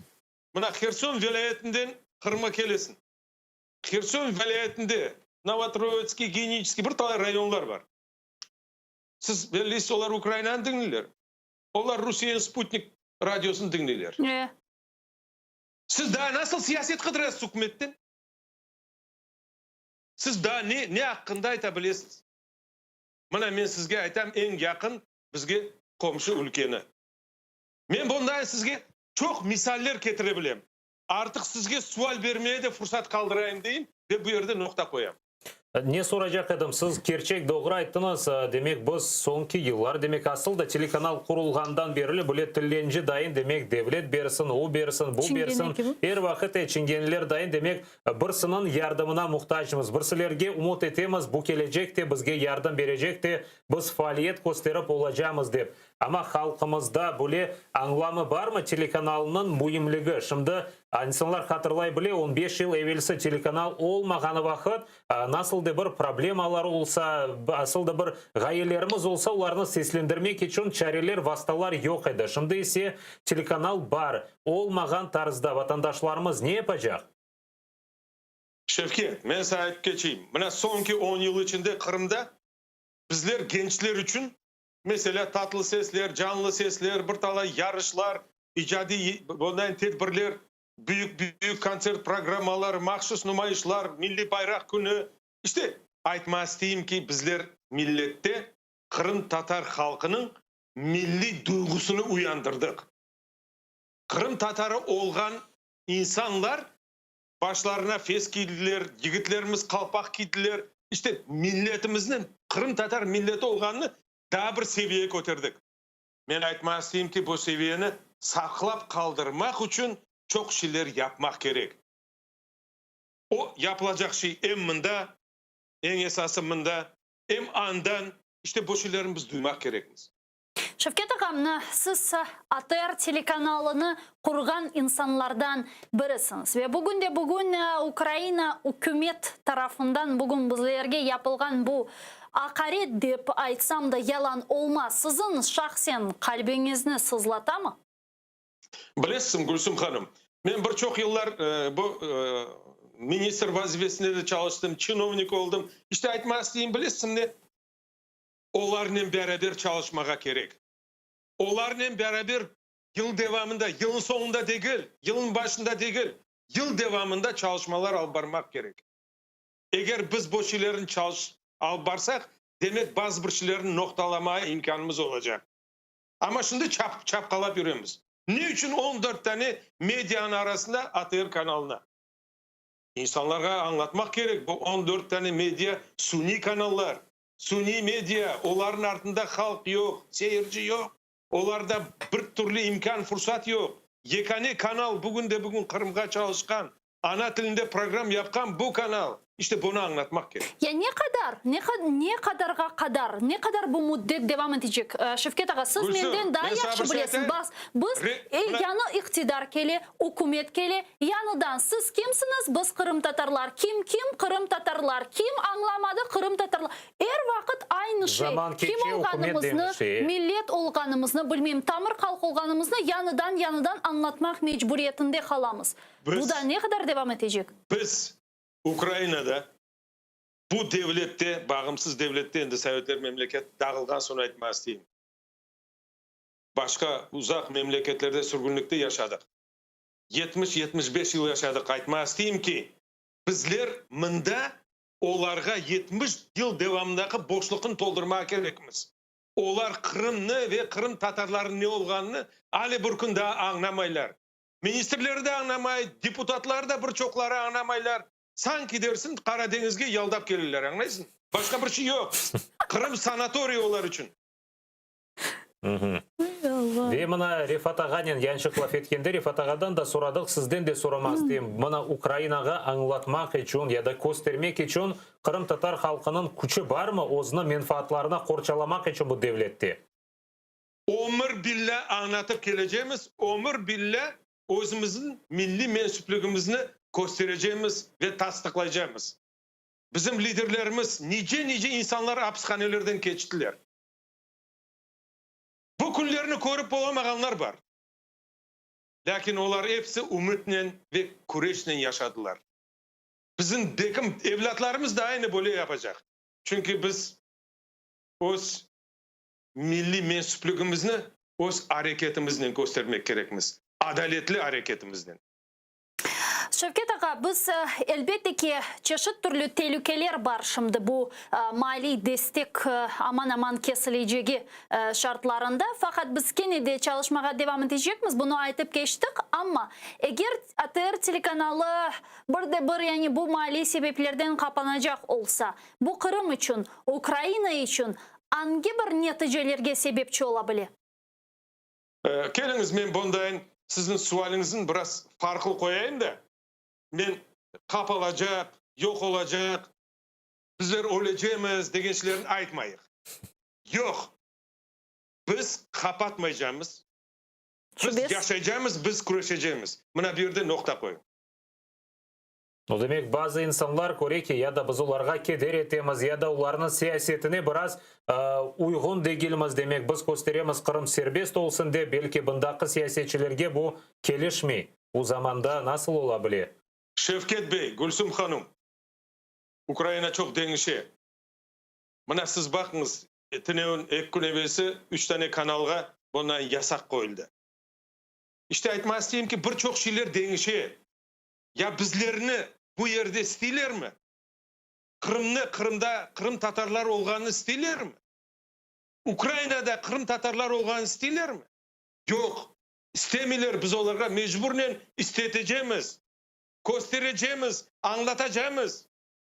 Hareket bu demokratik devletle beraber bu milletin hak hukuku tıklenmesine bağlı.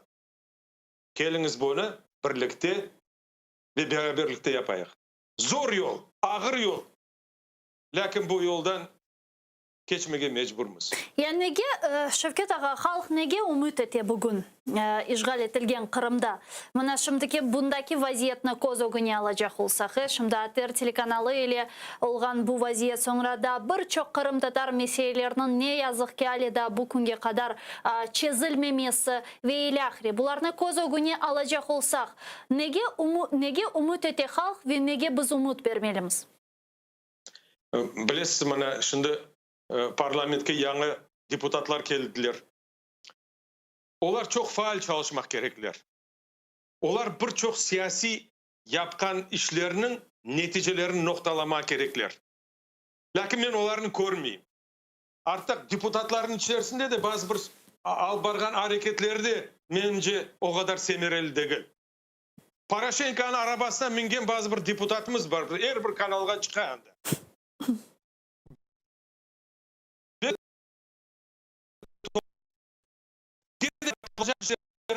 Yılda Poroshenko yapmadı.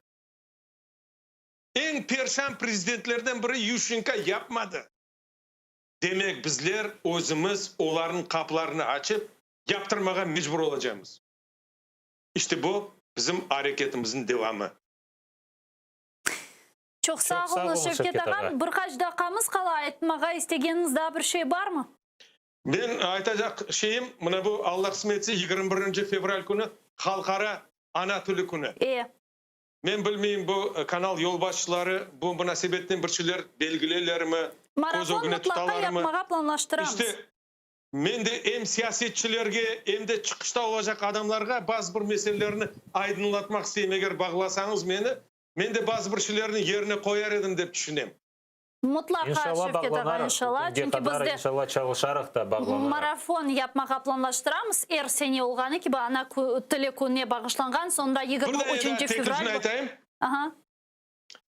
Şimdi men sizge bir 4-5 adamны adlarını seslendirdim. Men aytmak isteyim ki bizde bugün yüzlerden insanlar var. Onlar Kırım'ını sevgen, vatanperver, milletsever insanlar, gençler, oğlan ve kızlar.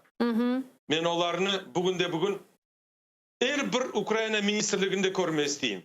Mantıklı. Olmasın yetekçi mütehassıs, olsun adli mütehassıs. Lakin hepsi onlar milletperver, vatansever ve vatan için küresken insanlar.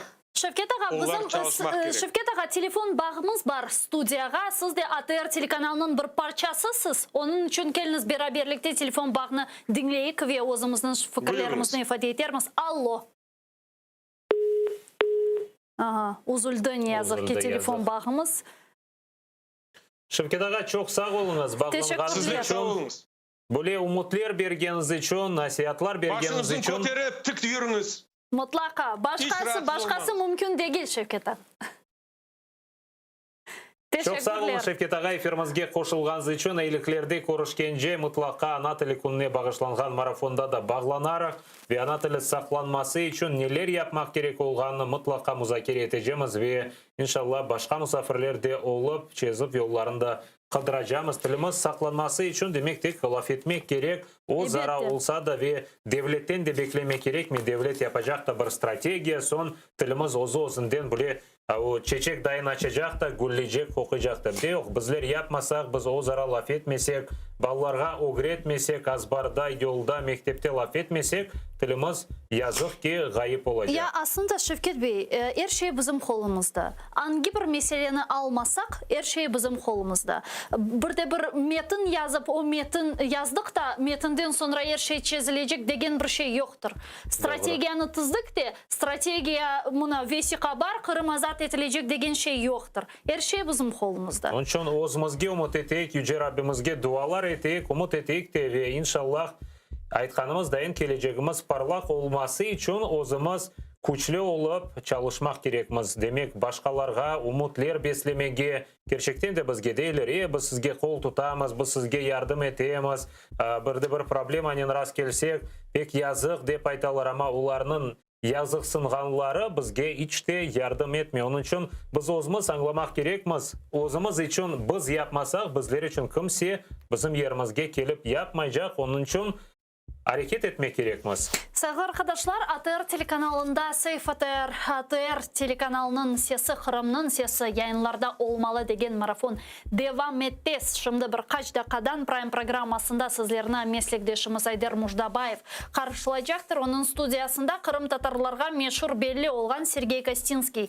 bulunacak. Bu ve diğer meselelerinin müzakereleri şimdi ayrılmanız. Görüşkence. Görüşkence.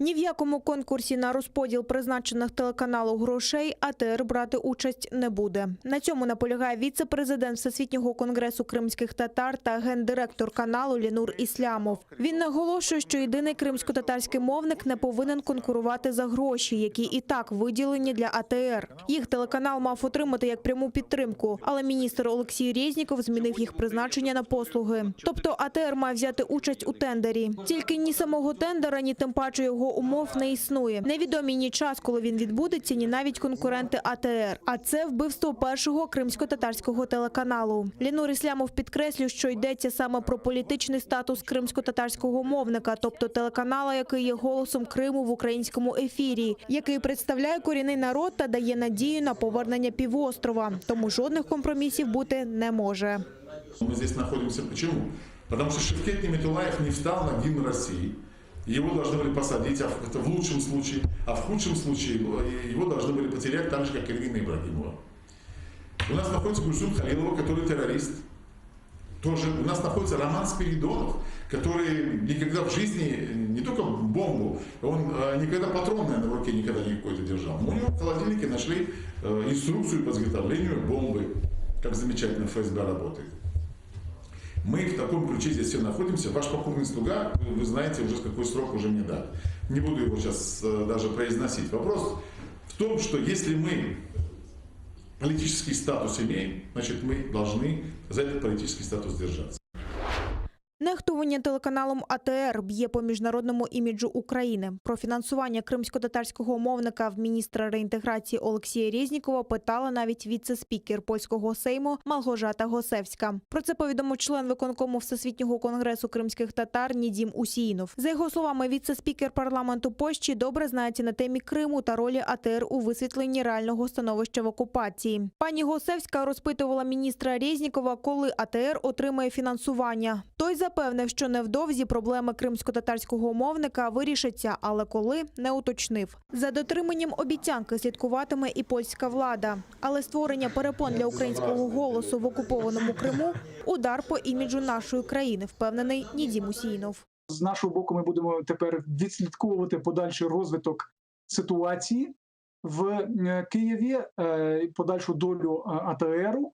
Але можу напевно сказати, що це дуже соромно, і це взагалі для української держави, для її репутації, для її іміджу міжнародного, величезний удар, коли міжнародні партнери змушені задавати такі питання про якісь, я вибачаюся, але все одно якісь нещасні 50 мільйонів для того, щоб основний інструмент боротьби за повернення Криму, канал АТР, міг просто жити. АТР – важливий канал для всього Криму, який мовить не тільки про окупований півострів, а й про Україну та весь світ. Так, член виконкому Всесвітнього конгресу кримських татар Зевджет Куртумєров підтримав телеканал у своєму відеозверненні. Україна показує своє справжнє обличчя, блокуючи фінансування АТР, вважає ветеран кримсько-татарського національного руху Куртсійт Абдулаєв. На думку ще одного ветерана Зудія Салієвої, жоден український телеканал не показує життя в окупованому Криму, як це робить АТР.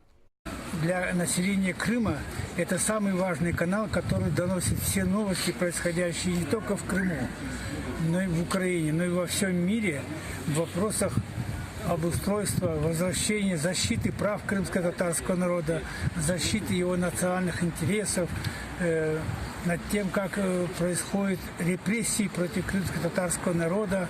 Вот те действия, которые сегодня предпринимают против нашего крымско-татарского канала АТР, это показывает лицо государства, которое не хочет решать наши проблемы. Сегодня не решены проблемы статуса нашего народа. Сегодня нет того договора между украинцами и крымскими татарами. Сегодня буквально у власти больше находится пророссийски настроенных лиц. Ни один украинский канал не показывает, не транслирует, как АТР по поводу Крыма. И наши судебные заседания, и вообще жизни в оккупационном Крыму.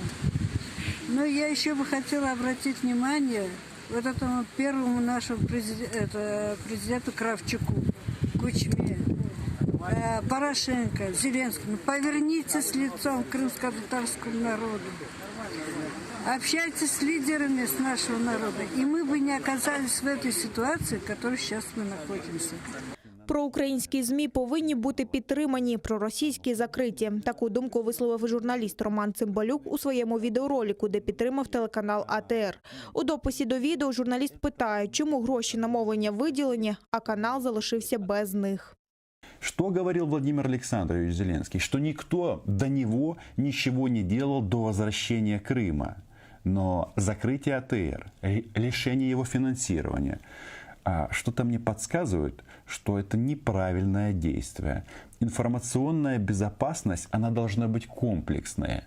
И проукраинские СМИ, они должны быть поддержаны, пророссийские закрыты. И не надо мне тут рассказывать о цензуре. Вот этим адептам русского мира, ну на самом-то деле, вот у них дома в Украине показали, как действуют в части информации Российская Федерация. Все неугодные каналы просто откручивают им головы, и все. И они и прикручивают, естественно, головы этих клонов Соловьева, Скобеева и других друзей. Поэтому Сейф АТР, голос Крима має бути почутий. Голос Крима должен быть услышан. Де закон про корінні народи? Де санкції проти тих, хто окуповував Крим та Донбас? Народний депутат Олексій Гончаренко закликав парламентарів провести слухання по питанню окупованих Росією територій України. Постанові про їх проведення вже рік, але Верховна Рада досі не може для цього зібратися. Гончаренко підтримав прийняття закону про забезпечення прав і свобод внутрішньопереміщених осіб. Але тим часом, впевнений Гончаренко, переселенці в першу чергу чекають відповіді, коли вони зможуть повернутися додому. Де законопроект про корінні народи, який сьогодні чекають кримські татари? Де на нашому порядку денному постанова 3766 про схвалення санкцій проти тих, хто бореться проти нашої цілісності і суверенітету України? Де постанова 3447 про переслідування Православної церкви України там, в Криму? Давайте нарешті припинимо розмовляти і якісь балачки робити. Давайте робити, щось діяти. В нас в лютому буде 7-ма річниця подій в Криму. День супротиву, коли Крим захоплювали вороги. Давайте ми зараз в лютому хоча б присвятимо Криму, Донбасу окремі дні сесійні і приймемо важливі рішення. Слава Україні! У так званому суді окупованого Армянська заслухали ще 2 свідків у справі проти національного лідера кримсько-татарського народу Мустафи Джемілєва. Це окупаційні прикордонники. Вони повідомили 3 травня 2014 року, коли Мустафа Джемілєв намагався потрапити з Херсонської області до Криму, так званий пункт пропуску у Армянську не працював. Вони бачили, як Джемілєв приїхав, але спроб перетнути так званий російський кордон не робив. За даними адвоката Джемілєва Миколи Полозова, обвинувачення вже закінчили допит своїх свідків, які змогли дати свідчення. Залишились лише 2 – Хайсер Джемілєв та член виконкому Всесвітнього конгресу кримських татар Ервін Ібрагімов. Окупантів не засмучує той факт, що Ервін був викрадений чоловіками у формі ДПС поблизу свого дому в Бахчисараї пізно ввечері 24 травня 2016 року. І досі про нього нічого не відомо. По нему суд заявил, что 21 декабря был направлен запрос в Главное следственное управление Следственного комитета по Республике Крым, поскольку ранее из Бахчисарайского следственного отдела Следственного комитета пришел ответ, что дело передано туда. Однако до настоящего времени ответ из Главного следственного управления об Эрвине Ибрагимове не пришел. В связи с этим прокурор высказал мнение, что необходимо этот ответ дождаться. Ну, собственно, сторона защиты его в этом вопросе поддержала. Действительно, нужно навести ясность и понять, что находится с делом Эрвина Ибрагимова, где он сам, может он явиться на суд, не может он явиться на суд. Будем ждать ответ. 13 квітня минулого року окупанти звинуватили Мустафу Джемілєва у так званому незаконному перетині держкордону Росії, у недбалому зберіганні вогнепальної зброї та у незаконному придбанні та зберіганні боєприпасів. Йдеться про спробу національного лідера кримських татар 3 травня 2014 року потрапити до Криму з Херсонської області. Тоді зустрічати його приїхали тисячі кримських татар, але окупанти його не пропустили. Мустафа Джемілєв має намір довести абсурдність звинувачень окупантів в Європейському суді з прав людини. Окупаційний суд у Совєтському продовжив розгляд так званої кримінальної справи щодо Енвєра Топчі, якого звинувачують у буцімто недонесенні про злочин. Чоловіку закидають неповідомлення в правоохоронні органи про листування в соцмережі з Уміджоном Дададжоновим, який, за інформацією ФСБівців, брав участь в діяльності організації ІДІЛ. Сьогодні сторона захисту продовжила надавати свої докази. Зокрема, адвокат Еміль Курбідінов надав альтернативне заключення спеціаліста щодо листування Енвєра Топчі з Дададжоновим. Згідно цього заключення, у листуванні з боку обох сторін немає жодної інформації про злочини або підготовку до них. Наступне засідання призначене на 18 лютого.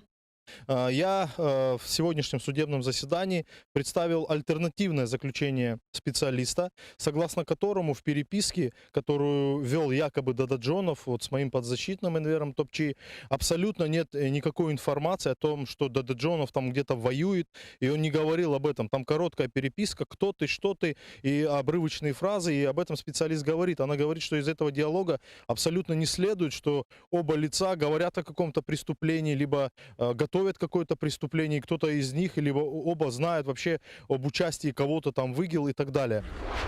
Окупанти заявляють про затримання українки на адмінкордоні з Кримом. ФСБівці стверджують, що громадянка України 1966 року народження намагалася потрапити на територію окупованого Криму в обхід пункту пропуску. У неї начебто були відсутні дійсні документи, що засвідчують особу. Уточнюється, що жінку затримали в декількох сотнях метрів від окупаційного пункту пропуску в Армянську. Їй закидають перетин неіснуючого державного кордону Росії без дійсних документів. За це їй загрожує позбавлення волі на строк до 2 років. Літали в окупацію, отримали покарання. Україна запровадила санкції проти 2 авіакомпаній з Молдови та Португалії. Вони з порушенням законодавства літали до Росії, а також сідали на литовищі окупованого Сімферополя. Про це повідомили в Службі безпеки України, яка рекомендувала й РНБО покарати порушників. Серед обмежень – зупинка транзиту ресурсів, заборона польотів і перевезень територією України та блокування активів.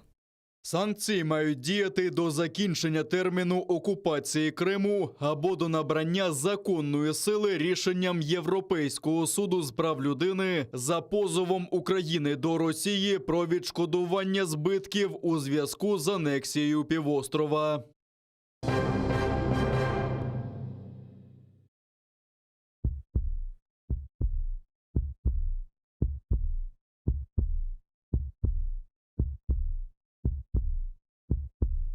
Доброго вечора. В ефірі такий собі незвичайний прайм на телеканалі АТР. Там в рамках, чи як правильно, в рамках української мови? В рамках телемарафону «Сейв АТР» «Голос Криму» має бути в ефірі. І мій гість, як ви вже зрозуміли, напевно, достатньо вам відомий, це Сергій Костинський. Вітаю. Айдер, вітаю всіх земляків, які дивляться нас і на материковій частині України, і в Криму. Селям алейкум. Почули, як він сказав? Не просто селям алейкум, селям алейкум. З двома крапками. Він знає навіть там все. Про мову знає кримську краще там, ну за мене це точно. А я перепрошую, але щоб там швидше розмова йшла, я користуватимусь трофейною мовою, а ти? Я сподіваюся, що рано чи пізно, завдяки нашому спілкуванню, ми з тобою перейдемо на рідну мову. Ні, в побуті ми завжди українською можемо. А я рано чи пізно колись оволодію кримсько-татарською. Це буде дуже хороше діло. Поставимо собі це за мету. Це така обіцянка серйозна. Важка. Ну, знаєш що, в мене немає как бы повода тебе не верить, потому что все, что ты говорил в свое время, ты делал. Это касалось закрытия ВКонтакте, всяких вот этих. Помню, как ты телеканал «Дождь» закрывал, когда они на перешейке с той стороны за спинами оккупантских погранцов либеральные журналисты говорили, мы стоим в российском Крыму, а с той стороны блокада, да, вот, а потом такие на голубом глазу в Киев приезжали. Но Сергей так сказал, что, чуваки, все, и закрыл их к чертовой, как они понимают, матери, вот. Их как бы вот и так далее, и так далее. Да, и помнишь, сколько шума было, вою, да, про що ми будемо робити без ВКонтакте. Да. Ми працювали в ті часи, коли закривати російські медіа було непопулярно. Нас критикували буквально за кожен телеканал, да. А їх було більше 80. Ну, ти пам'ятаєш, я тебе підтримував з самого початку? Ти підтримував завжди. Да, я потому что знал, что это за зло, и что это все себе несет с этим русским так называемым языком. Несется сюда отнюдь не стихи какого-нибудь Афанасия Фета, вот, а я думаю, що російський окупант, він не знає віршів Афанасія Фета. Він, можливо, навіть не знає цього прізвища. Ось чому особливість руського світу. Вони не читали цих віршів, і вони не знають цих авторів. А ты знаешь, что всегда в оккупированном временно сейчас Крыму, до оккупации, кто же у нас выиграл все олимпиады по русскому языку-то? Ну, в школах. Українці, кримські татари знають російську мову навіть краще за носіїв. Ну, так було, мені здається, завжди. І українці, до речі, вони можуть вивчити не тільки російську, вони можуть і рідну знати прекрасно, і інші мови. Тільки російський окупант може не знати нічого і навіть не володіти власною мовою. Це також особливість руського міру. Бо навіть над головою не всі володіють. Ну, можливо, це в першу чергу. Так, ну, перейдемо перейдем до тем, которых я хотел бы обсудить. Но раз уж мы затронули ВКонтакте и проще Одноглазники, вот, скажи, как ты относишься к нынешнему решению Владимира Зеленского, ну, Рады национальной безопасности и обороны, на мой взгляд, поддержанному негласно в новой администрации Соединенных Штатов, прекратить вещание этих 3 пророссийских помоек. Я в абсолютном восторге от этого факта. Я не можу сказати, що я підтримую сам напрямок дій. Ми бачили останні 2 роки роботи Володимира Зеленського, що насправді людина призначає на великі посади чиновників, які мають, наприклад, зв'язки, сімейні зв'язки з Російською Федерацією. Це і Баканов, і Єрмак, це людина з оточення Януковича, Татаров та багато інших, про яких, можливо, і не згадують. Тобто він став таким маленьким Януковичем. Та ну. І, Янукович би не закрив канал Медведчука. Маленьким Януковичем. І зараз розповім про канал Медведчука. І ці 2 роки ми бачили, як вибудовувалася авторитарна система, де на чолі цієї системи знаходиться Володимир Зеленський. І це мої враження. Ну, ти так, можеш я не дуже погоджуюсь. Ти можеш не Я авторитаризм це не назвав би. І зараз на мою... я з цим стикнувся в Національній Раді. Коли демократичні практики, 8 членів Національної Ради, вони колегіально досить швидко зачистка пройшла, так? Це все, так сказати, заміна населення, так? Вони дали мені можливість попрацювати. Скільки? Півроку? Ну, трошки більше, ніж півроку. Прийшов Зеленський, і вони почали шукати можливості, щоб мене збити. Писалися заяви в НАЗК, в Мін'юст, щоб знайти підстави, щоб звільнити. Потім нічого не знайшли. Хоча багато в чому звинувачували. Ні. Я борець. Я боровся до кінця, і я не дозволив Вибач, я просто вибудувати там якусь вертикаль під Офіс президента. Розуміючи це, вони скористалися нормами закону і зробили це некрасиво. Ротація, так би сказати. Переформатування, перезавантаження. Ну, до чого це призвело, ми знаємо, але ж... Але питання не в цьому. На сьогоднішній день я бачу, що завдяки тому, що змінилася адміністрація в США, прийшов новий президент, і Володимир Зеленський, його оточення відчули цю зміну кон'юнктури і відчули, що потрібно певним чином... Холодний атлантичний вітер в спину. Так, і в обличчя. Чому в обличчя? В спину, мені кажуть. І вони зрозуміли, що потрібно щось змінювати, і першими кроками стали кроки захисту української державності в інформаційній сфері. Шаг мощніший. Извини, пожалуйста. Я не вірю в це. А я вірю. Дивись, я поясню тобі. Да. Причем я верю не потому, что я там восторженный поклонник Зеленского, как ты понимаешь. Там, но друзі, у меня другая аргументация. Давай выслушаю твою, потом сам. Дивіться, є емоції. Давайте порадіємо. Я не про емоції зараз. От я пропоную всім, хто підтримує закриття цих 3 каналів, я теж підтримую, я боровся з ними, і я вважаю, що ти саме з задоволенням це зробив. Поливали брудом серед всіх членів Національної Ради ці 3 телеканали мене, можливо, чи не найбільше. Тому я маю бути задоволений найбільше за всіх. Ти ж, може, заздриш просто, що не ти це зробив. Ні. Вибач, я просто провокую тебе. Ну, давай. Історія полягає в тому, що якщо ти хочеш припинити російське мовлення в Україні, бий в тих людей, які фінансують і політично підтримують створення таких телеканалів. Так от, починати треба було з Медведчука.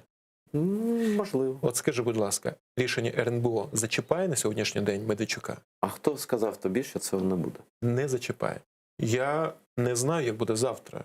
А ти просто про стан на зараз. Я про стан на сьогоднішній день. Якщо ти хочеш комплексно вирішити проблему, ти маєш боротися не з наслідками телеканалами, не тільки з наслідками, але й з причин. Ну це як ти викарчовуєш сорняк, Звичайно. ти маєш в виду таку. Звичайно. На мій погляд, рішення РНБО не вирішує проблему з російським мовленням в Україні. На сьогоднішній день в Україні працюють ще не менше 5 телеканалів. Там є ще канал «Их» такий, я його називаю. Да, він має назву телеканал «Наш». Так от я хочу тобі сказати, що телеканал «Наш» сьогодні вже в лідерах серед інформаційних телеканалів України. Розумієш? Хорошо, договори всю повністю свою мисль, я потім свою. Є телеканали «Київ Лайв», «Одеса Лайв», телеканал КРТ, телеканал «Сварожичі». Всі вони спокійно працюють. І будуть працювати далі, тому що, на мою думку, рішення РНБО було партикулярним, обмеженим і несистемним, і не передбачалося, що воно вирішить всю проблему з російським мовленням. Ти певною мерою підтримуєш спікера Верховної Ради Разумкова, який сказав, що йому це рішення РНБО, він утримався при голосуванні, здається, не зовсім недостатньо обґрунтованим, так? Не хочу захищати Разумкова. Ні, захищати його. Дивись, якби я був членом РНБО, я міг би казати, друзі, правове обґрунтування слабке. Я намагався би вплинути на це, щоб правове обґрунтування було сильне. Тобто ти б не утримався? Я б не утримався, я би проголосував, я би підтримав. Тому що в таких питаннях, так чи ні, треба обов'язково, категорично. Я єдине хочу сказати, що я критично мисляча людина, і я сподіваюся, що глядачі АТР також намагаються відділити емоції від рацію. Я за стратегічні підходи, я за системність у державній політиці. Тому що це, знаєш, як ти можеш говорити, що ти підтримуєш Крим, але якщо ти підтримуєш повернення Криму, ти маєш підтримувати, наприклад, телеканал АТР. Не може бути такого, що ти підтримуєш повернення Криму і не підтримуєш АТР. Це системність. І тут рішення РНБО, воно не б'є по Медведчуку, а це означає, що Медведчук завтра може придбати 1, 2, 3, скільки захоче телеканалів і відновити мовлення, яке буде впроваджувати російський порядок денний. І ще вони подали до суду, хтось там до Верховного суду. Звичайно. Ну це очікувано. І якщо якщо у цього рішення є слабке правове обґрунтування, а я впевнений, що оскарження пройде всі судові інстанції в Україні. Враховуючи наші суди. Так. І навіть якщо він програє там, вони дійдуть до Європейського суду з прав людини. І якщо там слабке рішення, яке було підготовлено за тиждень, або за 2 дні, або в ніч перед підписанням, і буде програно цей суд, то Медведчук отримує компенсацію від держави Україна, і потім зможе всім сказати: дивіться, класні телеканали, навіть європейські суди сказали, що ми нічого не порушили, ми не є екстремістами, ми гарно працювали. Тому для мене дуже важливо, щоб такі рішення були серйозними, ґрунтовними, і щоб вони не надавали стратегічної переваги нашому ворогу. Для мене це важливо. Вашу думку, пане Сергію, зараховане. А зараз я просто свої аргументи наведу. Ну, по-перше, те, як ти замурував ці російські канали і соцмережі, дає підстави думати, що ти маєш рацію. Тобто ти замурував їх так, що там були якісь там спроби, але вони були дуже слабкі, ну просто там замуровано все намертво. Єдине тебе поправлю. Я за своїм функціоналом не мав стосунку до соціальних мереж, але я це підтримував категорично. Але все, що стосувалося російських медіа, однозначно. Ну, ты замуровал их так, все, там стена мертвая, да? Власть сменилась, политическая власть, но государство осталось на своїй позиції. І я можу сьогодні гарантувати, що жоден телеканал, який ми забанили, не повернеться на Ну, это хорошо. Значит, ты как бы вот в строительстве стены, ты профессионал, ничего мне не буду сказать. Твое мнение важно. А у меня есть свои аргументы, они не касаются абсолютно эмоций. Просто у меня видение такое, я считаю, что это решение не просто согласовано с Соединенными Штатами. Это решение, мое мнение, конечно, я не знаю, я ничего не знаю. просто по стилистике. Это совсем не ложилось в стилистику предыдущего поведения. Ну, например, там за неделю до этого сняли все жалобы, якобы процедурные вопросы. Там вообще, конечно, как Нацрада работала после того, как вы там оттуда ушли несколько человек, которые там были с самого начала. Тоже, то есть какие-то нарушения регламента. Ты уж как делал основательно, ты делал, я это помню, да?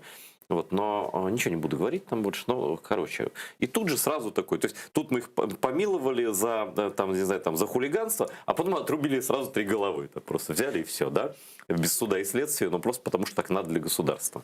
Да? Я хочу тобі сказати, у Національної ради був цілий 20-й рік для того, щоб забрати ліцензію всіх 3 телеканалів. Ну, зрозуміло. Вони втратили цей шанс. Окей. Ну, і це був би правильний крок. Може бути. Ну, але ж ми час назад не повернемо.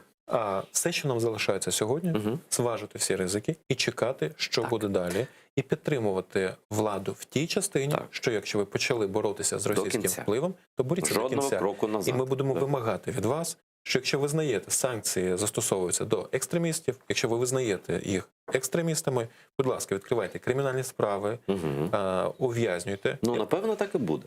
Напевно. Так, і ми будемо, як громадянське суспільство, будемо допомагати треба. В цього вимагати. Смотри, почему я думаю, что это не просто в интересах сближения с Соединенными Штатами, а по просьбе и по договоренности. То есть инициатива была ветер из океана. Почему говорю в спину? То есть за спиной появился дядя Сэм, точнее дядюшка Джо такой, знаешь, ну серьезный чувак, который знает Украину, и их всех как облупленных, там, старых, новых, вас, там, их, там, всех, все равно так или иначе всех знает.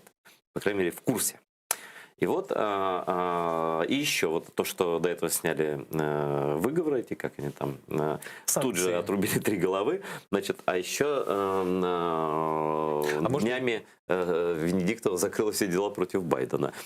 Прям пулей закрыли. Ну, это же понятно, где-то логика тут от того, что как-то так, ребята, мы вот собрались, начинаем действовать. США же не хотели, а они дали первый сигнал, это депутат на букву «Д». Вот это «Д». Вот. Многие не поняли. Депутат тоже не понял. Начал говорить, что какие-то собрания должны проводить. Его там поддерживать фракция «Слуга народа». Я тогда написал: чувак, с тобой селфи никто не будет делать. Вот, все, ты не понял, куда ты попал. Но они же настолько там все витали, что они там в Америку имели, там все дела. Но сейчас как-то они где-то под столом что-то там имеют с кем-то. Вот, а потом они будут обязательно в американской тюрьме. Но это вопрос только времени. Он, в принципе, может котомку собирать. Но дело не в этом. А дело в том, что сигнал был такой, что все, Америка вернулась домой. И это было, кстати, при Трампе за пару дней. Но уже просто все понятно было. Да? Потом следующий этап — это вот эта история. А дальше, а дальше моя просто абсолютная уверенность в том, что если американцы, это уже надо, просто мы не видим весь стол. Но на этом столе уже костяшки домино стоят. Просто мы так немножко смотрим не сверху, а вот на уровне стола и не видим следующих костяшек. Там, я уверен, есть и фамилии, которые ты упоминал, и названия каналов есть на этих костяшках. То есть не дадут, и никаким образом нет варианта отката, потому что иначе бы это решение не было принято. Моя версия такая. Я думаю, что я в этом плане оптимист, я думаю, что будет это продолжено.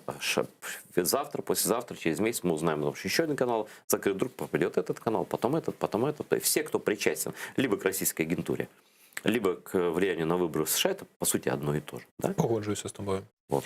Я можу сказати, що могло комусь здатися, що я критикую, але наразі я ставлю запитання і я вивожу маркери. Друзі, поки Медведчук вільно почувається в Україні, всі ваші рішення проти будь-яких телеканалів, вони не остаточні і вони не вирішують проблему. Якщо у Медведчука будуть проблеми з законом, будуть проблеми з США, він потрапить під санкції, тоді ми можемо сказати: супер, це дійсно якісна робота, ви рухаєтеся в правильному напрямку. То есть ты прямо сам станешь и скажешь? Так, звичайно. Да? Хотя ты идеологически не принадлежишь к этой партии, мягко говоря. Я ненавиджу, кажу тобі, цю партію. Видиш? Ненавиджу. Вот до такої степені? До такої міри. Чому? У мене є підстави для цього. Окей. Я багато сил віддав вибудові системи українського мовлення на Сході і на території Криму. І я бачу, як за 2 роки відбувається занепад цієї системи, якою ніхто не займається. Я бачу проблеми. І я ненавиджу не за те, що вони зелені, що вони неосвічені, що вони парашутисти, що вони кон'юнктурники.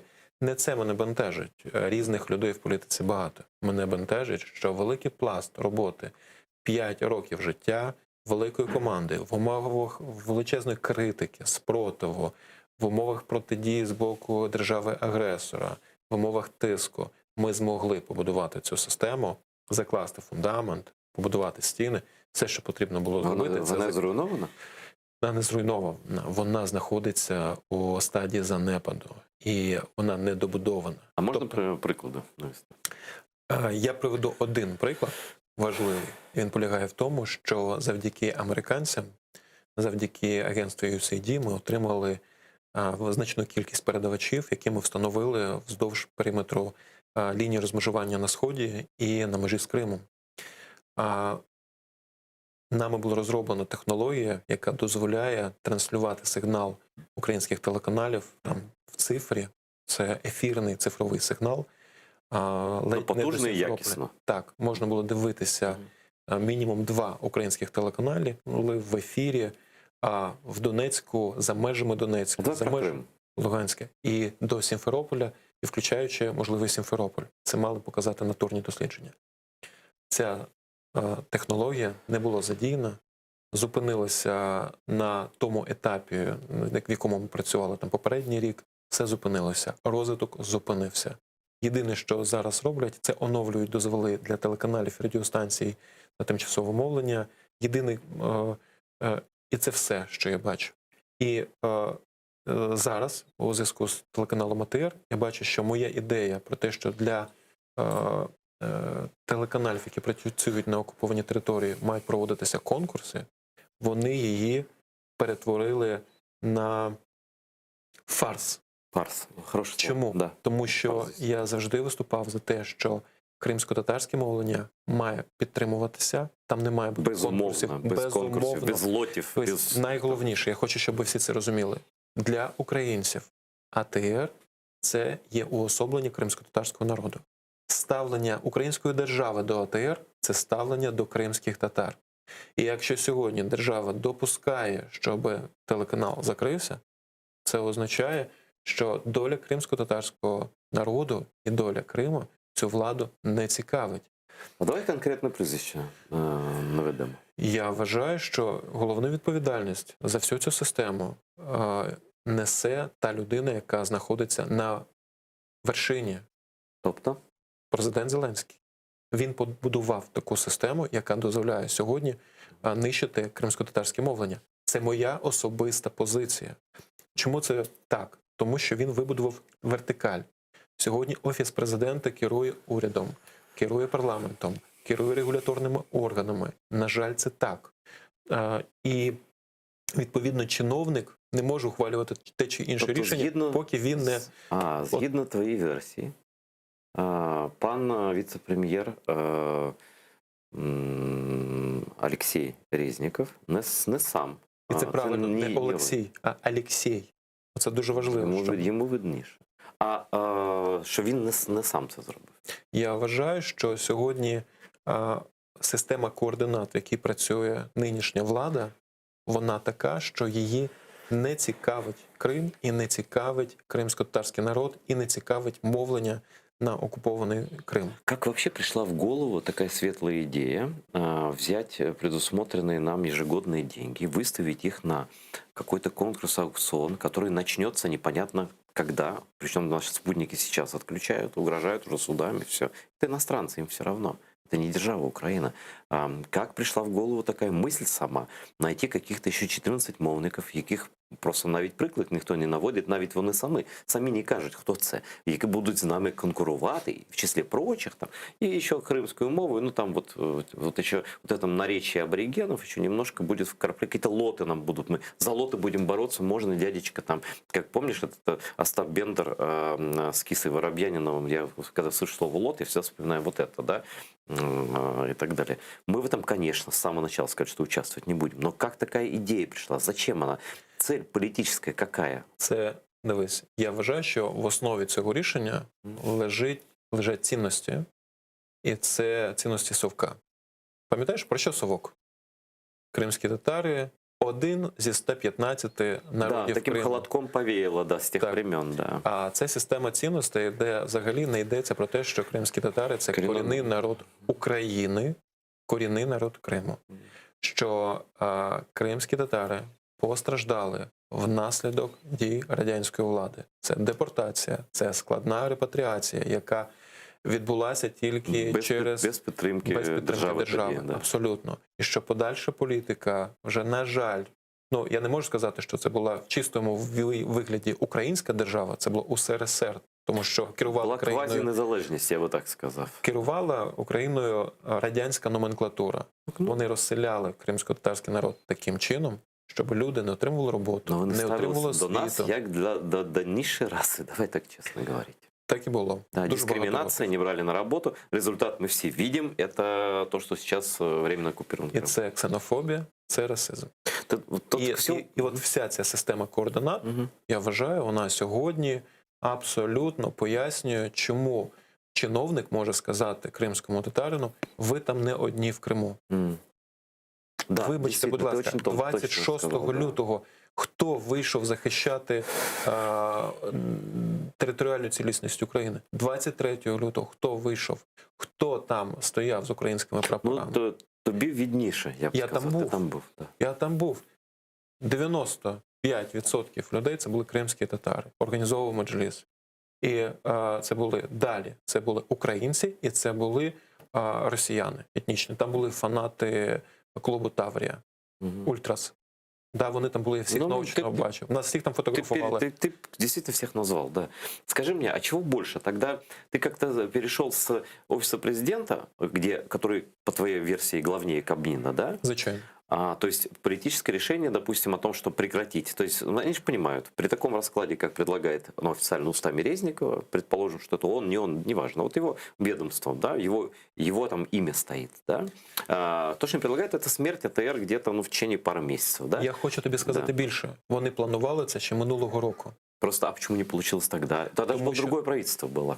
А не важливо. Я ж тобі кажу, офіс президента був той самий. То есть просто вторая попытка, ти маєш в виду? Я вважаю, що це друга спроба.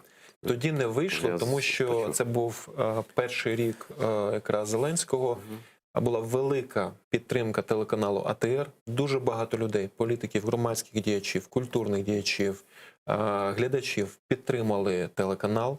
І якраз наближалася дата 26 лютого, і Зеленському потрібно було щось сказати. І він 26 лютого пообіцяв, що вони повернуть фінансування. Но 17 травня повернули. Да, і вони ще тягнули час. Вони не визнавали ті процедури, за якими телеканал отримував фінансування з 16-го року. І потягнули час, але вимушені були рано чи пізно все ж таки відновити мовлення, відновити фінансування. Но мы не думали, что бюджет принят, мы думали, что все будет нормально в этом году, но абсолютные грабли. Я вважаю, що це політика. Я вважаю, що тут накладається от те, що я говорив, ціннісна система. Ви, кримські татари, ви там не одні в Криму. Там є ще наши братья. Знаешь, вот там ценностная система, даже не могу вспомнить, у кого она присутствует. Может быть, у министра иностранных дел, просто я его давно знаю, а так вот на скидку я тебе даже не скажу про ценностную систему в правительстве. Я працював в органах державної влади, там на державу працює дуже багато людей, яким ще доведеться довго пояснювати, хто такі кримські татари. У мене був восени 19-го року конфлікт з колегами, де я запропонував, у нас були вільні частоти, запустити в Києві кримсько-татарську радіостанцію. Якщо ми заявляємо, що Крим – це Україна, так давайте ми підтвердимо, проведемо конкурс, і радіостанція, яка позиціонується як кримська, яка частка мовлення якої є кримсько-татарська, а в Києві живе дуже багато кримських татар. Ну, вже, на жаль, так. І знаєш, що от мені казали? Перше, це не на часі. Не на часі. Колеги, які зараз керують Національною радою. Не на часі. Це, вибачте, скільки кримських татар живе в Києві, навіщо нам це робити?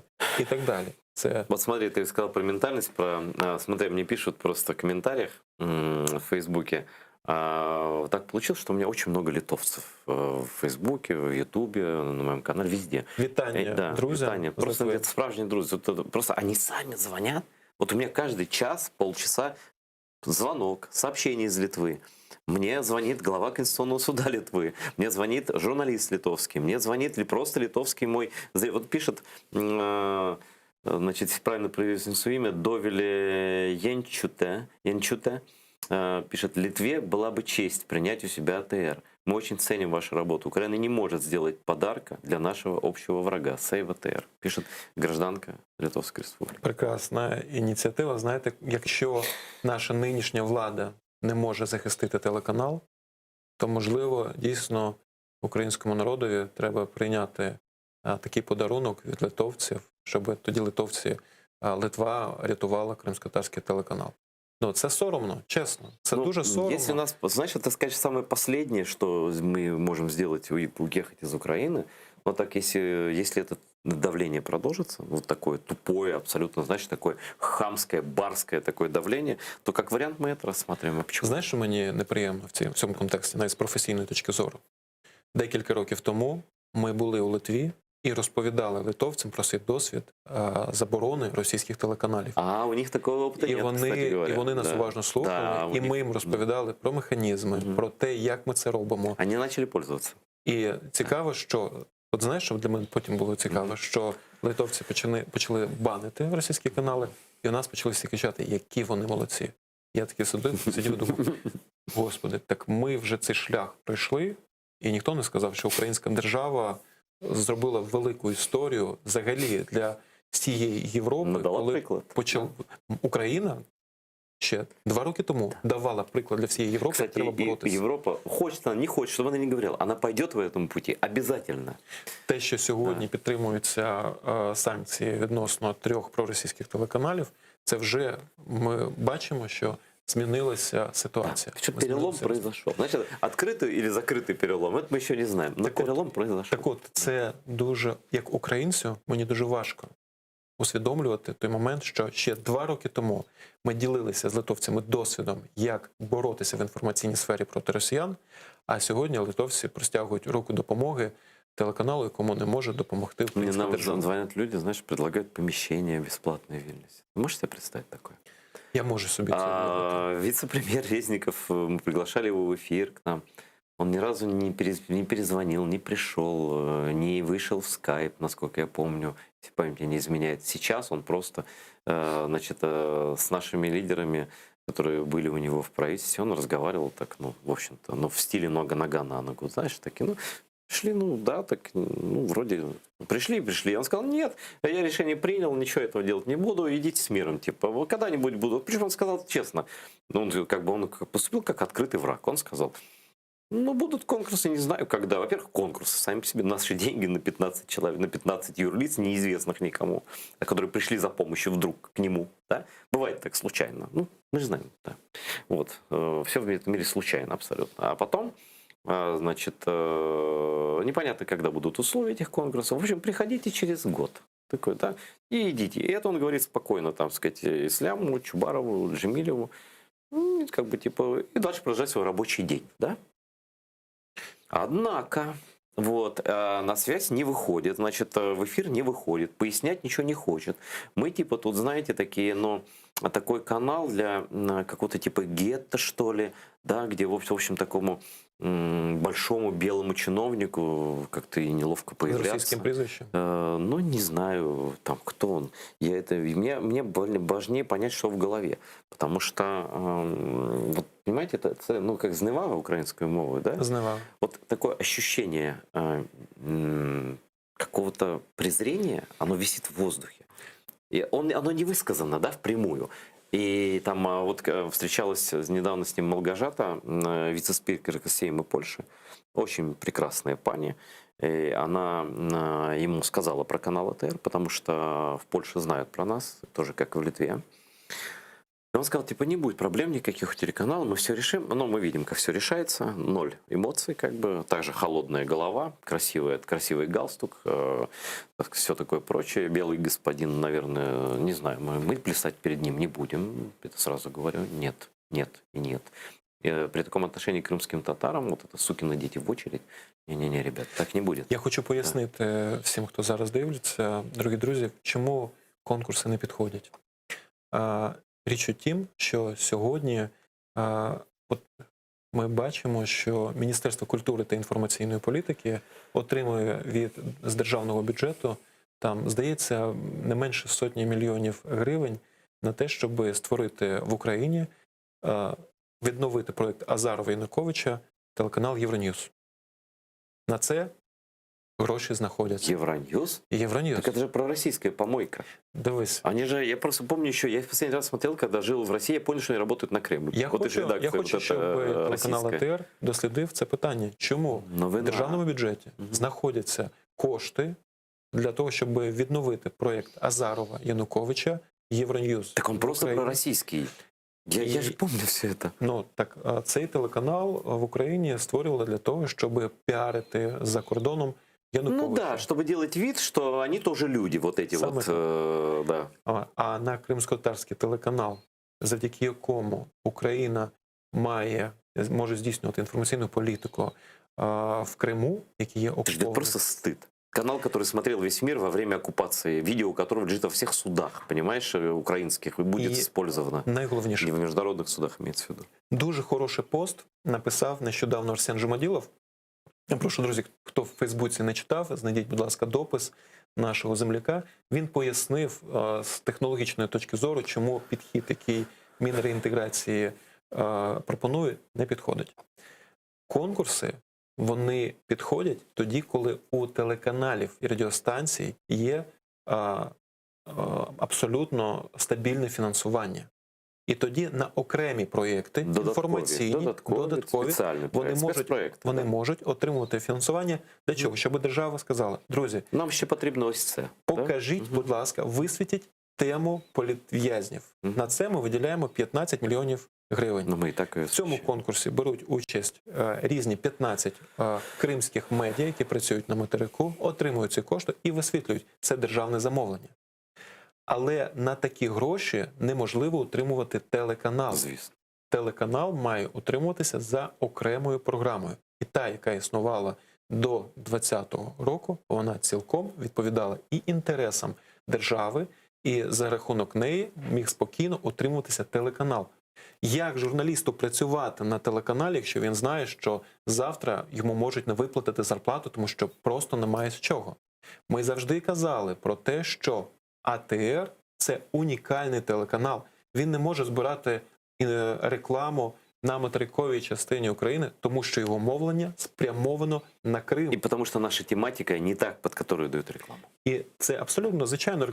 Рекламодавець каже: я хочу щось веселе, я хочу щось... У нас же нет развлекухи специально, ми чисто політичний канал. Я хочу котиків, я хочу... Да ні, ну понятно все. І все, що потрібно зробити державі, подякувати, що не потрібно зараз створювати окремий державний телеканал, є АТР, готовий, який працює, є колектив, який виїхав з Криму, який замотивований. Очень маленьких денег для бюджету. І ми ж розуміємо, що це не ті кошти, які втратить Україна. Навпаки. Слушай, ну Зеленский телевизионщик, он знает, что такое 50 миллионов евро на год содержания телеканала с трансляцией через спутниковое вещание. 50 миллионов гривен. Так далее. Гривен, конечно. Не долларов, даже долларов і то, і то, і то. Так. Тому що це, те, що пропонує Міністерство реінтеграції, це означає, що вони хочуть просто поставити галочку. Ми підтримали 15 мовників, закрились вони чи ні в результаті нашої політики, це не наша проблема. В них щось сталося. Их не цікавить результат. Мы не умыть руки, да. Но смотри, но не цікавит тут не так. Они же прекрасно понимают, что АТР это не сайт, да, это не YouTube-канал. Это системное большое телевидение, которое разграблено русскими, да, лишено помещения. Мы же тут снимаем помещение не потому, что у нас есть свое, потому что у нас своего нет. Оборудование. Мы же тратим деньги на оборудование не потому что, а потому что мы оттуда его вывести не смогли. Слава богу, архив вывезли. Не дали им пользоваться архивом. Мы, ну и так далее. Мы платим за спутники не потому что, а потому что иного способа доставки сигнала на оккупированный Крым не существует. А это большие деньги. Это спутники иностранные, и они, в общем, так, им по большому счету, слава богу, еще не выключили, но по большому счету они могли бы это сделать еще, может быть, и несколько месяцев назад. И без всякого Резникова. Просто потому что, вот, ну, долги у нас такі. Знаєш, ми спілкуємося зараз, і в мене... Я не хочу спекулювати, і не люблю спекулювати на таких темах, але я бачу все ж таки, що тут є місце політики. Перше, нинішній владі незручний телеканал АТР, незручна тема кримських татар. І друге, що я бачу, що влада хоче мати вплив на кримських мовників, хоче мати вплив взагалі на мовників, які здійснюють мовлення в напрямку окупованих територій. Но они просто, кто они, я не знаю, но нас точно они не знают, потому что канал, который не подчинился оккупационной администрации с танками, не подчинится любому временному. Вот сегодня он вице-премьер, а завтра уйдет в отставку. И мы это уже видели. И когда прошлый министр культуры был, он тоже говорил, вот, я сейчас, мой канал этот ваш закроется, мы создадим свой крымско-татарский канал. Через 3 дня он перестал быть министром и так далее. То есть, как бы мементо море в политическом смысле, да? Вот, но это поражает, это наглость поражает, вот эта нахрапистость, знаешь, такая, как будто АТР это какая-то там, действительно какая-то лавочка такая, которую тут кто-то придумал, как будто не было всей этой истории борьбы за Крым, когда наши кадры показывали CNN, ABC, там, BBC News, и так, нас же все знают, все. Они даже просто не понимают, что такое будет закрытие АТР из-за того, что не поддерживает наш канал «Держава Украина» для международного сообщества. Боюсь, что спасибо не услышит никто. Ну, честно. Это не зависит даже от того, насколько им кажется, что там в Украине много проблем, вот мы закрыли каналы там на Медведчука, давайте нам аплодируйте, мы тут будем по сцене ходить цветы собирать. Но нет. Нет.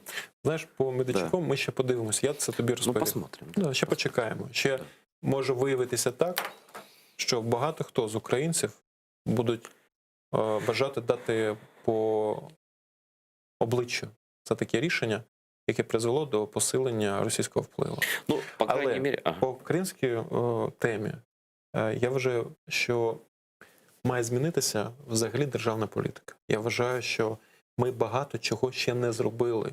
Ми почали вибудовувати цей фундамент. Ми почали будувати. Останавливаться нельзя, але точно, да. Нам тоді не вистачило часу. Але на сьогоднішній день у мене є абсолютне розуміння, що нам потрібно робити.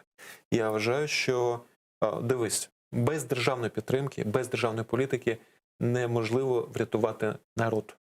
І ситуація з політикою щодо забезпечення використання української мови в публічному просторі, вона дала результати. Конечно. Ну, слушай, благими пожеланиями, да, у нас просто мало чого времени осталось. Держава захистила українську мову. Сьогодні її можна почути на радіо, на телебаченні. Если не защищать и не поддерживать важные для государства каналы, народ коренной, да, что-то, то само по себе ничего не случится. Да? И вот моя позиция... Да, зачем-то вообще государство, если все на самотек пущено и живите как хотите, умер, ну и как бы... Тоді виграють росіяни. Конечно, однозначно, потому что они вкладывают в 100 раз, в 1000 раз більше средства. Вони просто розуміють, що треба інвестувати. А тут треба людей ще вчити. І я хочу сказати, що майбутнє державної політики в Україні – це окремо спеціалізована підтримка кримськотатарського народу, кримськотатарської культури, кримськотатарської мови. Я вважаю, що Держкіно має проводити окремі конкурси для кримсько-татарських режисерів. Ну, не тільки кіно, є ще і кіно, є різні області культури. Там. Є Український культурний фонд. Це окремі конкурси для кримсько-татарських митців, громадских организаций, культурных центров. Окремо. Есть такое понятие позитивная дискриминация. Она применяется государствами разумными в отношении каких-либо групп людей, общества, которое нуждается в особой поддержке в данный момент времени. Оккупированный Крым, оккупированный крымско-татарский народ, это очевидно, тут литовцам ничего объяснять не надо. Вот, да? Единственный последний вопрос, буквально нам 30 секунд. Вот как это вообще ложится? Зеленский закрывает 3 пророссийских канала, Резников открыто, цинично, просто по факту закрывает телеканал АТР. Что это? Как это понять? Как такая дилемма вообще может... Как это может происходить одновременно? Личное мнение, там, 30 секунд. Я можу сказати, що це є, на мій погляд, можливо, емоційно. Це сутність цієї влади. І все, що нам потрібно сьогодні робити, це боротися за те, що ми вважаємо правильним. Змушувати цю лицемірну фарисейську владу працювати над тим, щоб виконувати свої зобов'язання перед українським народом, перед кримсько-татарським народом. Їх треба макати кожного дня і показувати, що, друзі, те, що ви робите, нам це не підходить. Ви маєте зробити все необхідне, щоб повернути українські території, щоб повернути Крим, повернути Донбас і щоб повернути людей. Дякую, Сергію. В нас просто час вийшов. Дякую за твою думку, за підтримку. И хочу сказать, что у нас просто выхода другого нет, никакого. У нас за спиной море. Если кто-то этого не понимает, Но и ладно, русские этого никогда не понимали, да, поэтому они всегда на Крым и напарывались, да, и они не понимали, кто мы такие. Но если в Украине еще кто-то после Майдана и оккупации не понимает, ну, таких людей надо лечить, наверное, политическими отставками, как минимум, да. Пусть возвращаются, когда прочитают книжки. Смотрите АТР, подписывайтесь на нас, становитесь нашими донорами на Patreon и так далее. Мы продолжаем наш марафон, и мы не сдадимся.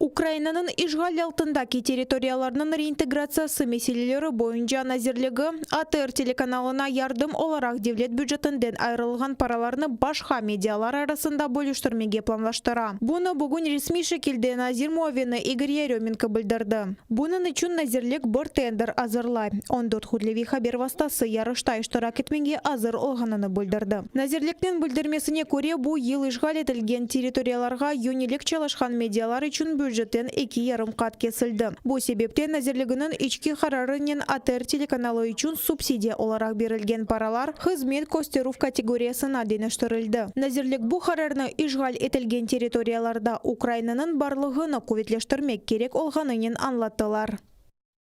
Ці кошти не призначені конкретному мовнику. Ми розуміємо важливість підтримки, зокрема каналу АТР, традиційною аудиторією якого є представники кримсько-татарського народу. Так само потребують підтримки інші канали, які були змушені виїхати з тимчасово окупованого Криму і ОРДЛО. Скажімо, народні депутати з Донецької і Луганської областей, які голосували за бюджет, постійно наголошують на підтримці мовлення на Донбасі, адже ситуація там дуже складна. Украинаның информацион суверенитетінің теменлеві вақтынжы ишгал етілген территорияларда яшаған тамыр халқларының тілеріні инкишаф ету ве Украинаның тыш яйынлавы системасының дестекленмесі адлы девлет программасы үшін бюджеттен 348 миллион гривна айрылған. Ондан 50 миллион 3048 АТРге.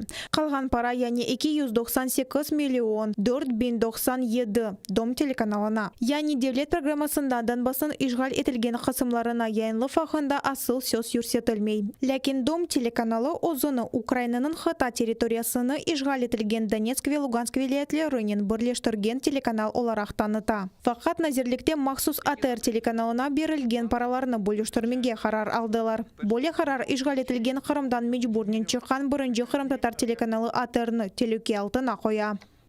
Если министерство и президент в том числе считает, что крымские татары важны и нужны, он должен относиться соответствующим образом к нам. Как к равным. И даже выше, чем равные, потому что мы коренной народ здесь находимся. И не надо стесняться этого слова. Мы коренной народ всей Украины. Мы стержень этой страны. Стержень, корневой стержень. Есть еще много других стержней, которые есть в этой стране, но мы один из них, на который можно опираться, и уже не раз в истории мы доказывали в историческим масштабе своих историй, что на нас можно опираться. АТР телеканалы Украинаның милли телекесезлігінің мойым бір парчасыдыр ве о эфирде олмалыдыр. Халк депутаты Алексей Гончаренко білдірігіне көре юхары шурасының бюджет комитеті невбетеке отырышывда реинтеграция назирлігінің темседжілерінден АТР телеканалының майлештірілмесі не үшін блок етілгеніне дәри жевап алмаға ниет етмекте. К сожалению, в Министерстве оккупированных территорий пошли другим путем, каким-то очень сложным путем, который предусматривает многомесячную подготовку с непонятным результатом. А канал должен существовать и работать, и вести свою борьбу на информационном фронте здесь и сейчас. Коллеги меня поддержали, поэтому мы приняли решение вызвать на следующее заседание комитета Министерства оккупированных территорий и поднять перед ними этот вопрос. Естественно, они уже будут знать, по какому вопросу приходят. Я надеюсь, что они уже будут приходить с решением этого вопроса, и я буду делать все возможное, чтобы как можно быстрее разблокировать финансирование для телеканала АТР, который является очень важным в вопросе защиты национальной безопасности Украины. Крым – это Украина, и АТР должен работать.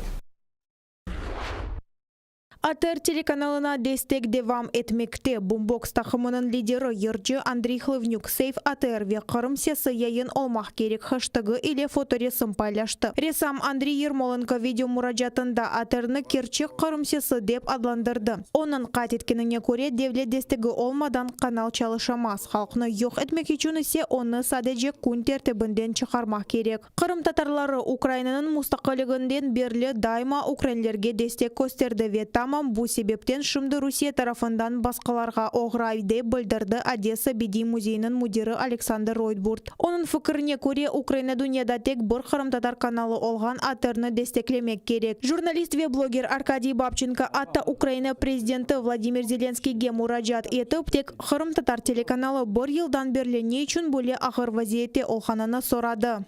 Дорогая власть, я уж не знаю, кто там ответственен конкретно за этот вопрос, но скажите мне, пожалуйста, вот Владимир Александрович вчера в интервью сказал, что никто до него о возвращении Крыма не думал, и он первый политик, который будет думать о возвращении Крыма. Вот, Владимир Александрович, вот если вы думаете о возвращении Крыма, скажите, пожалуйста, как так получается, что уже больше года единственный крымский татарский канал у вас функционирует на грани закрытия, не получая финансирования, имеет дикие долги за спутник, которые ему сказали уже, что будут закрывать, потому что спутник хошь как хошь, а надо оплачивать. Так вот, каким образом вы собираетесь возвращать Крым? Вот хотелось бы получить ответ на этот вопрос. Крымские татары в независимой Украине всегда были опорой украинскости в Крыму. После российской аннексии они за это расплачиваются преследованиями, похищениями, арестами, посадками, убийствами. Украина в долгу перед крымскими татарами. Мы обязаны поддерживать единственный в мире крымско-татарский канал. Голос непокоренного народа, сохранившего достоинство, готовность отстаивать свою свободу і вірність Україні. Щоб знищити народ, варто прибрати його з повістки денної. Цю повістку. І так, по нашим телеканалам ми дуже мало почуємо про проблеми кримських татар. Про ці проблеми розказував АТР. На даний момент, знову таки, телеканал на межі виживання. В той момент, коли всі радісно аплодують, що закрили помийки Медведчука, я також це підтримую, що закрили. Але я боюся, що люди можуть не помітити, як зникне справжній голос Криму. Ишгалчыларның хуvanчына рус пропаганда медиа васталары АТР телеканала пара берилмегенini музакире етіп башлады. Буна кованганларның ilk сырасында Кырымдаки РИА Новости хабер вастасы. Олар ата канунсыз оларақ Русия думасыны сайланған ишгалчы депутат Руслан Балбектен де тефсир алды. Ишбірлікчі буны Зеленскийнің Кырымны қайтармаға истемегенінен себеплендірді. Милли Меджлисны есе хайнлер деп адландырды. Политнавигатор деген яланчылар да артта қалмай. Олар АТРге пара берілмегеніне ве бу информацион жинкте да бір душманлары yok олажағына қованып, бұны Украинаның ишғал етілген Қырымны қайтармак истемегенін ишареті оларақ көстерелер. Кормушка в сегодняшней Украине сильно оскудела. Тратить ее на абсолютно неэффективные СМИ посчитали неуместным. Лучшие люди страны уже определили, кому какой кусок. А группировка Меджлиса в этот узкий круг не попала. Поэтому получила вместо денег лишь добрые слова и напутствия. Кырымда қалмақ яда ватанлары Русияге қайтмақ. Кырымға қанунсыз оларақ көчіп келген русларға Украинаның вақтынша ишғал етілген топрақлары реинтеграция меселерінден Назир Алексей Резников тамам более теклифте болынды. Оның хат еткеніне көре Украина Сталин режимі кеби япмайып, кимсені сүргін етмейджек. Кырымға қанунсыз оларақ келгенлерге сөзде қалмаға мүмкін. Онлар ябанжы статусыны яда Украина ватандашлығыны ала біле, яда онсыз да ярымада да қала білежек. Более білдірме Милли Меджлис рейсі Рифат Чубаров тарафындан ярамай қаршыланды. Она көре Украин топрақларына қанунсыз келгендер ярымададан қовылмақ керек. Бұны Украина қанунлары таздықлай. Всі, хто незаконно оселився в Криму з моменту його окупації, а днями ЄСПЛ вирішив, що Російська Федерація встановила ефективний контроль над Кримом, з 27 лютого 2014 року повинні покинути Крим. Якщо самостійно не вийдуть, тоді видворення. І в найкоротші терміни – протягом 1 місяця.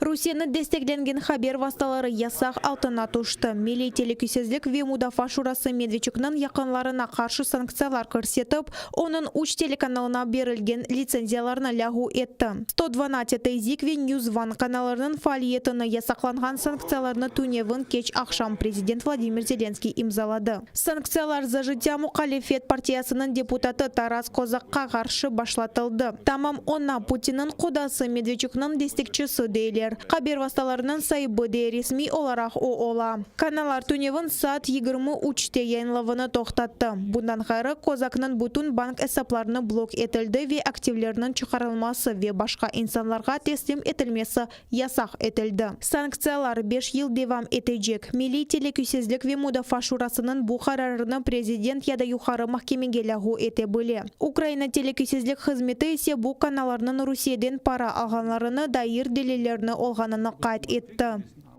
Відверта та маніпулятивна пропаганда має отримати жорстку реакцію саме суспільства. Робота Служби безпеки також заслуговує на окрему подяку. Жодного сумніву, що всі загрози національній безпеці України отримають ефективну та законну відповідь. Проти України ведеться гібридна війна, зокрема і на інформаційному полі. Ми маємо системно їй протидіяти, аби захистити інтереси держави. Запровадження санкцій – ще один важливий та послідовний крок для цього. Існує велика різниця між свободою слова та відвертою антиукраїнською риторикою. Свобода слова закінчується там, де з'являються ознаки посягання на територіальну цілісність та суверенітет України. Русия тарафлы медиаларны блок етілмесі өнчоқ ичтимai ағларда қонушылды. Бұтын геже инсанлар санкцияларны тефсир етіп, Путинның қудасы Медведчук ағында шақалашты. Базалары бұл қарарына Зеленскийнің президентлік вақтында эндуғру бір әрекеті оларақ адландырып, оны Америка президенті Джо Байденнен қияслады. Саба за життя мұхалифет партиясының депутатлары парламент трибунасыны сарып алды. Депутат Вадим Рабинович бұнын сөзде сөз сербезлігі бозылуы оларақ қабыл етілгеніні, Зеленскийнің исе фашист олғаныны білдіріп, оны импичмент қорқоздырмаға башлады. Башқа партияларының депутатлары бұна қаршылық бермейіп, япылған әрекетлерден қолмеге башлады. Ми ініціюємо процедуру імпічмента президента Зеленського, що познущався над виборцями і над країною. Сьогодні фашизм в нашій країні отримав свій колір – зелений. Але як наші діди та батьки свого часу зупинили і перемогли фашизм, ми їх нащадки зробимо те ж саме і переможемо. Но пасаран, фашизм не пройде. І ви всі погибнете, тому що ви дьявол, фашистський дьявол. Вставай, страна огромная! Türkiye'deki İzmir'de son 26 yılda en büyük sel neticesinde hepsi binalarına su bastı. İki adam helak oldu. Borşehir rayonun sakinleri tahliye edilmekte. Bölgede son vakitlarda artkan yağanaklar sebebinden su anbaraları taştı. Kurtarу hareketleri devam etmekte.